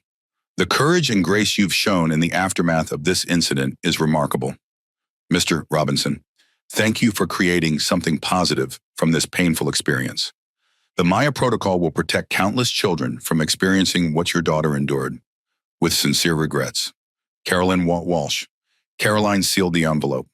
The simple act carrying symbolic weight, closing one chapter and perhaps opening another. She had no expectations of forgiveness, understanding that some wounds cannot and should not be easily dismissed. The letter was about accountability, not absolution. To Caroline's surprise, Thomas Robinson responded a week later with a brief but thoughtful note acknowledging her apology and commending her efforts toward growth. The envelope, bearing the AirStream logo, had sat unopened on her kitchen counter for almost an hour before she found the courage to read its contents. Dr. Fuentes tells me you've been working with her on understanding bias and its impacts. His note read, if you're interested, there may be a way for you to contribute to our training program by sharing your perspective and what you've learned. Your firsthand experience could be valuable in helping others recognize and address their own biases before they cause harm. The offer was unexpected, not forgiveness exactly, but an opportunity to transform her mistake into something constructive. After careful consideration and several in-depth discussions with Dr. Fuentes, Caroline accepted. 6 months after the incident that had ended her aviation career, Caroline stood nervously before a room of AirStream employees attending Maya Protocol certification training. Her role wasn't as an instructor, but as a cautionary example, someone who could speak honestly about how unchecked bias had manifested in discriminatory behavior. The training center was modern and brightly lit, with the dolphin symbol of the Maya Protocol prominently displayed. Caroline wore a simple navy dress rather than the uniform she had once taken such pride in. Her hands trembled slightly as she arranged her notes, the physical manifestation of her nervousness visible to the attentive audience. I didn't wake up that morning planning to discriminate against a child, she began, her voice initially unsteady, but gaining strength as she continued. I didn't think of myself as someone who would ever do something like that. And that's the danger of unconscious bias. It influences your behavior in ways you don't recognize until it's too late. The room was silent, all eyes fixed on the woman whose actions had catalyzed the very protocol they were being trained to implement. Some expressions showed skepticism, others curiosity, and a few reflected recognition. Flight attendants who had worked with Caroline and perhaps witnessed earlier manifestations of the behavior that had culminated in the incident with Maya. She described the moment she realized Maya was the CEO's daughter, the shock, the panic, and eventually, the painful self-recognition that followed. Her testimony was raw and unvarnished, without attempts to minimize her actions or deflect responsibility. In that moment, I was focused on saving my job, she admitted. But in the weeks and months that followed, I had to confront a much more difficult question. Why did I treat that child that way in the first place? The answer wasn't comfortable, but it was necessary. Caroline shared specific examples of her thought processes, how she had categorized passengers, made assumptions based on appearance, and justified differential treatment as maintaining standards. By naming these mechanisms explicitly, she helped others recognize similar patterns in their own thinking. I used code words like high-value passengers and maintaining cabin standards, she explained. But what I was really doing was creating arbitrary categories of who deserved respect and care based on how they looked or dressed. That mindset led directly to my treatment of Maya, a child who deserved better. As she concluded her presentation, Caroline addressed the underlying question many in the room were thinking. You might wonder why you should listen to someone who failed so spectacularly at what you're training to do. The answer is simple. I'm the cautionary tale. I'm showing you where this path leads if you don't actively examine and address your biases. Her sessions became a powerful component of the training program. Employees who might have dismissed theoretical discussions of biases couldn't ignore the real-world consequences illustrated by her story. Her willingness to take full responsibility without excuses gave her message authenticity that professional trainers couldn't provide. The most dangerous bias is the one you don't recognize, became her signature line, a simple but powerful reminder that remained with trainees long after the formal sessions ended. 1 year after the incident, Caroline received an invitation that left her speechless. Thomas and Maya Robinson wanted to meet with her. The meeting would be private, away from media attention, with Dr. Fuentes present to facilitate. On a Sunday afternoon in a quiet room at Dr. Fuentes' office, Caroline came face to face with the child she had humiliated and the father whose intervention had exposed her behavior to the world. The room was simple but comfortable, neutral territory for this emotionally charged encounter. Maya was taller than Caroline remembered, her braided hair now styled differently but still adorned with colorful beads. She wore her dolphin necklace proudly, the symbol that had inspired an entire protocol. Standing beside her father, she showed neither fear nor anger, just curious observation of the woman who had once made her feel so unwelcome. "Hello, Miss Walsh," Maya said politely, her composure remarkable for a child not yet 11. "Hello, Maya," Caroline replied, her voice thick with emotion, the simple greeting requiring significant effort. "Thank you for agreeing to meet with me." Thomas stood protectively close to his daughter, his expression neutral but watchful. His presence was both supportive of Maya and a subtle reminder of the power dynamics at play, personal and professional. Dr. Fuentes guided the conversation, creating a space where difficult truths could be spoken and heard. Caroline apologized again, directly and sincerely. Maya listened attentively, her expression thoughtful beyond her years. When Caroline finished speaking, Maya asked a question that pierced straight to the heart of the matter. "Did you really think I didn't deserve lunch because of how I look?" The directness of the question, free from adult euphemisms, left Caroline momentarily speechless. But she had promised herself to be honest, no matter how difficult. "Yes," she admitted, the single word carrying the weight of months of self-examination. "I made judgments about who belonged in premium seating based on appearance, including race. It was wrong, and I'm working every day to change those thought patterns." Maya considered this, her small face serious as she processed the honesty of the response. Then she nodded, accepting the truth without needing to diminish it. "My dad says sometimes people have to learn hard lessons before they can change." "Your dad is very wise," Caroline said softly, glancing briefly at Thomas, whose expression remained carefully neutral. Before they parted, Maya offered a statement that wasn't quite forgiveness, but something equally powerful. "I'm glad something good came from what happened. The Maya protocol helps lots of kids now." The simple observation, focusing on outcomes rather than blame, reflected a perspective that many adults never achieve. Maya had found meaning in her difficult experience, transforming personal hurt into broader, positive change. As Caroline left the meeting, she felt something she hadn't experienced in a year: hope. Not for restoration of what was lost, her aviation career was over, but for the possibility of contributing positively to the world despite her mistakes.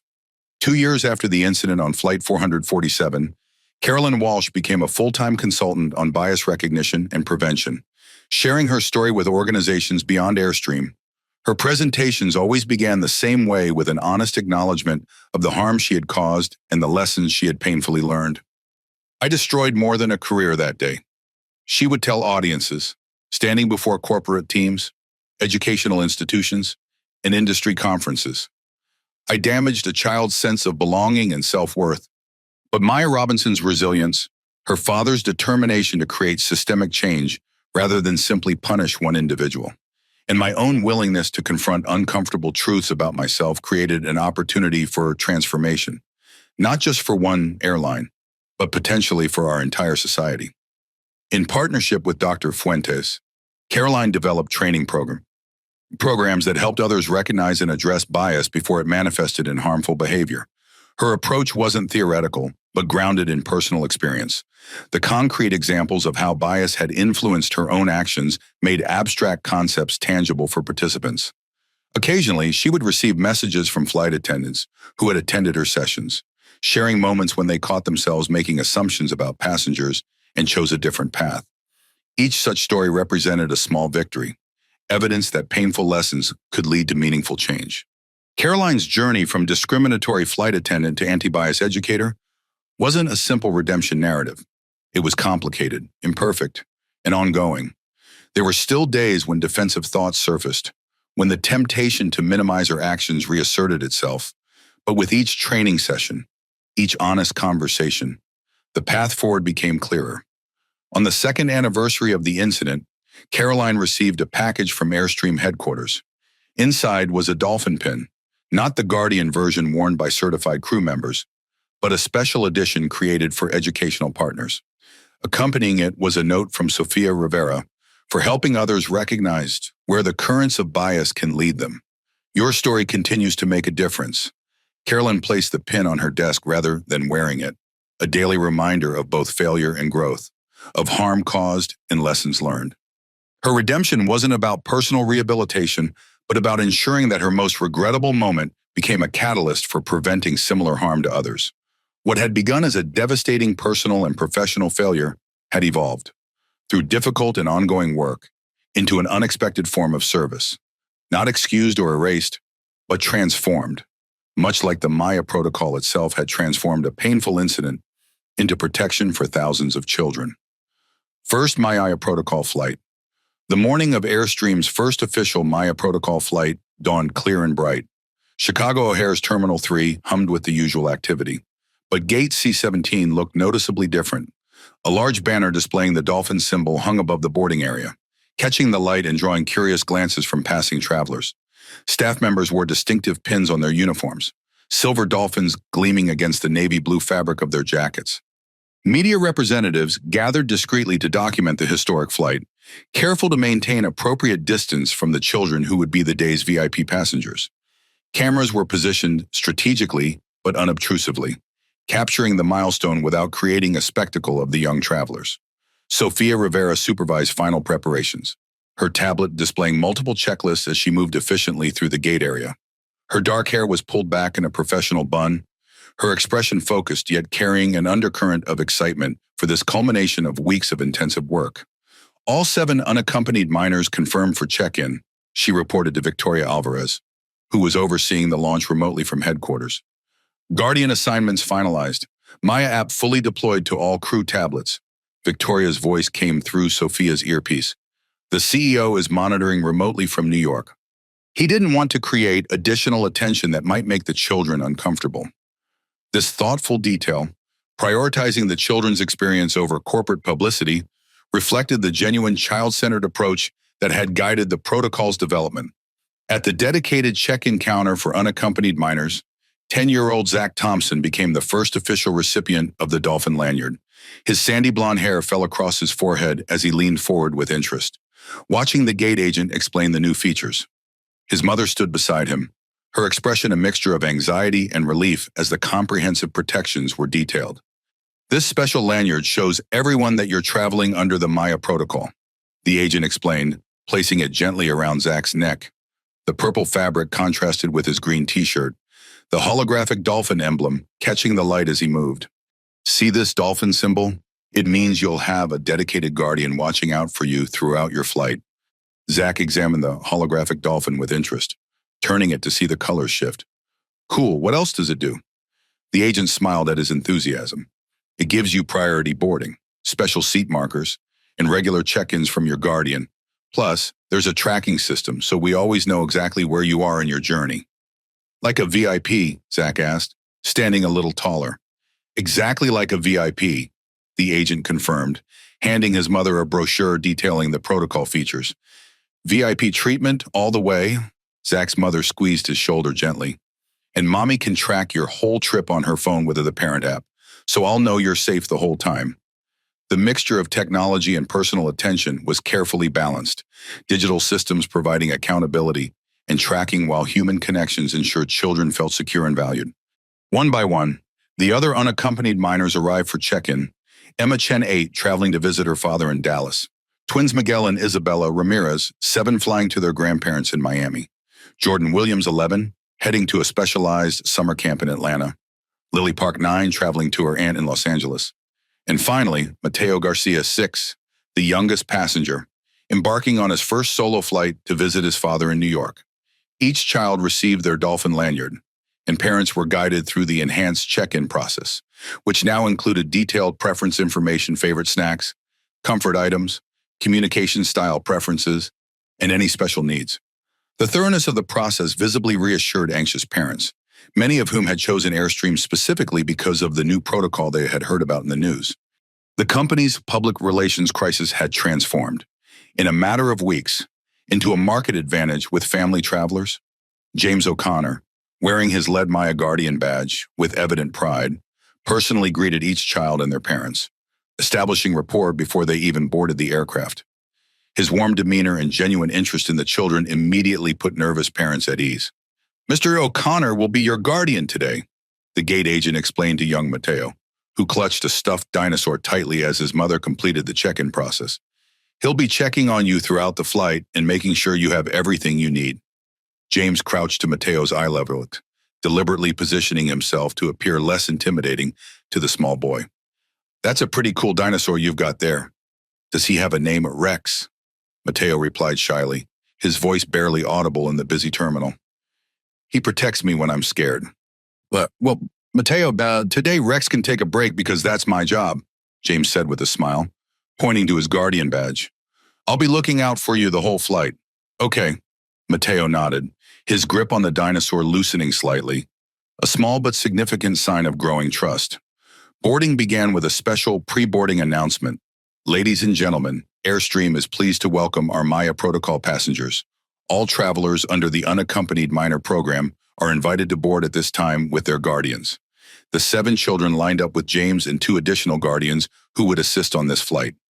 Each child's boarding pass was scanned, and their status updated in the Maya app, sending automatic notifications to waiting family members that boarding had begun. Other passengers watched with curiosity as the children, each wearing the distinctive purple lanyard with the dolphin symbol, were escorted onto the aircraft.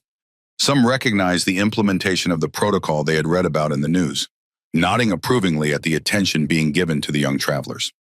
On board, the children were escorted to their seats, each marked with a dolphin-shaped seat indicator, and helped with storing their belongings and fastening their seatbelts.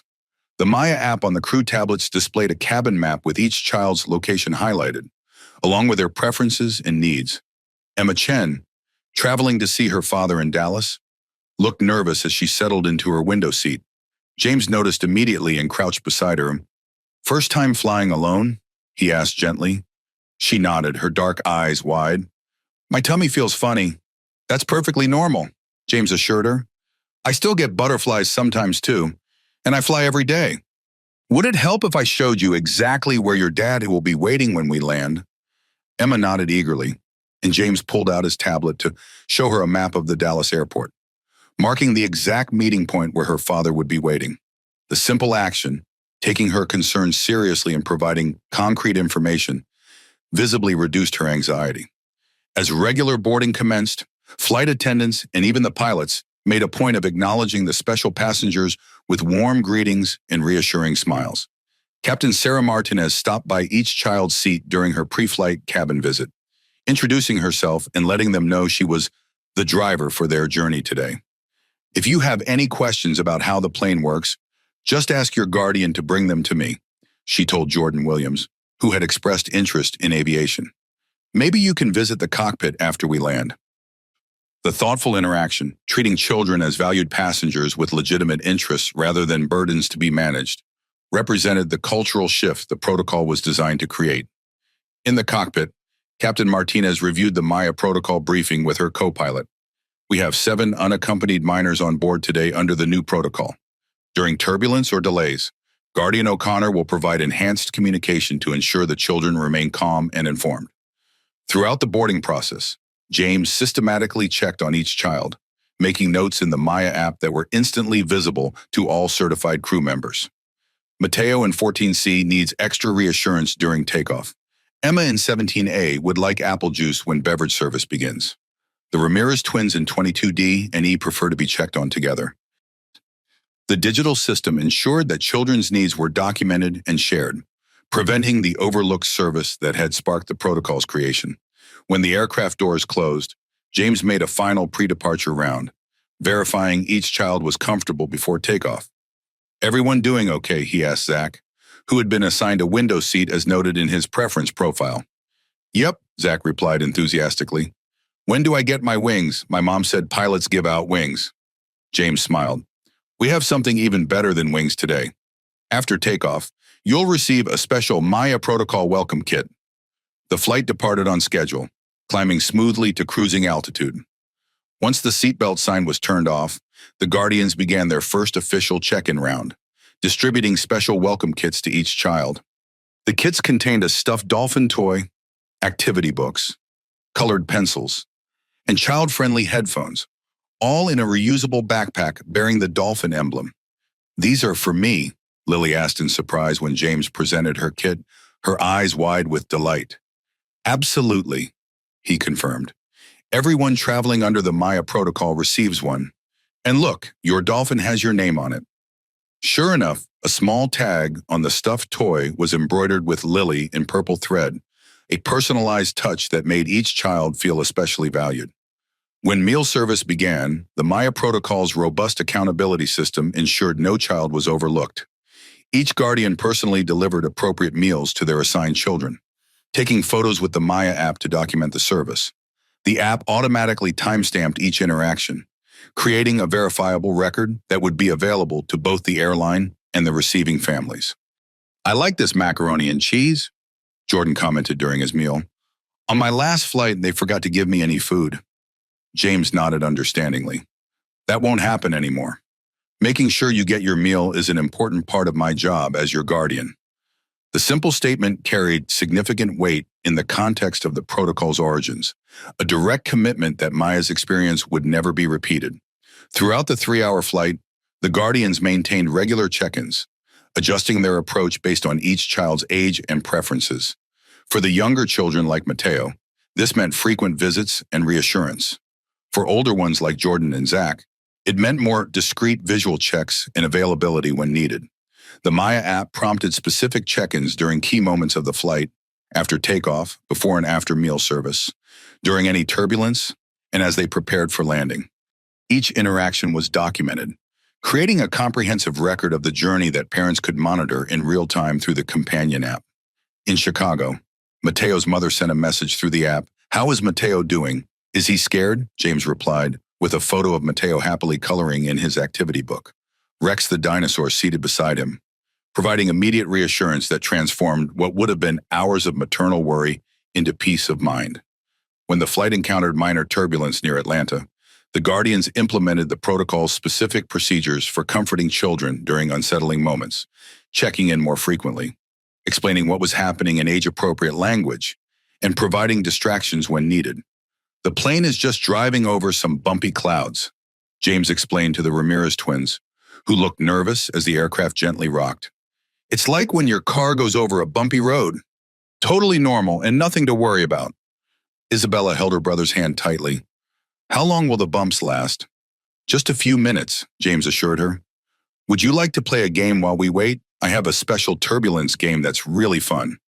The game, a simple but engaging activity designed specifically for these situations, successfully distracted the twins until the aircraft returned to smooth air.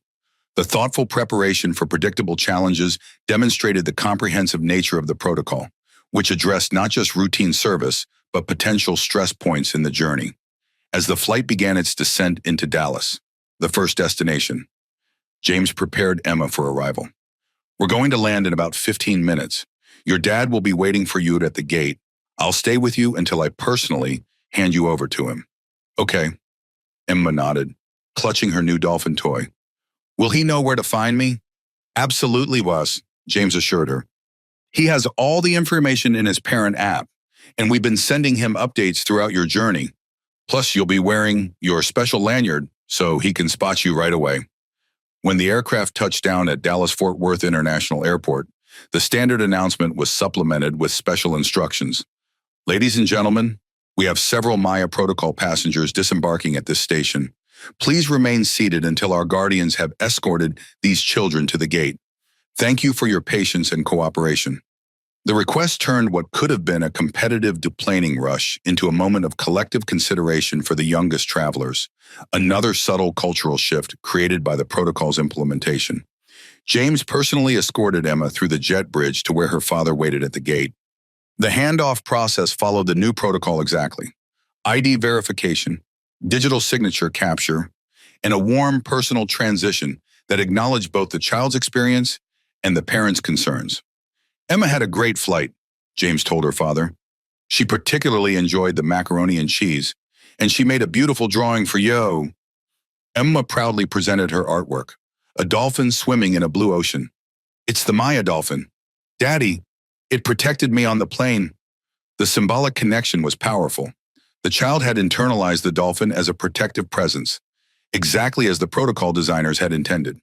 As the flight continued to its subsequent destinations, each child was similarly escorted and transferred with the same level of care and documentation. By the time Flight 217 completed its route in Los Angeles, all 7 unaccompanied minors had been safely delivered to their waiting families, each transition marked by relief, gratitude, and often emotional reunions. Back at Airstream headquarters, Sophia and Victoria reviewed the data from this inaugural flight. The monitors displayed comprehensive metrics, from interaction timestamps to satisfaction ratings, all indicating successful implementation. 100% protocol compliance, Sophia reported with satisfaction. All checkpoints completed, all documentation submitted, all handoffs verified. Victoria studied the parent feedback that was already coming in through the app. Simple rating systems, accompanied by optional comments, incredible peace of mind. First time I wasn't worried sick the whole flight. My son can't stop talking about his guardian and his dolphin. The emotional impact was evident even in these brief responses. The protocol wasn't just improving service procedures, but addressing the deeper anxiety that parents experience when entrusting their children to strangers during travel. Send the results to Thomas, Victoria instructed, and let's schedule a debrief with James and the other guardians for tomorrow. I want their firsthand assessment of what worked well and what we can improve. In New York, Thomas Robinson received the report with a sense of deep satisfaction. The protocol that had grown from his daughter's painful experience was now actively protecting other children, creating not just safety, but joy in their journeys. His phone buzzed with a message from James O'Connor. Mission accomplished, sir. All passengers safely delivered. The system worked flawlessly. Thomas replied with simple but heartfelt words. Thank you, James. This is just the beginning. The Maya protocol had made its official debut, transforming what had once been a vulnerable experience into one where children felt valued, protected, and important. The dolphin symbol that had begun as Maya's personal talisman had become a recognized emblem of care and protection for young travelers throughout the Airstream system. And this was only the first flight of many to come. Industry-wide impact. 6 months after the implementation of the Maya protocol, Thomas Robinson stood at a podium in the Grand Ballroom of the Chicago Hilton, addressing the annual International Air Transport Association IATA conference. The room's elegant chandeliers cast a warm glow over the audience of industry leaders, their attention fixed on the man whose response to a personal crisis had catalyzed what was rapidly becoming an industry-wide transformation. Before him sat representatives from 290 airlines spanning 120 countries, executives who collectively transported over 82% of the world's air travelers. Their presence represented both competitive interest and genuine curiosity about a protocol that had garnered international attention and dramatically improved Airstream's position in the family travel market. When we created the Maya protocol, we didn't intend it to remain exclusive to Airstream Airways, Thomas explained, the dolphin pin gleaming on his lapel catching the spotlight. We developed it to solve a systemic problem that affects the entire industry, how we protect and care for our most vulnerable passengers. The ballroom's excellent acoustics carried his voice clearly to the farthest tables, where executives leaned forward to hear this unusual approach to what might typically be considered proprietary innovation. On the large screen behind him, statistics told a compelling story of the protocol's impact. Unaccompanied minor bookings, up 47% across Airstream routes. Service complaints, down 78% for children traveling alone. Discrimination incidents, 0 reported under protocol protection. Parent satisfaction, 96% rate experience as excellent. Staff engagement, guardian certification, now the most requested training program. These metrics represented more than corporate success. They demonstrated tangible improvement in thousands of children's travel experiences, a transformation that extended beyond business metrics to genuine human impact. These aren't just numbers, Thomas continued, gesturing to the screen. They represent real children having better experiences, real parents feeling greater peace of mind, and real staff members finding renewed purpose in their work. The audience listened with rapt attention. The Maya protocol had become the industry's most discussed innovation, not because of its technological sophistication, though that aspect was impressive, but because of its human impact and the compelling story behind it. Today, I am pleased to announce that AirStream is making the Maya Protocol framework available to the entire industry. Thomas revealed, his statement creating an audible reaction throughout the ballroom. We've created an open-source version of our guidelines, training materials, and even the technological specifications for the Maya app. We believe that every child deserves protection, regardless of which airline they fly. The announcement sent a ripple of surprise through the audience. In an industry known for jealously guarded competitive advantages, this level of transparency was unprecedented. Executives exchanged glances, some skeptical, others intrigued by the unusual approach to what might typically be patented and protected. Thomas continued, his voice carrying conviction that transcended business competition. This isn't about competitive edge. It's about doing what's right for young travelers. We've already begun working with 7 partner airlines to implement versions of the protocol on their routes. And today we're extending that invitation to all of you. In the front row, Marcus Reed nodded approvingly. As Airstream's director of operations, he had overseen the protocol's implementation across their global network and had initially questioned the wisdom of sharing their innovation so freely. Won't air competitors just copy it and claim it as their own? He had asked during the planning stages for this announcement.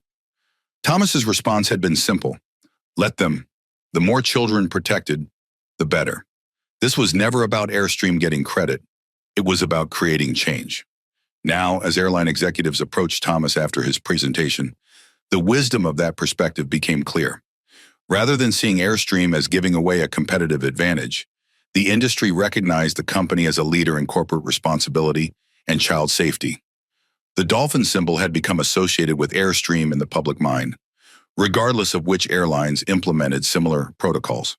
Within weeks, the impact began rippling beyond Airstream's own routes.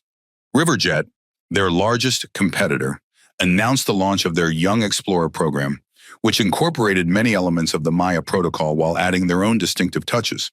The child-focused program featured a tiger mascot instead of a dolphin, but maintained the core principles of dedicated guardians, consistent monitoring, and zero tolerance for discrimination. Global Airways followed with their Junior Journey program, and Trans-Pacific Airlines introduced Little Navigators. Each program adopted the core principles of the Maya protocol: dedicated guardians, clear identification, systematic monitoring, and zero tolerance for discrimination, while adapting the specifics to their own operational models and brand identities. The proliferation of child-focused programs created a virtuous competition, with airlines striving to differentiate their approaches while maintaining the fundamental protections that made the original protocol effective. Innovation flourished as companies built upon the foundation that Airstream had established, each adding features that further enhanced children's travel experiences. More surprising was the response from regulatory bodies. The Federal Aviation Administration (FAA) convened a special committee to review unaccompanied minor policies across the industry, using the Maya protocol as a benchmark for best practices.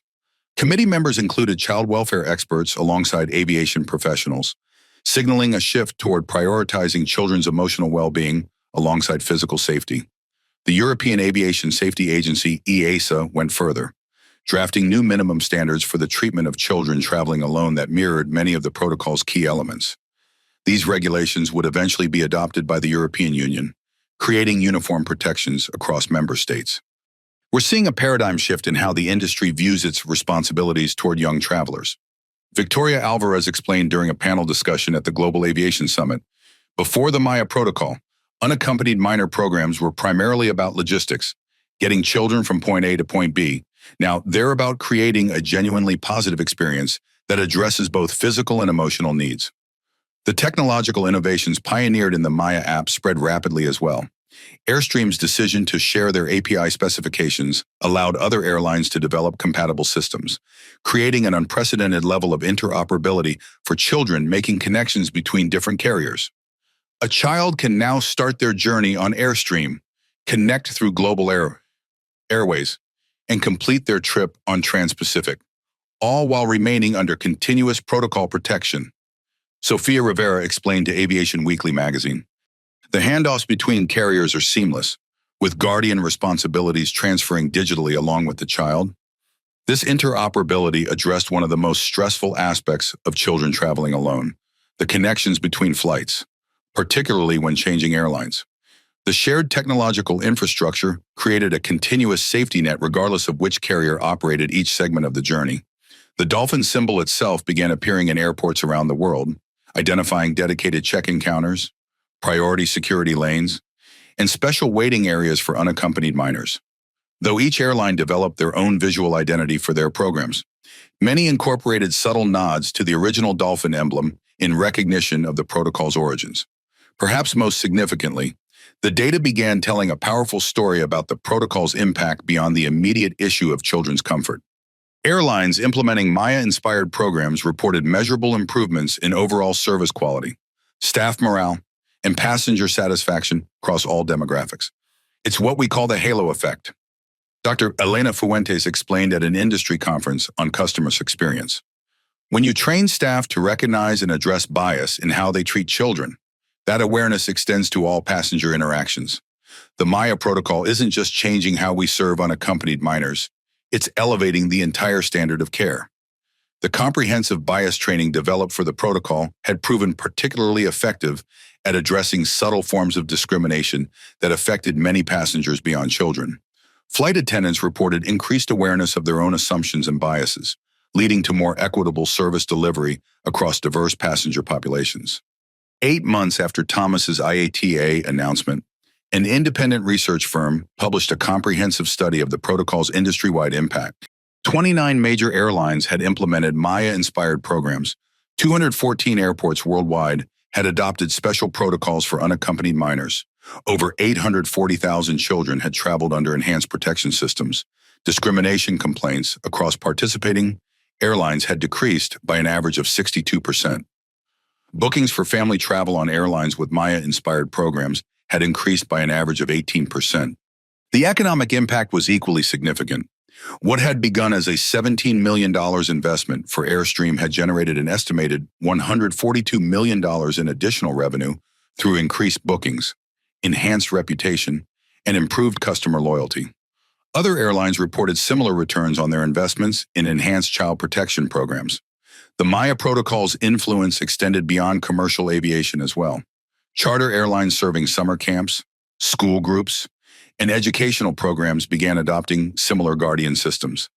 Even Amtrak and international rail services explored adaptations of the protocol for young train travelers, recognizing that children's need for dignity and protection transcended any specific mode of transportation. 14 months after implementation, the protocol received perhaps its most meaningful recognition, the inaugural Children's Choice Aviation Award. Voted on by children who had traveled as unaccompanied minors across multiple airlines.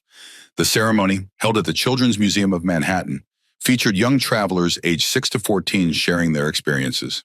10-year-old Zach Thompson, who had been on the very first Maya protocol flight, presented the award to Thomas Robinson. "Flying used to be scary," Zach told the audience in a clear, confident voice. "Now it's one of my favorite things. My guardian makes me feel special and important. Not like I'm bothering anyone." His simple testimony captured the essence of the protocol's impact, transforming what had often been an anxiety-producing experience into one of confidence and even enjoyment. Thomas accepted the award, a crystal dolphin sculpture, with visible emotion. "This means more than any industry recognition," he said, holding the award carefully, "because it comes from those we designed the protocol to serve the children themselves." As the ceremony concluded, Thomas was approached by a familiar face, Mateo Garcia, now 7 years old, clutching both his stuffed dinosaur Rex and a newer companion, a well-loved dolphin toy from his first protocol flight. "Mr. Robinson," Mateo said solemnly, his voice carrying the directness that children often bring to important conversations.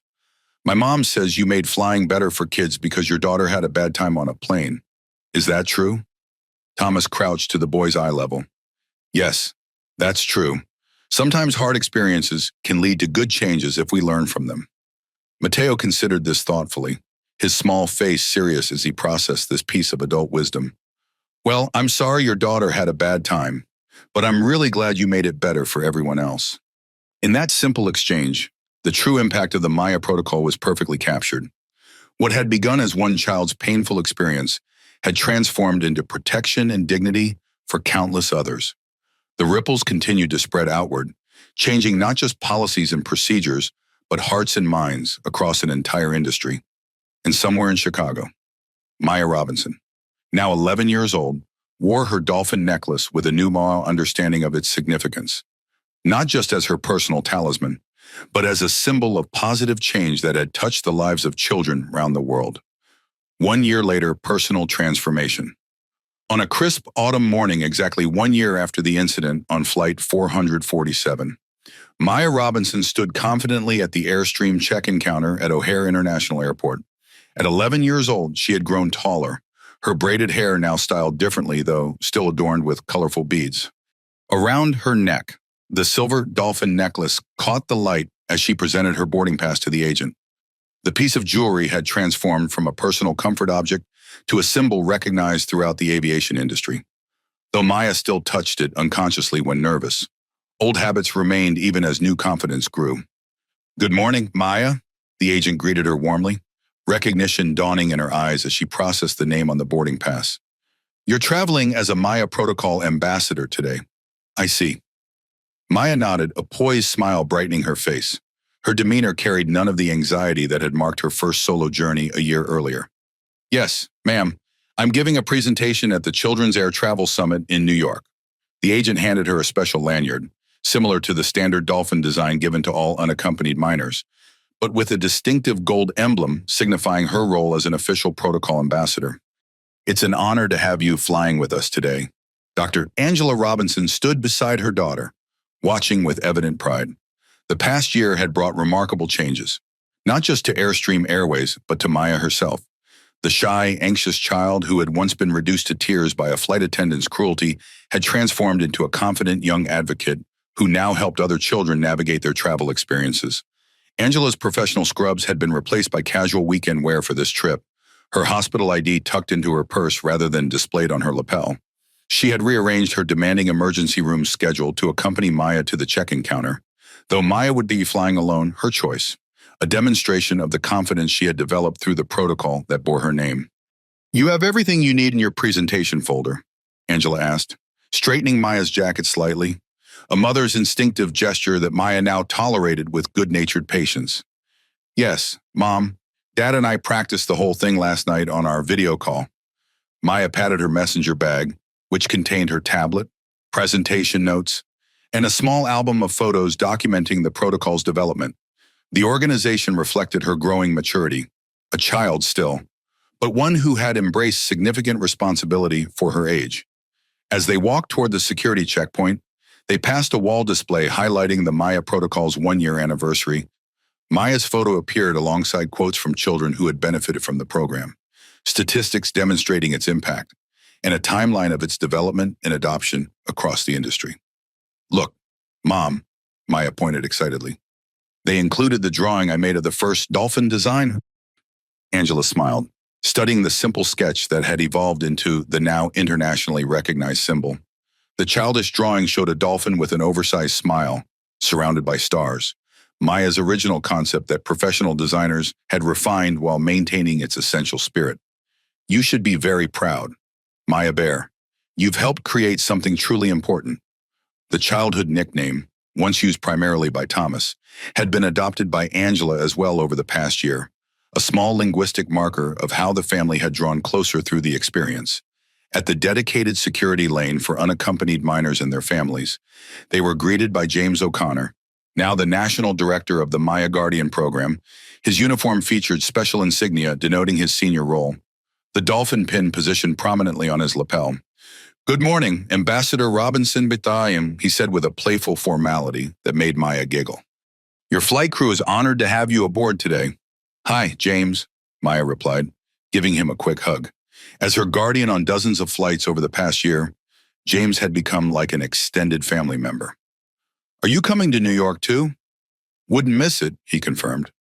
"I'm presenting right after your session, actually sharing best practices for guardian training programs."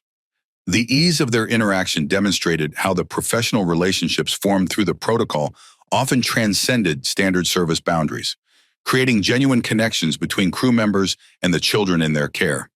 At the gate, Several other unaccompanied minors recognized Maya from the protocol materials they had been shown during check-in. A 7-year-old boy approached shyly, holding his own stuffed dolphin. "Are you the real Maya?" he asked in a whisper of awe, his eyes wide as he looked up at her. "The one who made the dolphins," Maya smiled warmly, kneeling slightly to meet his eye level, a gesture she had learned from watching James with younger children. "I'm Maya, but I didn't make the dolphins all by myself. Lots of people helped create the protocol. I just inspired it because of something that happened to me."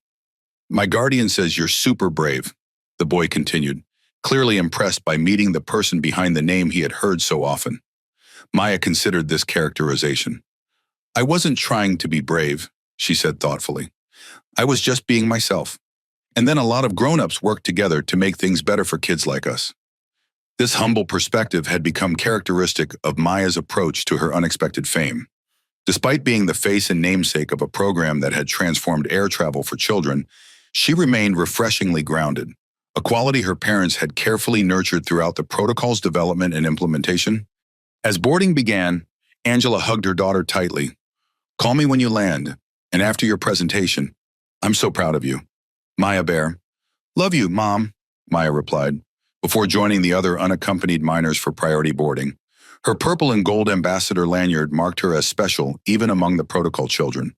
But she made a point of chatting with the others, putting nervous first-timers at ease with her own confidence. Once seated in premium economy, Maya was greeted by her assigned guardian for this flight, Sophia Rivera, who had taken a rare day away from her executive duties to personally oversee this special journey. "All set for your big speech tomorrow?" Sophia asked, helping Maya store her carry-on items in the overhead bin. "A little nervous," Maya admitted, buckling her seatbelt with practiced ease. "But Dad says that's normal, even for grown-ups."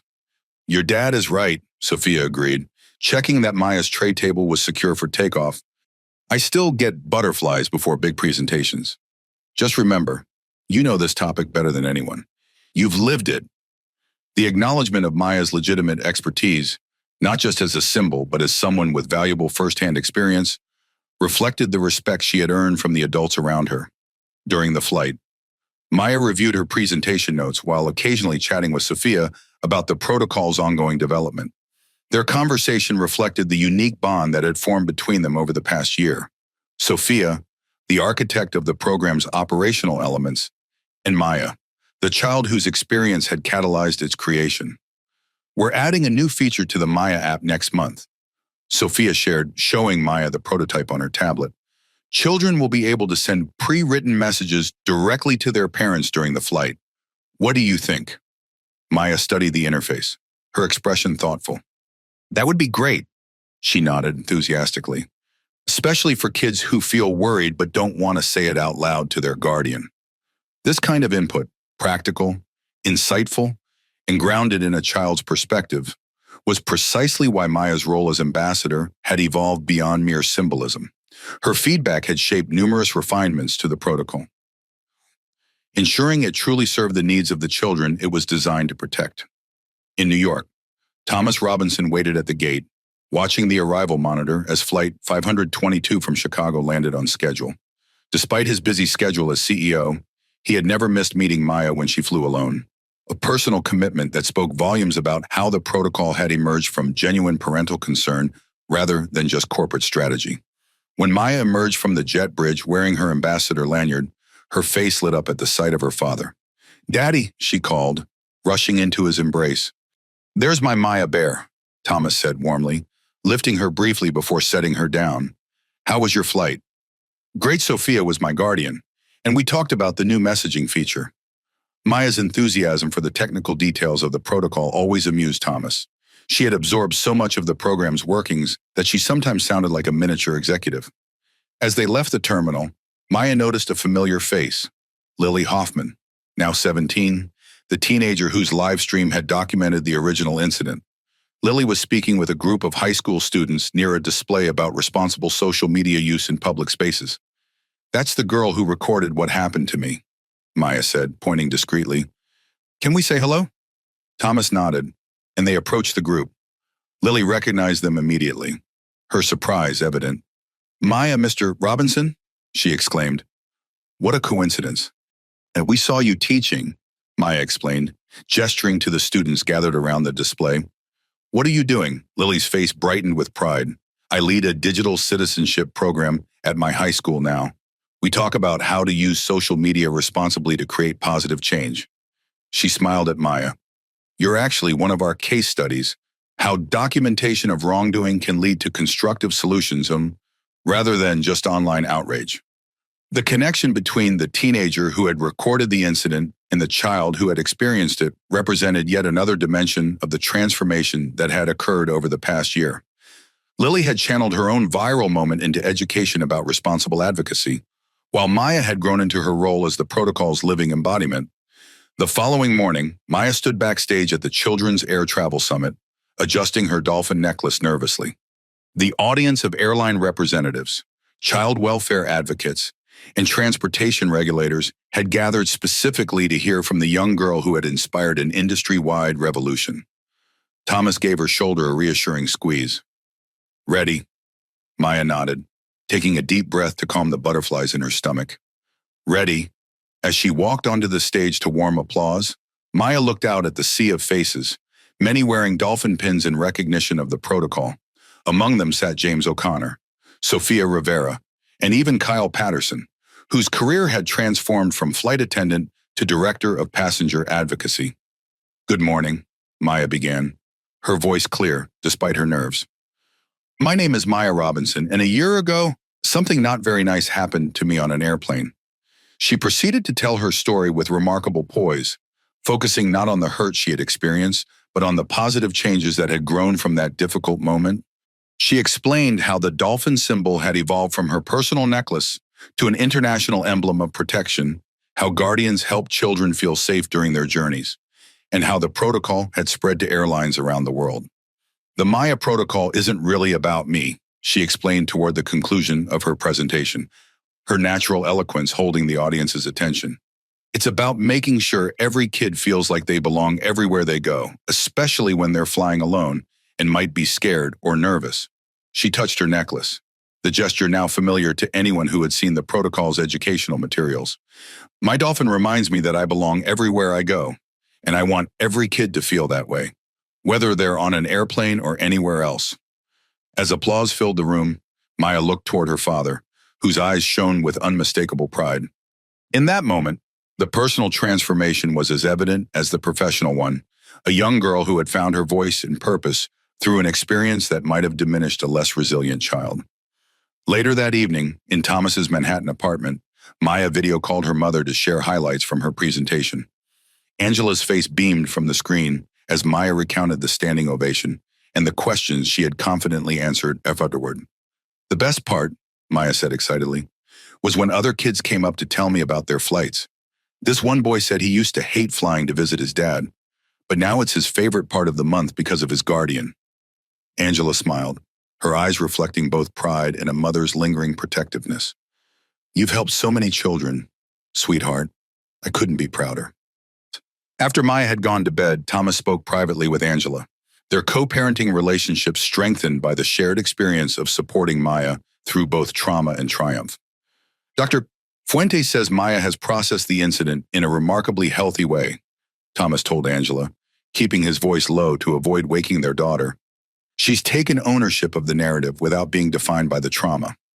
Angela nodded, her medical background giving her particular appreciation for this psychological resilience. She told me last week that she's glad it happened to her instead of a child who didn't have parents who could change things. This perspective, empathetic, mature, and generous, characterized Maya's growth over the past year. Rather than internalizing the discrimination as a personal rejection, she had come to see her experience as meaningful in a larger context, an understanding that had proven deeply healing. As the one-year anniversary media coverage highlighted the protocol's impressive metrics, over 1 million children served, 0 reported discrimination incidents, industry-wide adoption, the most significant transformation remained largely private, the personal growth of a child who had turned hurt into purpose. Maya Robinson, once made to feel she didn't belong, had become not just the namesake of a protocol, but its living embodiment, a young ambassador who helped ensure that every child, regardless of appearance or background, would truly belong everywhere they went. The silver dolphin necklace she wore was no longer just a comfort object, but a symbol of that belonging, for herself and for countless children who would never know the hurt she had once felt. In that way, perhaps, the personal transformation was the most meaningful aspect of the entire Maya protocol story. Maya's return flight, exactly 1 year and 1 day after the incident that changed everything. Maya Robinson stood at gate C-17 at JFK International Airport, preparing to board AirStream Airways Flight 447. The same flight number, the same route, but an entirely different experience. The anniversary journey had been Maya's idea. "I want to fly back to Chicago on the same flight," she had told her father, "to show that the Maya protocol really works." Morning sunlight streamed through the terminal's large windows, casting a golden glow across the busy gate area. Travelers rushed past, focused on their own journeys, largely unaware of the significance this particular flight held for the confident girl in the purple cardigan standing at the boarding counter. Now, as she waited with other passengers in the boarding area, Maya observed the visible changes that had transformed the Airstream travel experience for children. A dedicated check-in counter for unaccompanied minors featured the dolphin emblem prominently displayed in illuminated signage.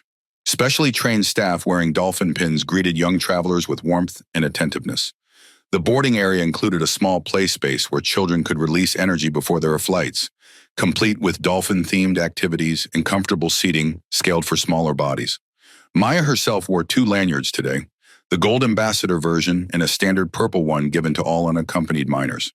Though she was traveling with her father on this symbolic journey, they had arranged for her to receive the full protocol experience for documentation purposes. The weight of the 2 lanyards around her neck felt like a physical representation of her dual role, both a child traveler and a symbol of the system designed to protect children like her. James O'Connor approached with a warm smile. His uniform was crisp, his guardian badge polished to a shine for this special occasion. "Ambassador Maya, we're honored to have you on this historic flight. The entire crew has been looking forward to demonstrating how much has changed in 1 year." Behind James stood the flight crew for today's journey, each wearing not only the standard dolphin pin but also a special commemorative version marking the protocol's first anniversary. Their faces showed genuine pride, a stark contrast to the indifference Maya had experienced a year earlier. "Hello, everyone." Maya greeted them with the confidence she had developed through dozens of such interactions over the past year. "Thank you for making this flight so special." The lead flight attendant, a woman named Patricia Martinez, stepped forward. Her warm smile and respectful demeanor embodied the cultural shift the protocol had created within the airline. "Maya, it's a privilege to serve on this anniversary flight. We've prepared something special to mark the occasion." As boarding began, Maya and Thomas were invited to enter the aircraft first, not through the typical priority boarding lane, but through a ceremonial dolphin-shaped arch created specially for this flight. Crew members lined the jet bridge, applauding softly as Maya walked through. The thoughtful gesture acknowledged the significance of the moment without creating a spectacle that might make Maya uncomfortable. Once on board, Maya was escorted to seat 14B, the exact seat where 1 year earlier, Caroline Walsh had denied her a meal and told her she didn't belong. Today, the seat was decorated with a dolphin-shaped pillow, a personalized welcome card, and a small display explaining the historical significance of this particular seat on this particular flight. "Is this okay?" James asked quietly, sensitive to the possibility that returning to the exact location might trigger difficult memories. "We can move you to a different seat if you prefer." Maya shook her head, her beaded braids clicking softly with the movement. "No, this is perfect. It shows how much things have changed." Thomas took seat 14A beside her rather than returning to first class as he had on the original flight. "Full circle," he murmured, giving Maya's hand a gentle squeeze. As other passengers boarded, many recognized Maya from the extensive media coverage of the protocol. Some offered kind words, while others simply smiled in recognition. Several parents traveling with children pointed her out to their kids, explaining in hushed tones that she was the real Maya from the protocol materials. A girl about Maya's age paused in the aisle. "My mom says you're the reason flying is better for kids now," she said shyly. "Thank you." Maya smiled, her natural warmth evident in her response. "You're welcome. I hope you have a great flight." Once all passengers were aboard, Captain Jennifer Morales made a special announcement. "Ladies and gentlemen, AirStream Airways is honored to have a very special passenger with us today. 1 year ago, an incident on this very route led to the creation of the Maya Protocol, which has since transformed how airlines around the world care for children traveling alone. Today, Maya Robinson joins us on this anniversary flight, demonstrating how far we've come. Please join me in acknowledging her courage and the positive change it has inspired. The cabin erupted in warm applause. Maya blushed slightly but waved in acknowledgement, handling the attention with remarkable poise for an 11-year-old. The supportive atmosphere was a powerful contrast to the isolation she had felt during that fateful flight a year ago. As the flight attendants prepared for departure, Patricia approached Maya's row. "I'll be your dedicated guardian today, along with James. We've prepared a special meal service that showcases the protocol's enhanced options for children." When the meal service began at cruising altitude, Patricia and James made a ceremonial presentation of Maya's tray, a stark contrast to the denial she had experienced a year earlier. The meal itself featured options specifically designed based on feedback from young travelers, with child-friendly portions and presentation. "This menu was actually developed with input from our junior focus group," Patricia explained as she set the tray carefully on Maya's table. "Children from across the country helped us create meals that kids actually want to eat." Maya inspected her meal with interest.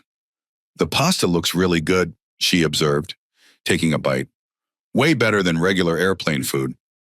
Throughout the flight, Patricia and James demonstrated the protocol's check-in procedures, each interaction documented in the Maya app for Thomas to monitor through the parent companion application on his tablet. "See, Dad, you get notifications every time they check on me," Maya pointed out, "so parents don't have to worry." Midway through the flight, Captain Morales invited Maya to visit the cockpit, a special privilege arranged specifically for this anniversary journey. As she sat in the co-pilot seat, marveling at the array of instruments and the view of clouds stretching to the horizon, Maya reflected on how dramatically her relationship with air travel had changed in just 1 year. "When I was little, I was scared to fly alone," she told the pilots, the childish phrasing amusing given that she was still very much a child. "Now I teach other kids how to do it." First Officer David Rodriguez smiled. "That's what the Maya Protocol is all about, turning fear into confidence. You've helped a lot of children, Maya." Back in the buy-in, several parents approached Maya's seat to share how the protocol had impacted their own children's travel experiences. "My son used to cry for days before flying alone to visit his father," one mother explained. "Now he actually looks forward to it. His guardian makes him feel special instead of like a burden." Another passenger, an elderly woman reminiscent of Mrs. Ramirez from the original flight, stopped to speak with Maya.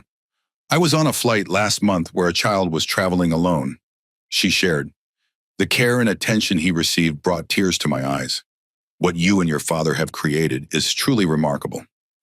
As the flight began its descent into Chicago, James presented Maya with a special certificate commemorating the anniversary journey, signed by every crew member. "This flight represents not just how far you've come, Maya, but how far we've all come together." Thomas watched his daughter accept the certificate with gracious thanks, marveling at her growth. The traumatized child of a year ago had transformed into a poised, purposeful young ambassador who had helped change an entire industry. When the aircraft touched down at O'Hare, another surprise awaited. As passengers deplaned, they passed through a special exhibit in the terminal dedicated to the Maya Protocol's first year, complete with before and after statistics, testimonials from children and parents, and a timeline showing the protocol's rapid adoption across the aviation industry. Dr. Angela Robinson waited at the gate, her eyes shining with tears of pride as she embraced her daughter. "How was the flight, Maya Bear?" "Perfect," Maya replied simply. "Everything was different." Indeed, everything was different. Not just the procedures and policies, but the fundamental culture of how airlines treated their youngest passengers. What had begun as a painful incident of discrimination had catalyzed a transformation that now protected thousands of children every day. As the Robinson family walked through the terminal, passing beneath banners featuring the now iconic dolphin symbol, Maya spotted a young boy clutching a stuffed dolphin toy while his parents checked him in for a flight. His eyes were nervous, but his guardian was already introducing herself, crouching to his eye level with the same care and respect that James had shown Maya. "Look, Dad," Maya said quietly, pointing to the scene. That's really what it's all about. Thomas followed her gaze, nodding in agreement. Yes, Maya Bear. That's what it's all about. The anniversary flight had come full circle, closing a chapter that had begun in hurt, but ended in healing, not just for Maya herself, but for an entire system that now recognized the dignity and worth of every child who traveled alone. The lasting legacy. 2 years after the incident on Flight 447, the Maya Protocol had evolved from an emergency response to a deeply embedded industry standard. Its impact extended far beyond AirStream Airways, creating ripple effects that transformed how children were treated, not just on airplanes, but in various travel environments around the world. On a sunny spring morning, Thomas Robinson stood in the center of Airstream's corporate headquarters lobby, addressing employees and media gathered for the unveiling of a special installation commemorating the protocol's second anniversary. The soaring space, with its marble floors and wall of windows, provided a dramatic backdrop for the moment. 2 years ago, my daughter Maya experienced discrimination that no child should ever face, Thomas began, his voice carrying clearly through the hushed space. Today, we celebrate not the incident itself, but the remarkable transformation that grew from that painful moment. At his gesture, the covering was removed from the wall display, revealing an artistic installation centered around Maya's silver dolphin necklace, the original one she had clutched for comfort during the confrontation with Caroline Walsh. Now encased in a beautiful display, the necklace was surrounded by a mosaic of photographs showing children from diverse backgrounds traveling safely under the protocol's protection. The images formed a wave pattern reminiscent of the ocean, with the dolphin swimming at its center. This necklace represents both vulnerability and strength, Thomas continued, his hand resting lightly on the display case. Maya held it when she felt she didn't belong. Now it stands as a symbol of belonging for every child who travels alone. The statistics displayed alongside the installation told a powerful story of transformation. Over 500,000 children had traveled under Airstream's Maya protocol. 37 airlines worldwide had implemented similar protection systems. 212 airports had adopted specialized procedures for unaccompanied minors. 0 discriminatory incidents had been reported within the protocol's framework. Family bookings had increased by 43% across participating airlines. But beyond these impressive metrics lay more personal measures of impact. Thousands of children who had experienced respect and dignity rather than fear and uncertainty.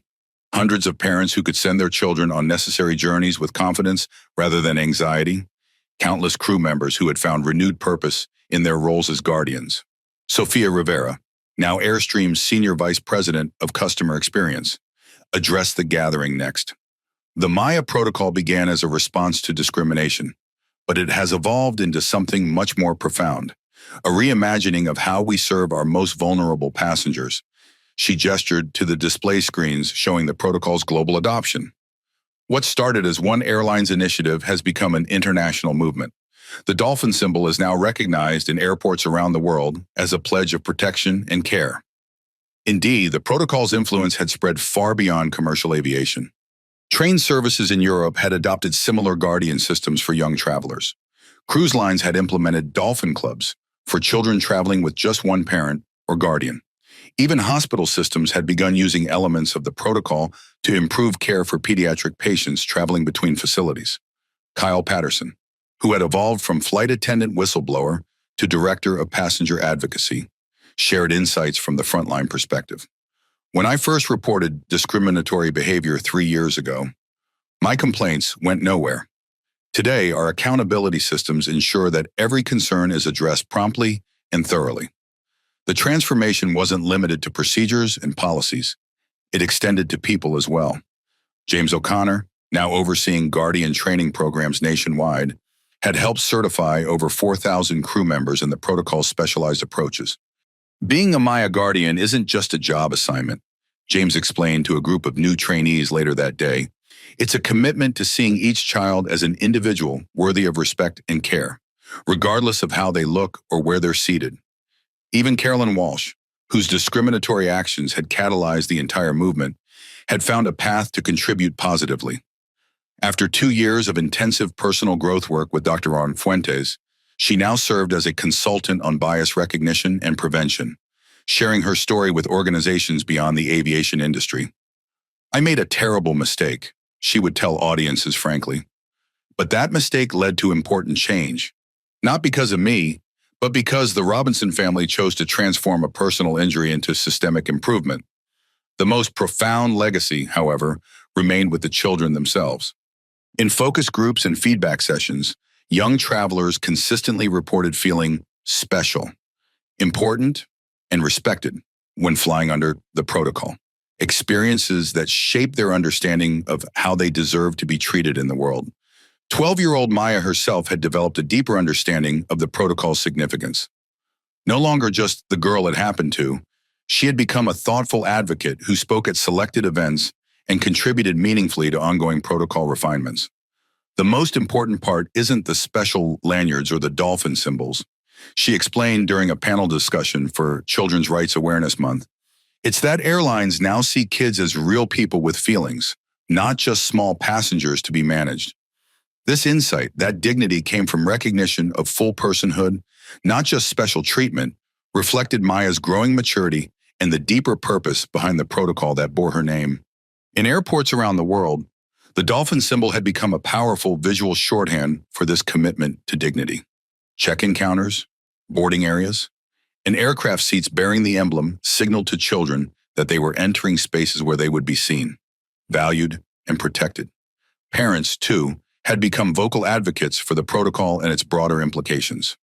Online communities formed around shared experiences, with families exchanging tips and recommendations for children traveling alone.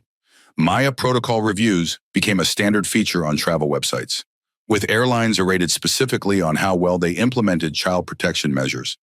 The protocol doesn't just benefit the children, explained Dr. Fuentes during a conference on transportation psychology.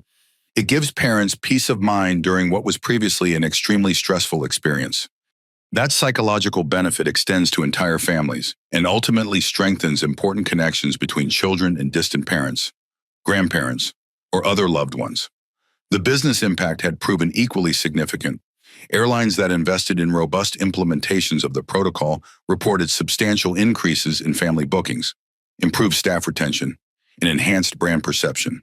What had initially seemed like an expensive response to a PR crisis had transformed into a competitive advantage and revenue driver. The Maya protocol demonstrated that ethical business practices and financial success aren't opposing forces. Thomas noted in his address to Harvard Business School students, "Done right, they reinforce each other. We improve children's experiences because it was the right thing to do, but that moral clarity also delivered measurable business benefits." Perhaps the most unexpected legacy emerged in the realm of corporate responsibility.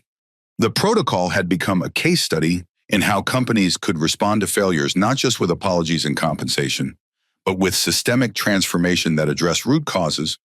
The AirStream response represents a new paradigm in corporate ethics, wrote the author of From Crisis to Catalyst, the Maya Protocol story in Harvard Business Review. Rather than limiting the response to disciplining one employee and offering compensation to one family, they recognized and addressed the underlying cultural and systemic factors that allowed discrimination to occur. This approach, combining accountability for specific wrongdoing with broader systemic change, provided a template for other organizations facing similar challenges. From healthcare systems addressing bias in treatment to educational institutions confronting discrimination in disciplinary practices, the Maya model offered a framework for transforming painful incidents into meaningful improvement.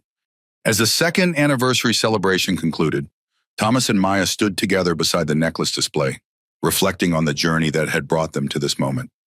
"Did you ever imagine your dolphin would become so famous?" Thomas asked his daughter, his hand resting lightly on her shoulder. Maya smiled thoughtfully, her expression showing wisdom beyond her years. "No, but I'm glad it did. It means what happened to me helped other kids."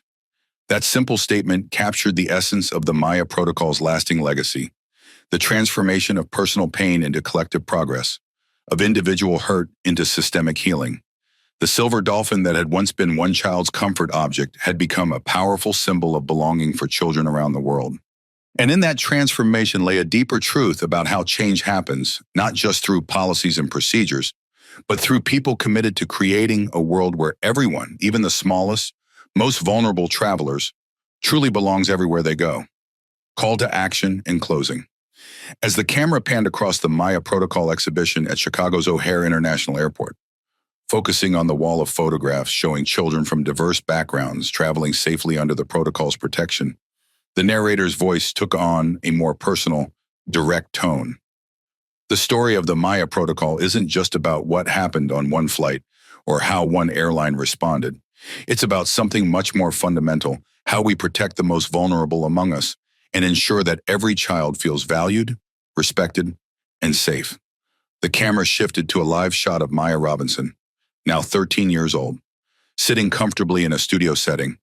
She wore her dolphin necklace, not the original, which remained in the corporate headquarters display, but a replica that had become her signature accessory when speaking about the protocol. "Hi, I'm Maya," she said with a warm smile. 3 years ago, something happened to me on an airplane that made me feel like I didn't belong. Today, I want to talk about how that experience led to changes that are helping thousands of kids travel safely every day. With the poised confidence she had developed through dozens of such presentations, Maya explained the key elements of the protocol: the dolphin identification system, the Guardian program, the technology that ensured accountability, and the training that addressed bias before it could impact young travelers. But the Maya protocol isn't just about airlines, or she continued, leaning forward slightly as if sharing a secret with viewers. It's about recognizing when people are being treated unfairly and doing something about it. And that's something all of us can do, no matter how old we are or what job we have. The video transitioned to Thomas Robinson, seated in his office with the distinctive dolphin pin on his lapel. What happened to Maya could have ended with one termination and one apology, he explained. Instead, it became the catalyst for industry-wide transformation. That's because people at every level, from flight attendants to executives, from passengers to regulators, recognized that systematic change was needed. The narrator returned, the voice now taking on a more direct tone of engagement. Every day, children face situations where they're made to feel they don't belong, not just on airplanes, but in classrooms, stores, parks, and other public spaces. The question is, what will you do when you witness it? The screen displayed practical guidance for viewers if you see discrimination happening. Document what you observe. Note times, locations, names, and specific behaviors. Speak up when safe to do so. A simple "that's not okay" can make a difference. Support the targeted person. Show them they're not alone. Report through proper channels. Most organizations have formal complaint procedures. Follow up persistently. Change often requires continued advocacy. If your child experiences discrimination, listen and validate their feelings. Acknowledge the hurt without minimizing it. Document everything. Collect details. Witness information. An evidence report. Formally use official channels and create a paper trail. Request specific remedies. Ask for both individual resolution and policy changes. Consider broader advocacy. Your experience might help others facing similar situations. Sophia Rivera appeared next, speaking from Airstream's training center, where new guardians were being certified. What makes the Maya protocol effective isn't just its procedures, it's the commitment behind them, she explained. Real change happens when organizations move beyond reactive responses to proactive transformation. The camera returned to Maya, who leaned forward slightly, her expression earnest. When that flight attendant was mean to me, I felt alone and scared. But I wasn't alone. My dad was there. Other passengers saw what happened, and later lots of people worked together to make sure it wouldn't happen to other kids. She touched her dolphin necklace gently, the gesture now familiar to anyone who had seen the protocol's materials. The dolphin reminds me that I belong everywhere I go, and I want every kid to feel that way, whether they're on an airplane or anywhere else. The narrative shifted to specific calls to action, with the narrator inviting viewer engagement. Have you or your child experienced discrimination while traveling? Share your story in the comments below. Your experiences matter, and together we can continue building a world where dignity isn't determined by appearance, but guaranteed as a right. Thomas reappeared, his expression serious but hopeful. Change doesn't always require being a CEO with influence. Sometimes it just takes one voice, even a child's voice, willing to stand up and say, "This isn't right." And when that voice is heard and amplified, real transformation happens. The video highlighted the broader implications of the Maya protocol beyond aviation. Schools adopting similar guardian systems for transfer students, healthcare facilities implementing bias prevention training based on the protocol model, public transportation systems, creating enhanced protection for young travelers. The ripple effects continue to spread, the narrator explained. What began as one airline's response to discrimination has evolved into a movement for dignity and belonging that transcends industries and borders. Maya offered the closing thoughts, her young voice carrying the wisdom gained through extraordinary experience. My dad always told me I belong everywhere I go. Now I want to tell that to every kid watching. You belong. You matter. Your voice counts. And if anyone ever makes you feel otherwise, remember that you're not alone, and that speaking up can create change that helps many others. The final image showed Maya boarding an aircraft, her dolphin necklace catching the light as she smiled confidently at her guardian. The narrator concluded, "Thank you for watching this story. If it moved you, please like and share it with someone who needs to hear it." Remember, change doesn't just happen, it's created by people who recognize when something is wrong and commit to making it right. Together, we're making travel safer and more dignified for everyone. One flight at a time. Subscribe to our channel for more stories of transformation and justice, and hit the notification bell so you never miss our upcoming videos. Your support helps us continue sharing these important messages. The Maya Protocol had transformed one painful moment into protection for countless children. But beyond its specific implementations in airlines around the world, it had become something even more powerful. A template for how hurt could be channeled into healing, how individual dignity could inspire collective action, and how even the smallest voices could catalyze the most significant changes. In that way, the story of Flight 447 wasn't just about what happened at 35,000 feet on one difficult day. It was about the limitless possibilities that emerge when we recognize that everyone, even the youngest, most vulnerable among us, deserves to belong everywhere they go.